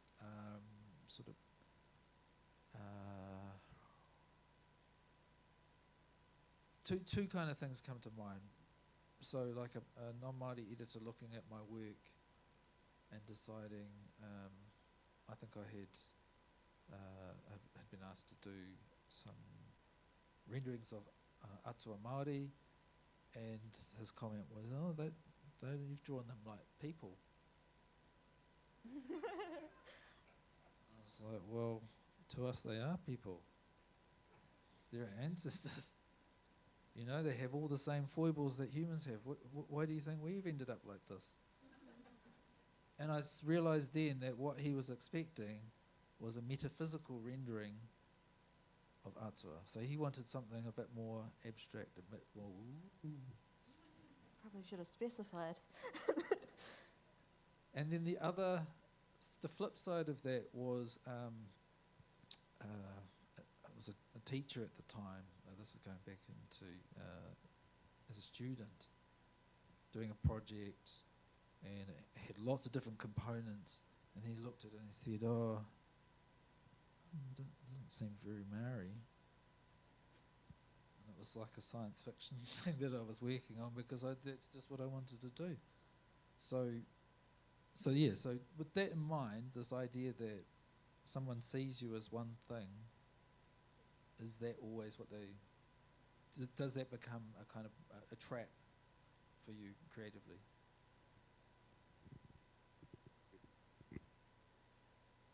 Yeah, that's an interesting question. I think I tend to like exploring using different styles, and I think perhaps I am pigeonholed to an extent to doing kaupapa Māori artwork, but at the same time I love it, so I'm kind of happy to be in that niche.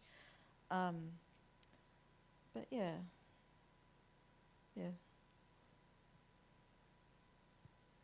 I think because I kind of run my own ship, I get more pigeonholed into political stuff than in the Māori realm. But yeah, I can see there's definitely been some funny feedback in times because I'm exactly where I will make a point, and someone will that I'm like, this is why it's bad, and someone will comment exact what I'm like, I rest my case kind of thing, which is also actually quite funny most of the time. So yeah, I think that example of it just going straight over someone's head or being like, wait. But yeah, but what about devil's advocate? And like, I mean, you have a particular aesthetic, but I think within that, if we go back,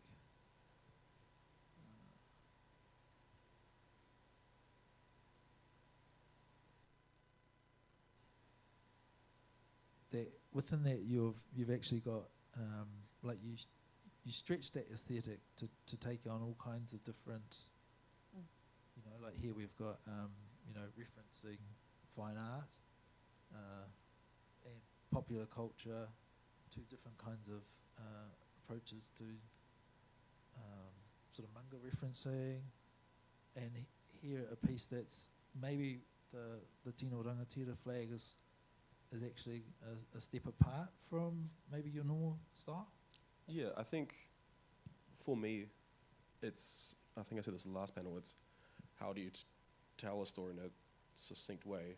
So I think in that sense, like getting out of the box a little bit, just to educate people and be like, this is, because my thing is when things are bleak and bad, like the profiling app for the police, which was just, when you read that news, which a lot of my day is just reading this, being like, how is this, like it's so that dark evil where it's like so funny, and to be able to be like, this is why it's funny, and put it in a very simple to digest, like these policemen essentially playing Pokemon Go with like Māori children and people, and then like, so people can be like, oh, yeah, this is succinct information to the point, but in a way that people maybe can digest easily through the Pokemon Go and cartoons with insane eyes. The eyes are definitely.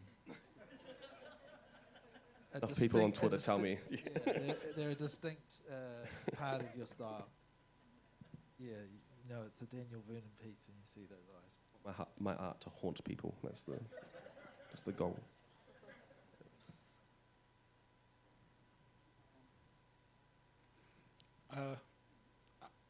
Something that came to mind was an experience, because I've always kind of worked in, and I love doing this cultural stories and stuff, but trying to make a living off it, when you're kind of cut outside of any other, because we're all Kiwi, you know, like some of the other stories are just, and there's, you know, non-Māori people doing our stories, but then we're only doing our stories.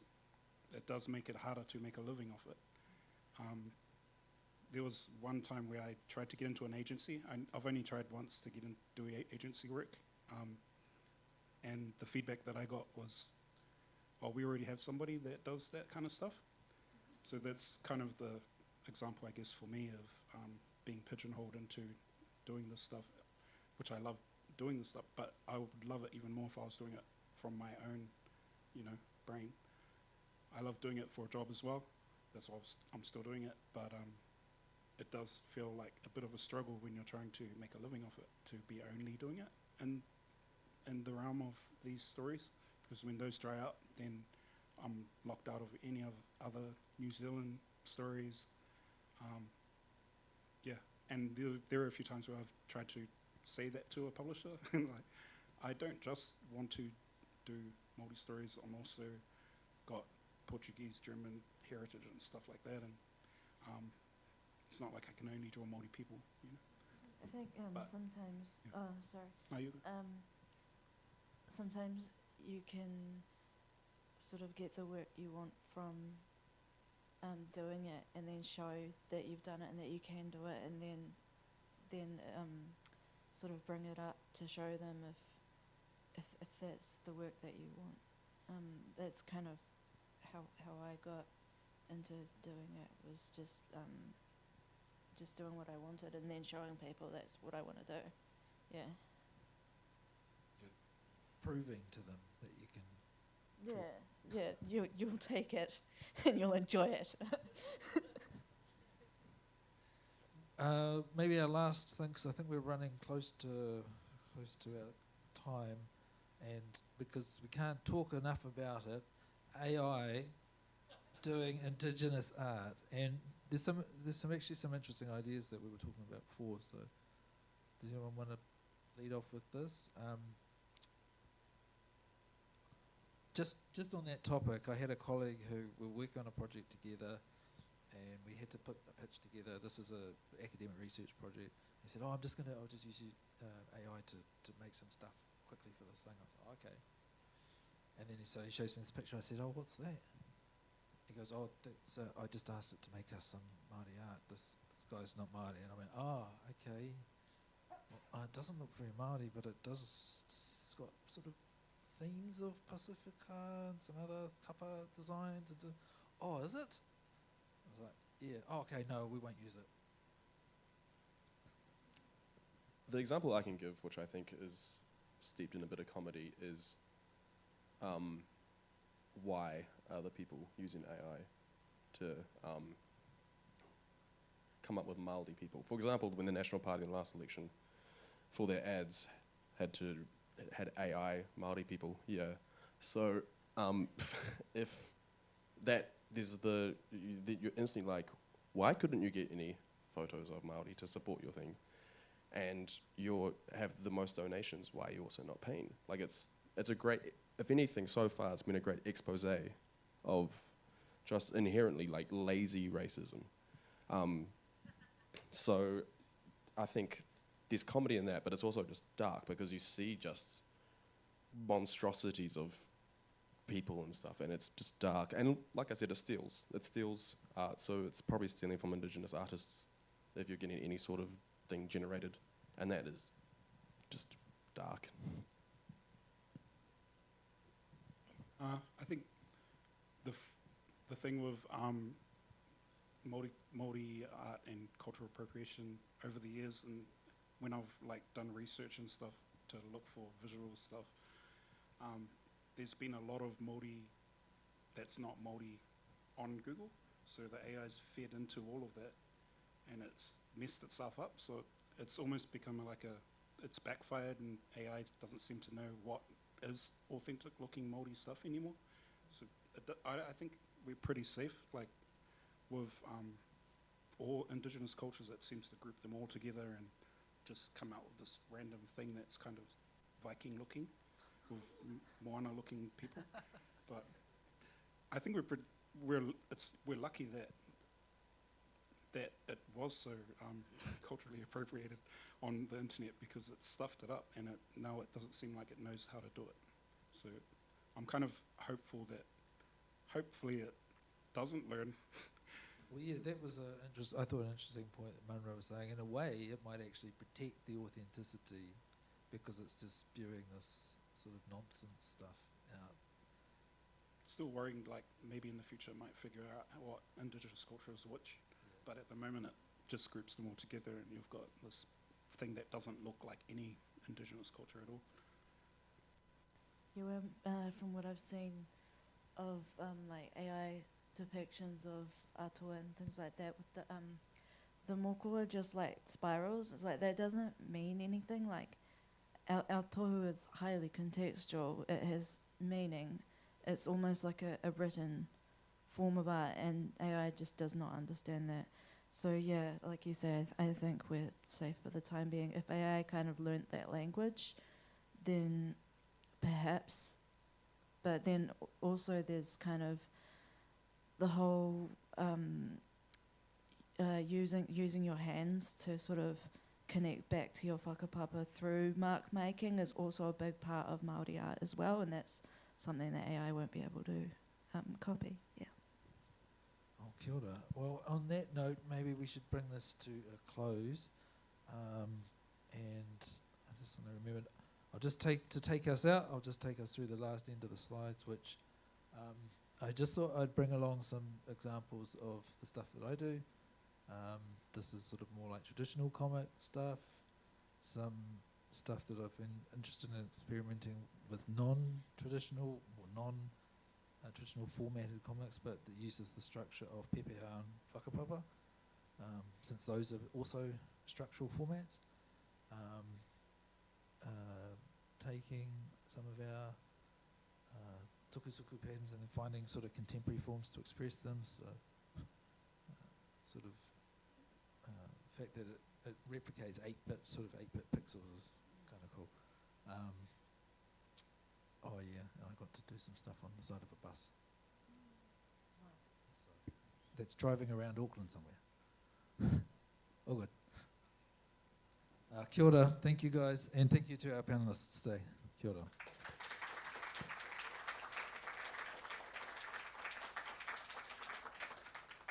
I don't know if we've got time for questions. Probably not, but if you want to come chat, I'm sure you can track us down.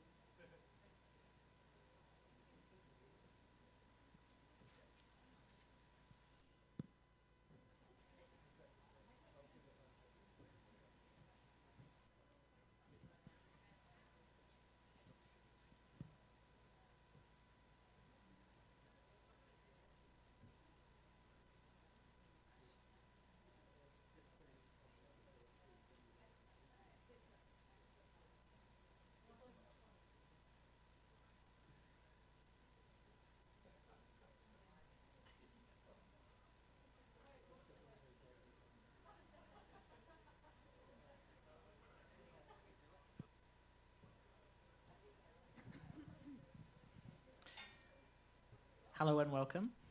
Tēnā koutou. Ko Sam tōku ingoa. I'm Sam, and this is our final panel for ComicFest for 2024. It's a celebration of our 10 years of doing ComicFest, and we've brought along some ComicFest legends and comic legends.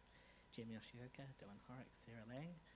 Do you want to introduce yourselves and tell the crowd a little bit about the sorts of comics that you make? Kia ora koutou, ko Jem tōku ingoa. Yep, I have been drawing since I was about 2 years old, and yeah, haven't stopped. What kind of comics I draw? So I got into comics via web comics, really, and that was sort of the main way that I was finding and expressing myself, and I guess it's kind of like double indie almost, because it's like there's kind of no rules in that space, yeah, it was a really great way for me to find my voice, find my audience, and find what kind of storyteller that I really wanted to be. And now I'm working on my debut graphic novel, which will be coming out in 2025, as long as I can keep to my deadlines. Yeah, and it's referencing stories, referencing Japanese folklore and those kinds of things from my heritage. So I find that my work is very much inspired and connected to the journey that I've been on, connecting in with my Japanese heritage, as well as just what kind of storyteller I want to be, and that evolves and changes. But it's definitely just feels like it's getting richer like each year that I'm working on my stories. It's it's something that's only getting better the more I work on it. Yeah. Kia ora koutou. So I'm Dylan, and this is like an AA meeting. My name's Dylan, and I draw comics. Hi, Dylan. I've been doing it for so long. Apparently my first words were Donald Duck, which is true, apparently, according to both my parents independently verifying it. So yes, I've been obsessed with comics my entire life. And I've done, I don't know, graphic novels, comic strips, comic books, zines, political cartooning. Yeah. These days I'm mostly drawing comics about Dungeons and Dragons.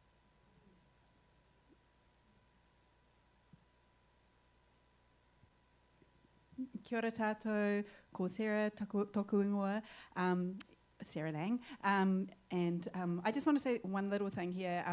It's been an amazing day. I feel so enriched by all of this wonderful comic talk. It's very easy to become despairing as a lone cartoonist at my dining room table. So it's just so wonderful to be surrounded by people who make comics and people who love comics. So thank you so much, Sam, and everybody at Te Puna Mātauranga, is that right? The National Library, and of course the Wellington Library. And I can see Monty up there in the audience, and like I remember talking about the ComicFest back in 2015 with him, and yeah. Anyway, sorry, I'm meant to be talking about myself. And this is the one thing I wanted to say before I start talking about myself, is that my grandmother was a clerk at this National Library.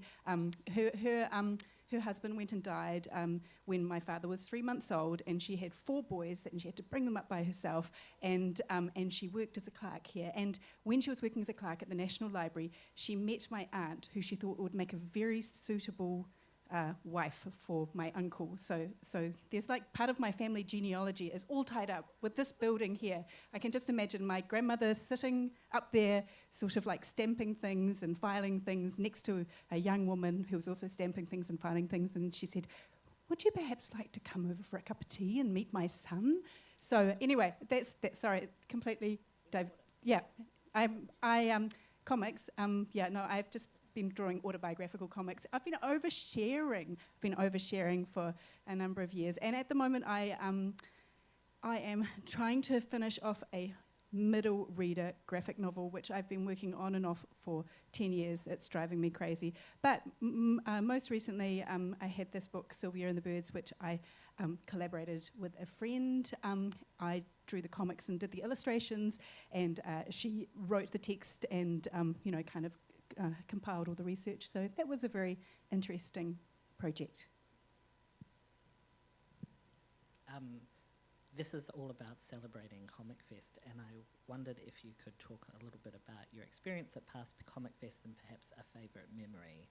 I've been reflecting on my experiences of ComicFest, and the first one I got invited to, I inexplicably spent the whole time talking about poo. But I wondered if anyone had different memories. I think I was on that panel. I just couldn't stop. Like, it just, the flow started and it just... You might need to get that looked at, Sam.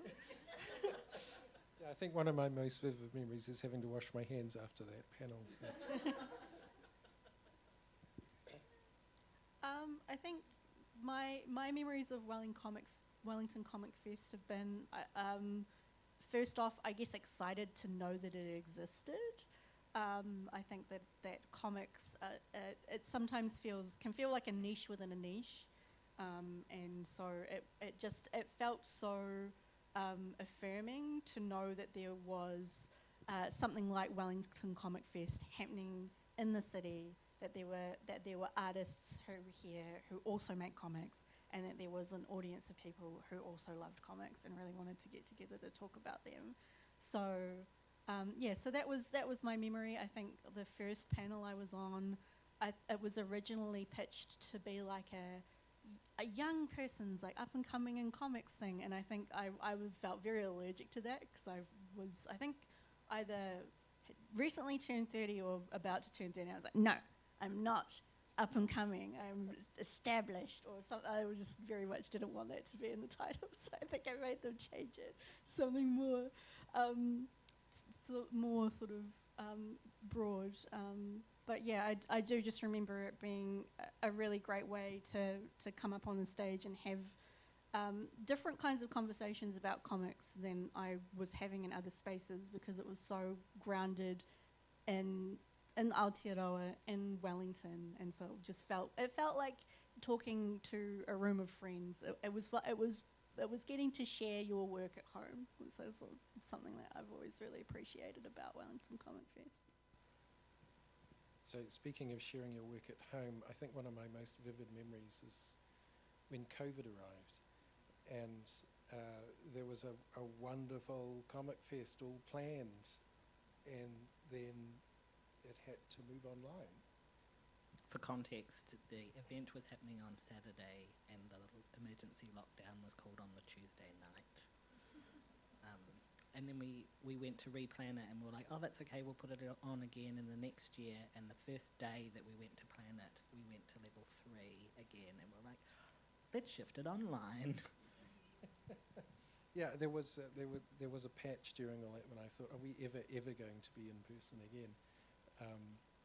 That was a dark time for Comic Fest, but you pulled it off. You did it online, and actually people could enjoy it from the comfort of their own homes.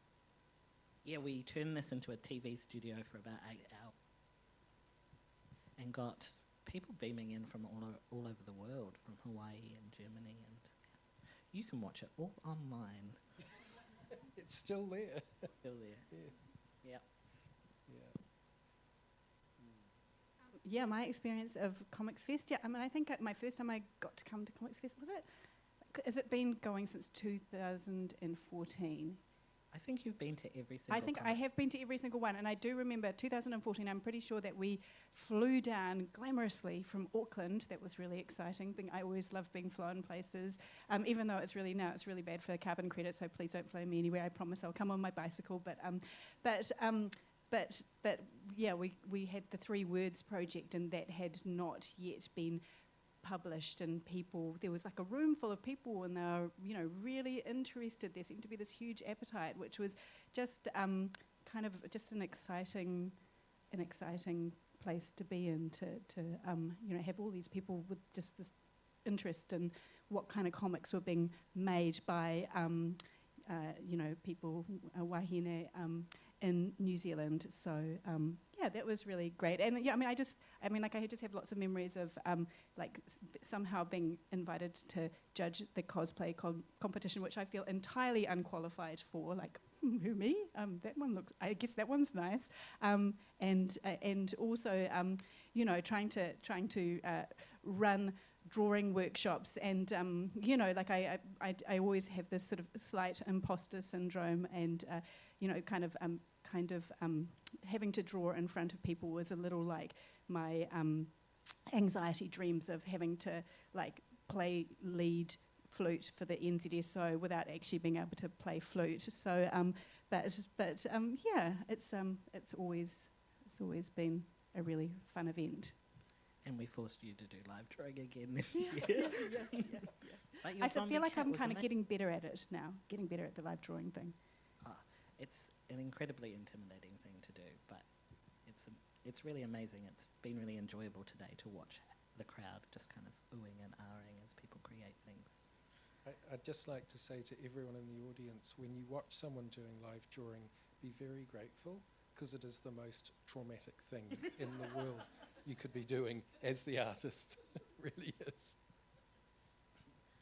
I think you kind of talked about this at the start, but comics can be a fairly solitary venture, and how important is events that kind of show that you're connected to a community, and both a community of creators but also a community of readers as well?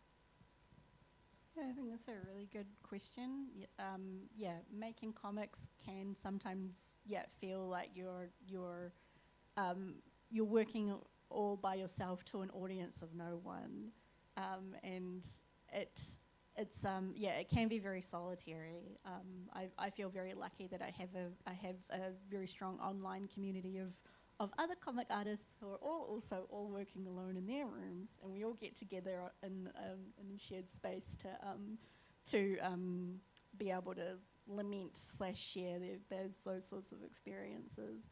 But it's definitely very nice to be forced out of my little drawing cave and out into the world, and to kind of reflect back and have it's a time to kind of get out of the detail and really think about the broader context of my work and where it sits in relation to my peers and fellow creators, and also the way that can connect in with the audiences. So it's I always do really like this. I love having lots of things. I have so much to say about comics, so much to say. So it's nice to have space to just literally hold the mic. To share some of these things with people who are hopefully interested in hearing them. Yeah, my family are really grateful for events like this. So for a few weeks, they don't have to hear about me talking about comics. I do think, so this is going to sound like a humble brag, but I've been to festivals all over the world, comics festivals over the world, and every single one I go to, the feeling I get, there's two things I get, and one of them is, oh, I get these people. It's like there's this global kind of, or I guess there's multiple global comics communities, but they overlap geography. They're spread around the world. And even when we have language issues, there's a lot that we can still share. But also just that every place I've been, the festival is absolutely the centre of the year for those cartoonists. It's where they, as you say, you meet audiences, which makes it's a nice change when you just sit there alone at home. But actually, you meet each other, and there's the after festival. There's when people are sitting in the bar that night, and we talk about everything. But seeing each other's panels. Hanging out over lunch, you learn so much, and you feel less anxious about, is what I'm doing even with Weil, is it, am I going off on some completely bonkers sidetrack? You realize, oh, everyone's wrestling with this, and we're all, and you see, the other thing, you mentioned the workshops. The first time I did ComicFest, I ran a workshop And there were people coming into that workshop who'd not shown their comics to anyone before. And they were amazing, absolutely wonderful. And, all the festivals and conventions and zine fests and things I've gone to over the years, there's times I've encountered someone who it was their first ever zine and they were sharing it with the world. And then, like 10 years later, they're a big name and they're doing all sorts of amazing things. Actually, I remember picking up one of Izzy Joy's, one of Isabel Te White's zines at a zine fest just before Huia picked up their work. And it was just, it's not just the cartoonists who are already on panels and things, it's also all the cartoonists out here in the room make this a really exciting event. Yeah, which that reminds me that actually I went to one of your little courses, Dylan, before I was regularly doing comics. It was at the City Gallery, and I think you were just like, everybody can draw. But I think you just like showed us kind of really simple facial expressions, but it was a really lovely event. And then like another kind of like really seminal moment for me as well was, I just launched my little blog and I was putting my, kind of badly drawn pictures online every single week, and then I think I ran into you, Dylan, at Storylines, and I said, I'm drawing some comics. I put them on a blog, and then Dylan was like, what's your name? Blah blah blah. Friend me on Facebook, and then Dylan liked my comics and he shared them, and then I was like, I might actually be a cartoonist because Dylan Horrocks liked my comics, and so and he shared them, and then other people liked them. So I mean, like I kind of think that those, absolutely those kind of connections that you make, like meeting people in real life, and just kind of like, having just like a tiny little, like, I see you, I see what you're doing, I think what you're doing is good. I mean, like, they're just absolutely just like invaluable moments. In fact, I think I just like, basically, sometimes I lie there and go, how did I get to be in this place in the world? And like, why am I not like the CEO earning stacks of cash? But actually, I mean, I think I'd be a terrible CEO. But I mean, I kind of think it's all because my like seventh form English teacher liked my poem. That's what sent me off in this spiral of low income earning. We're back to the AA meeting now. Yeah, well, we are.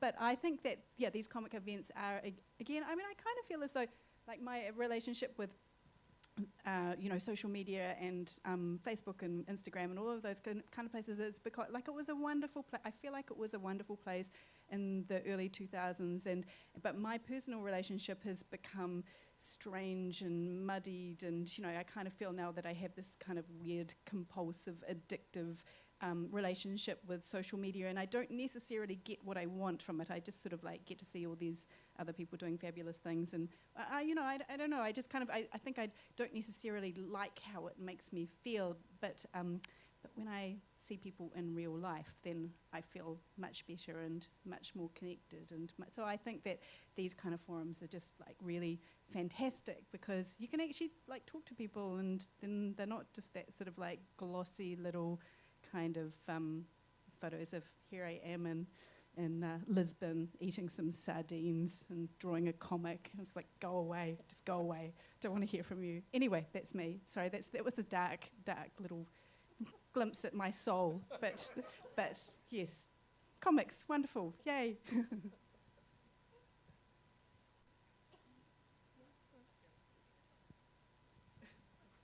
I'll just say, if you want to see more dark glimpses of Sarah's soul, her comics are online and in print upstairs at Graphic.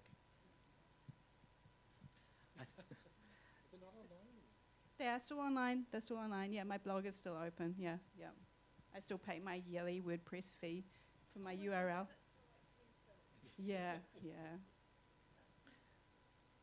I think you just segued really nicely into my next question, which was thinking about the early 2000s and the early 2010s. It felt like there was a real excitement about the internet and new platforms that were emerging and webcomics and the opportunities for that.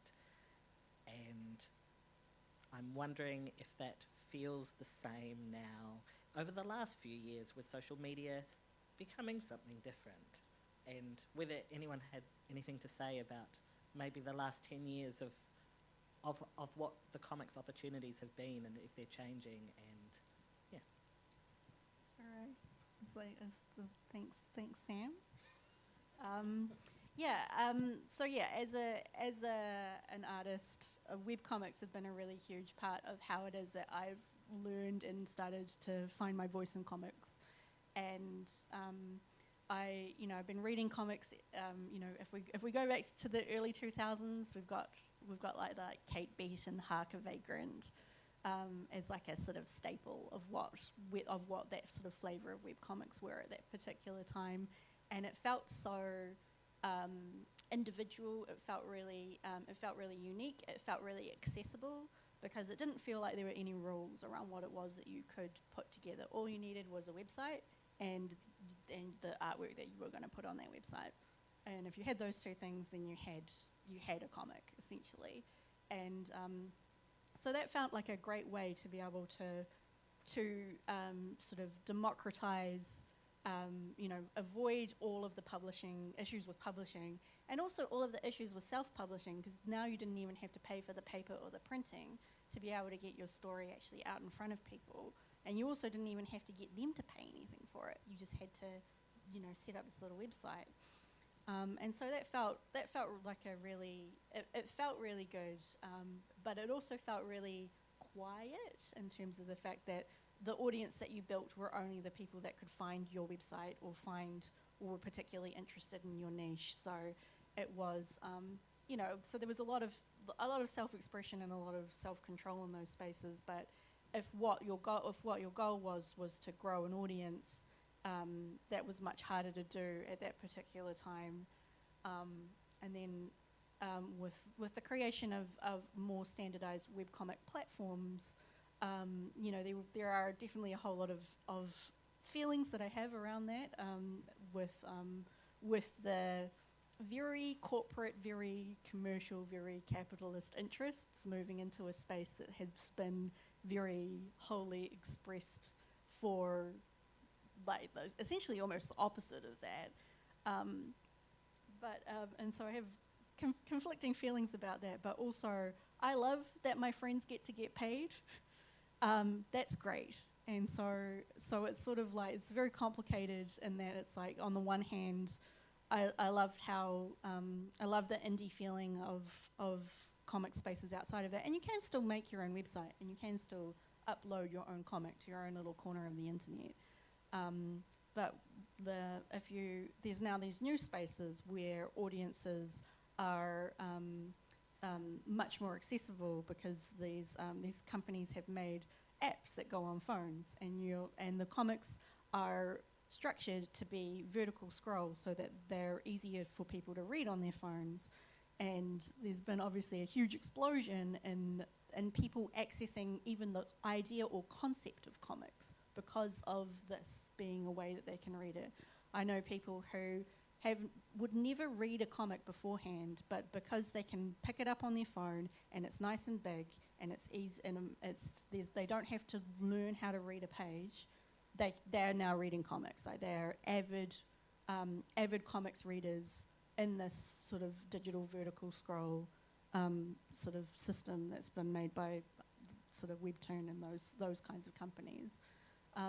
So yeah, I don't know. It's definitely a mixed feeling.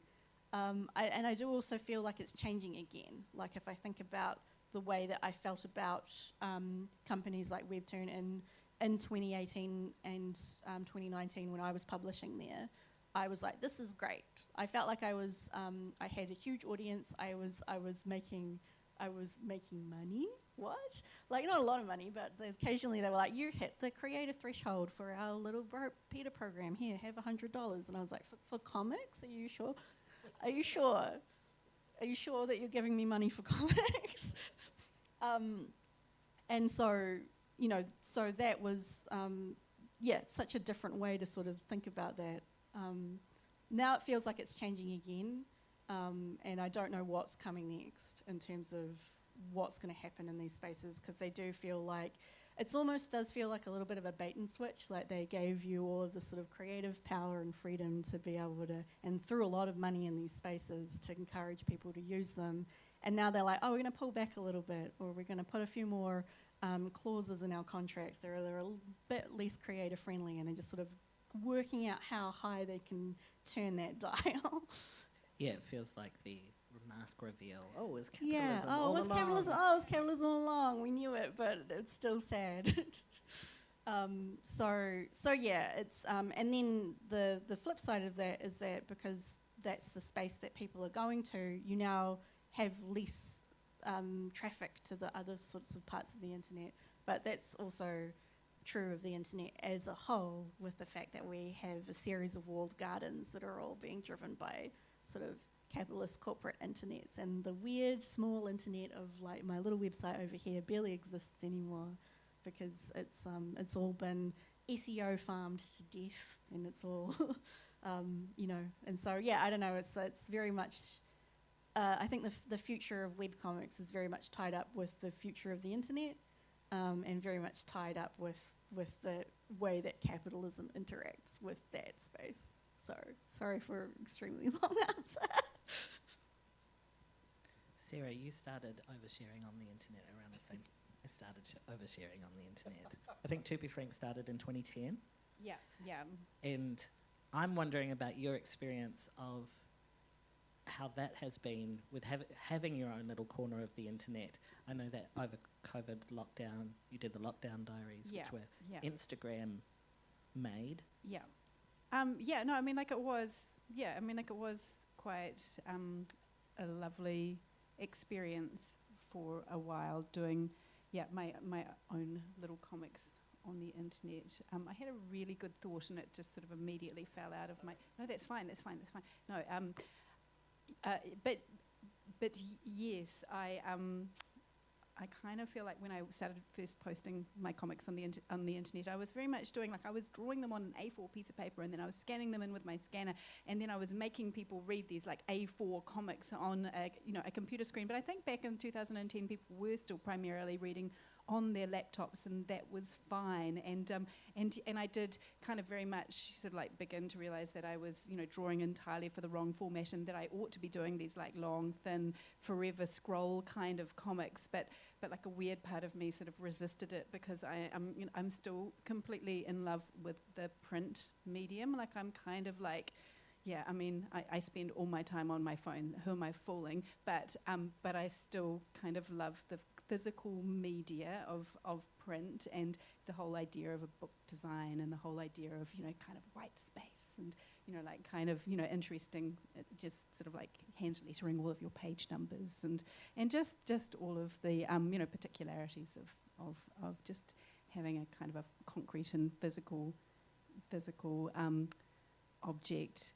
But yes, I mean, but when I went and swapped over to Instagram, of course, I think I began doing the kind of single panel, like making 10 panel comics, just because 10 panels was what was allowed on the Instagram platform. And I mean, I guess we do always very much kind of create for our own particular mediums. And I mean, like, it's kind of interesting what kind of stories we tell, driven by the mediums, the vehicles that we've chosen. So, I mean, like, the 10 panel Instagram comic insists on a short comic, but I guess the forever scroll of a webtoon comic, I mean, you can just keep on going forever and ever. And I mean, I think it was very exciting for me as well. Sorry, I'm doing the microphone hog thing, but it was very exciting when people suddenly realized they could do this bottomless scroll. And I remember, was it like Lee Chen or something, and she did that kind of really cool comic where you just like scrolled and scrolled and scrolled, and then suddenly there was like a picture at the bottom, and it was like, whew, that blew my mind, from like an old school A4 pad kind of person. It's like, you can do that and it's comics. That's amazing. Yeah, but yes, I mean, again, I mean, like, I'm like a Gen Xer who grew up on Tintin and Asterix comics and that very kind of like traditional thin format. So there is part of me which is like, please print, never die print. But yeah. I guess the internet, in the golden age of the internet, back in the day, even I feel like social media even had a golden age, and I both made a lot of new friends some of whom are still good friends, comics people around the world and around the country, but also was able to talk with my existing friends a lot more. And it really did help to generate a very strong sense of ongoing community. And I feel like that, for a while, that was great. And then, I'm trying not to swear, but the best word that describes all this is Cory Doctorow's word about the processes of the internet, which is, am I allowed to? It's in-shitification. And it's this process that every single platform on the internet has gone through. And it's capitalism. It's like, first you get everyone on and it's free and everyone's having a good time and we're all providing the content and everything. And then at a certain point they need to monetize. And I feel like the entire internet's now become this content creation, monetization, algorithmic space, and it's just very difficult to maintain that sense of community. So all of the networks of people that I really reveled in for about 15 years there, all those old friends that we'd keep in touch, we don't anymore. Like the internet's, it's a very hard place now to just maintain that quite free, open sense of community. I feel like everybody kind of like jumped over to little kind of WhatsApp groups, little private groups where they could all kind of chat away amongst themselves, and conversations were no longer so democratic and public, and you could just sort of like leap in and, you know, chat to some comic superstar from the States or from Finland or something like that. It was, no longer so accessible. Everybody retreated into their internet hidey holes. I mean, I think there's also that kind of sinister thing as well, that everything that we upload onto the internet, we know now some AI bot is like machine learning our style, and like the more stuff we put on the internet, the more we can be replicated and, of course, annihilated when all the Daleks turn up. So, yeah. I do also think it's a little bit a result of the pandemic. Like, I think that because we went through a phase of not being able to access each other directly in person, or experiences of us actually connecting directly in person with people, the internet became a space and home for us during that time. It was a solace because it was the only way that we could connect with each other. And I do feel like since spaces where we can actually meet in person have opened back up, I feel like there has been a little bit of a mass exodus from those spaces, from people that are now no longer seeking that kind of connection or at that level of frequency that they previously were, and they moved on to other things that are more impersonal or away from that kind of infinite need for infinite content. But the corporate need for infinite content has not decreased. The appetite is only increasing, and so I feel like there's a conflict there in terms of what it is that we experience as creators, because of the fact that the audience is like, I'm actually outside touching grass. I don't want to go on your website anymore. So what do you do? And I guess there's an opportunity here because New Zealand is so small. Do you think that, I've been thinking about 3 words and the profound impact that had on the comics community in Aotearoa, and forcing some really powerful and important conversations to happen, and sometimes quite painful ones as well. And I'm wondering, is New Zealand kind of unique in its smallness, given that everyone is connected, to be able to come together, or does that make it harder to build community? This is a curly question. Yes. Both. I'm going to say both. I think sometimes being an artist or creator in New Zealand, it's very easy to feel like you're the only one in your sort of in your little pocket. You're like, it's just me and the rest of the world, and that's fine. And you kind of forget that other people exist and are right here, and actually that we could build that community. So I think it's we're so used to there being not that many people interested in what it is that we do that kind of forget that it is, no, there's enough of us. There's dozens. We can get together. And so So I think it is hard to even just remember that you don't have to go overseas to seek that sort of connection. Yeah, but and in terms of that sort of the small community, and also people having difficult conversations over the whole kind of 3 words. I mean, that was kind of, to me, like that was my first step into internet Facebook controversy, where, you know, like people were suddenly flaming each other and people were suddenly like leaving groups and sort of like making these kind of huge, and I was just like, what have we done, what have we done, what have we done? And of course I'm very conflict averse, and like, you know, I just sort of like to sort of like skulk out the back door when anybody's having a fight. So yeah, and then then it's like, no, I should like stand up and make a stand. But then like it turns into internet fighting, which we all know is like a terribly unconstructive kind of place to fight. For people who don't know about 3 words, do you want to give a little brief? Oh, sure. Well, I mean, it was just it is an anthology of, it had, 60 women cartoonists with the works, and they were all kind of given 3 words, and they swapped their words, and they all had to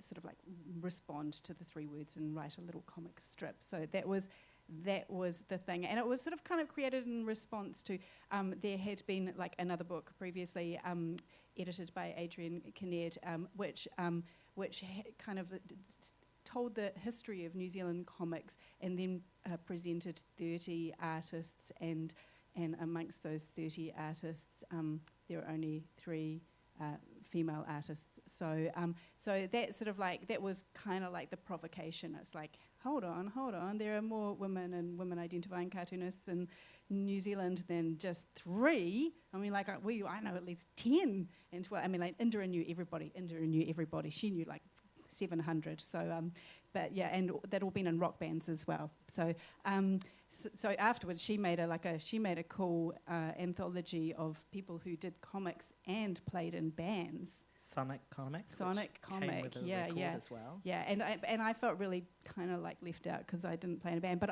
I now play in a band, so I can now be in Sonic Comic. So if there's another one, can I please Anyway, yes, that's the background to 3 words, and it was published by Beatnik, and it's still like, I mean, like I kind of was like vaguely thinking, maybe we should do that. Maybe we should do that again. Maybe we should make another kind of survey book of, people making comics in New Zealand. So, yeah. And for many people as well, it was their first time being published, which was a really nice thing. And in fact, it was Giselle Clarkson's first time being published, and now she's like a superstar. So we're like, we published her first. Yeah. The thing I'm really aware of is that in the 1980s, I guess it was the first time I started making comics friends. And for a while it felt like you could find every cartoonist in New Zealand. Like it felt like you could probably put them all in a single room if you worked hard enough. And for a long time, there was a sense that if you paid attention, you were aware of everything that was happening, and you knew of all the people that were publishing comics in New Zealand. You could buy them all, and you'd read them all, and there was time, and it was fine. But by the 2000s, it started to feel like there were a number of scenes. They were kind of fragmenting, and there was a bit more happening, but it was, people were doing different kinds of comics and had different motivations for it. And previously it felt like all those people would just come together, and there were the superhero people and the science fiction comics people and the underground comics people, and they'd all hang out together and put up with all the differences. In the 2000s it started to feel like each of those scenes was getting big enough that they were becoming their own scenes. And also the local manga scene was rising up as well. So it felt like it was fragmenting. And then the last sort of 15 years, it's felt to me like I have no idea what's going on anymore, because there's just so much happening. There's so many people doing comics, and there's so many little subgroups and things that there's no way I could keep up with it. But I think one of the things that that period when 3 words came out and there was a bunch of other things that were happening, it was a reminder to those of us that had been, like I'd been in this role for quite a while of being a kind of advocate for New Zealand comics. And it was a bit of a wake-up call to realise I thought I knew everything that was happening. I didn't know everything that was happening because I was sort of paying attention to the people I knew and to my little circle, and I was looking for certain kinds of comics, and so I think it's really interesting now for someone like me to be looking back, and it's another reason why the New Zealand Cartoon and Comics Archive is such an important thing, because we get to look back and we realise, oh, all these things were going on, I didn't notice, you know. Yeah, really interesting. Yeah, I think comics sneak into everything. I tell all of the other format curators, like, comics are in all of your collections. We'll throw over to questions in a minute, but I thought, as a closing question from me, thinking to 2034, which might send you off into a spiral of another type, but what do you hope for that the comics community in Aotearoa might look like in the next 10 years? It's just a chill question to end the day. The lovely chill question, Sam. Thank you. I mean, I think the thing with comics is that it's such a special and unique way to tell stories, and I think that if I combine that with me thinking about Aotearoa, New Zealand as a country, there's so much here for us to talk about and reference and use within the language of what it is that we've got around us as well. And there's something quite special about making work, you know, from New Zealand. I don't think it needs to be like New Zealand work, but there is a specific kind of voice that I think that we can have here because of being from this place, and that will seep into our work whether we want it to or not, whether we're conscious of it or not. And so I don't know. I think that what I would want for 10 years from now would just be for more people to, you know, to be able to know that there's more people always coming through. Comics are for everybody. They're for everybody to make. They're for everybody to read. And so I just want more.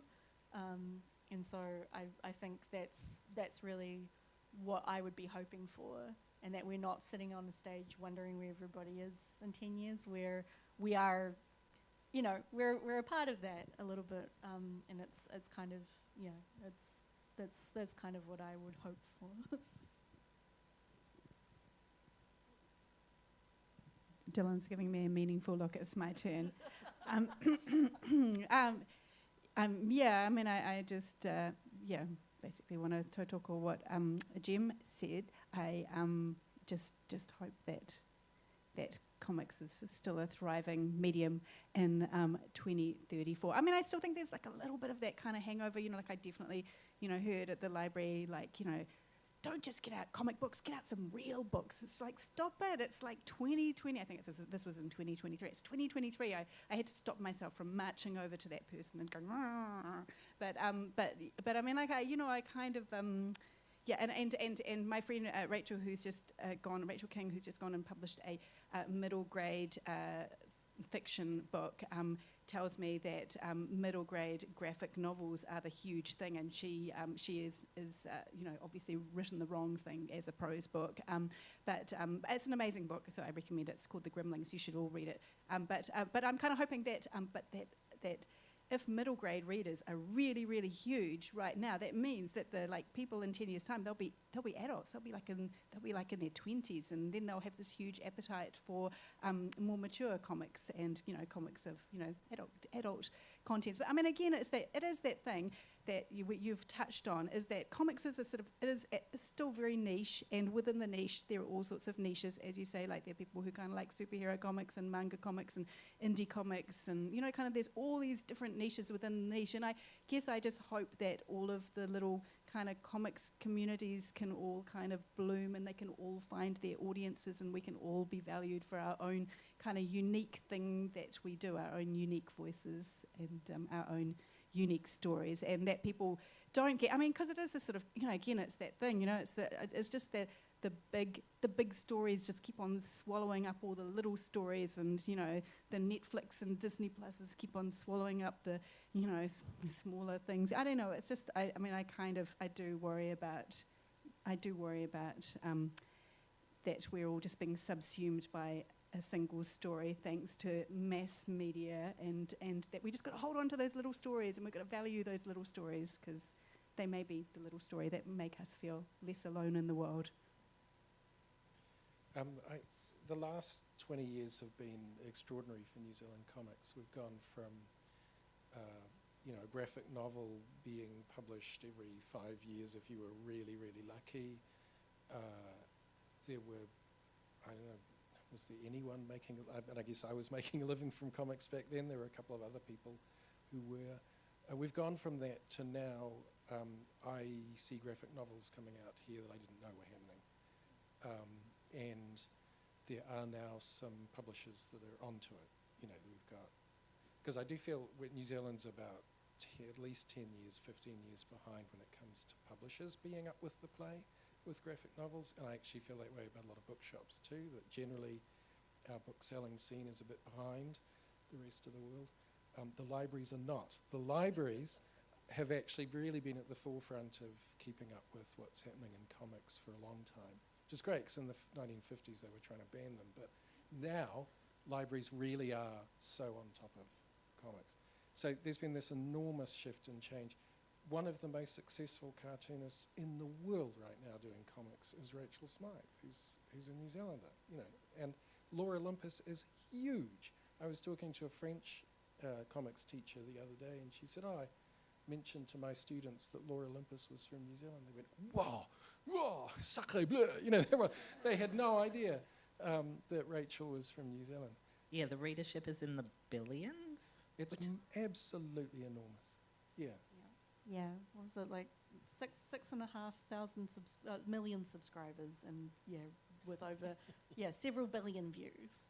Yeah, and so this is an enormous change. There's quite a few people in New Zealand now making a living in comics, and a million, there's many, many more people who aren't making a living from it, but they're producing absolutely extraordinary, powerful, moving work. So my short answer is 10 years from now, I have no idea. No idea what the landscape's going to look like, and that is the most exciting thing imaginable.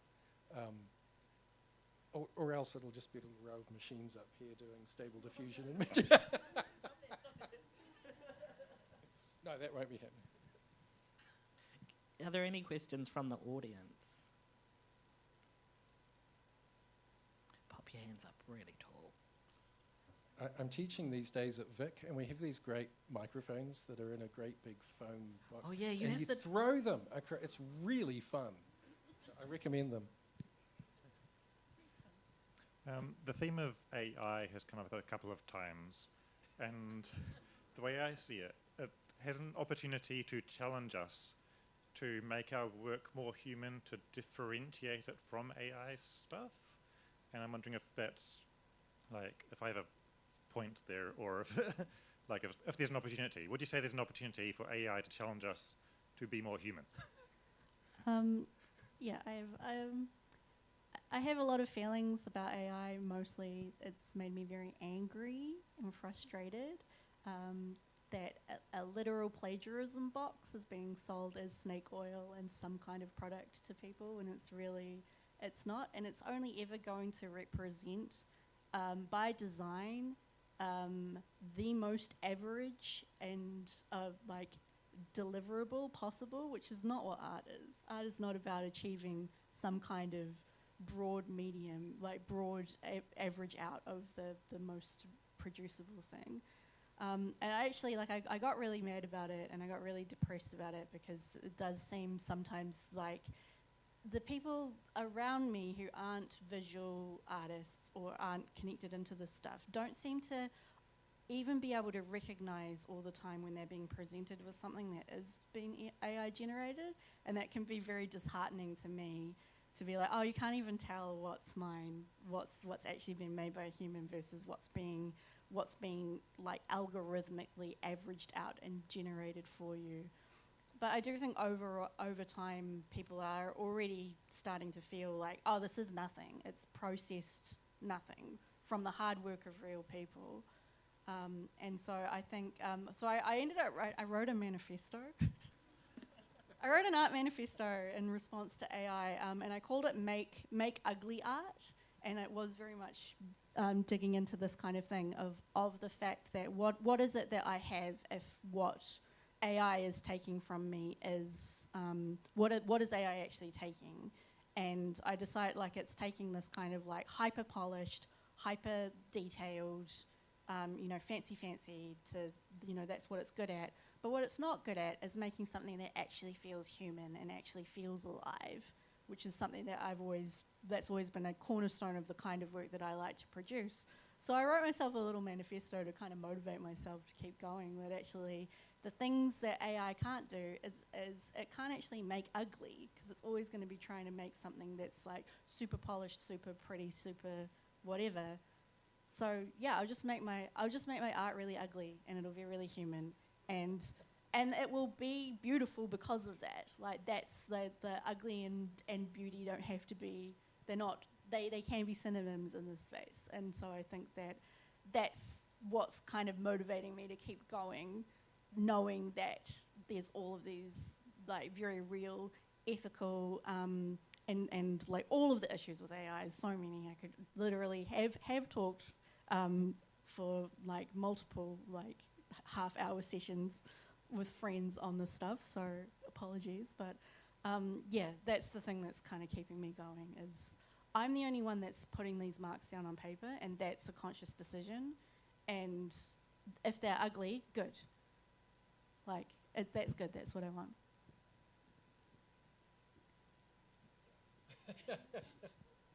what she said. And I do kind of wonder if it's going to turn us all to paper and pen, because, you can't have the little bot do its machine learning thing if everything's on paper and pen. But yeah, anyway. I have to say I'm very struck by how many of our, 19, 20-year-old students really want to get their hands dirty with watercolour and charcoal and collage, and we've had students embroider their comics. I mean, it feels like we certainly have students that are wanting to use AI tools and explore that and do everything really digitally, but I get a thrill when I realise a lot of them are just over that stuff because they want to be human. And I do think that's, let's be human. Whatever the tools are doing and whatever the tools are trying to make us do and whatever the economy is trying to make us do, let's just be living, organic human beings and see what we can make of that. I'm quite happy for AI to lay out financial tables for my graphic design jobs, though. They can do that. They totally can. Yeah. I would accept AI if it could colour in all the eyeballs. That would be all right. If it could just draw horses for me. They can't do hands. They can't even do hands. So. I'll just settle for the eyeballs being coloured in, though, please. To be fair, who can draw hands? I'm really sorry. It's 4:30, and once again, I've done the thing where I've asked too many questions and now run out of time. I'm very sorry. You can write that in your feedback forms. There's lots of evaluations that need to be filled in, so please do so. You can fix that for 2034. Yeah, in 2034 we'll have more Q&A time. I'm online. I'm always happy to chat. Yeah, and I'll be milling about afterwards, so yeah, you can hit me up. I'm only on Blue Sky now, so I don't really go on X, I'm afraid. Can we have a round of applause for our wonderful panelists? And can I just say, can we also have a round of applause for Sam for having organised this and being an amazing cartoonist too? And Neil up there. It's been a huge team effort. There's so many people who are working for months and months and years behind the scenes to put a day like today on, and it's built off the backs of hundreds of thousands of hours of people's passion and work as well. This is a festival that's been going for 10 years, and given the timeline that we live in, That's a remarkable feat. I want to thank Wellington City Libraries and National Library, as it's our joint partnership, we do this together, the Turnbull Endowment Trust, Gecko Press, Te Pou Marama Read NZ, Graphic Comics. Gecko Press, did I already say them? Okay. Thank you for coming along, and don't forget that tomorrow, it's a full comics weekend. Tomorrow at the Victoria University School of Design on Vivian Street. 139 Vivian Street, the big red building. There will be the Comic Studies Symposium that goes from 10 till 4, as well as the Wellington Zine Fest Comic Zine Market. So if you haven't got your fill of comics, which of course you haven't, come along tomorrow. It's going to be great. All right. Enjoy the rest of your day.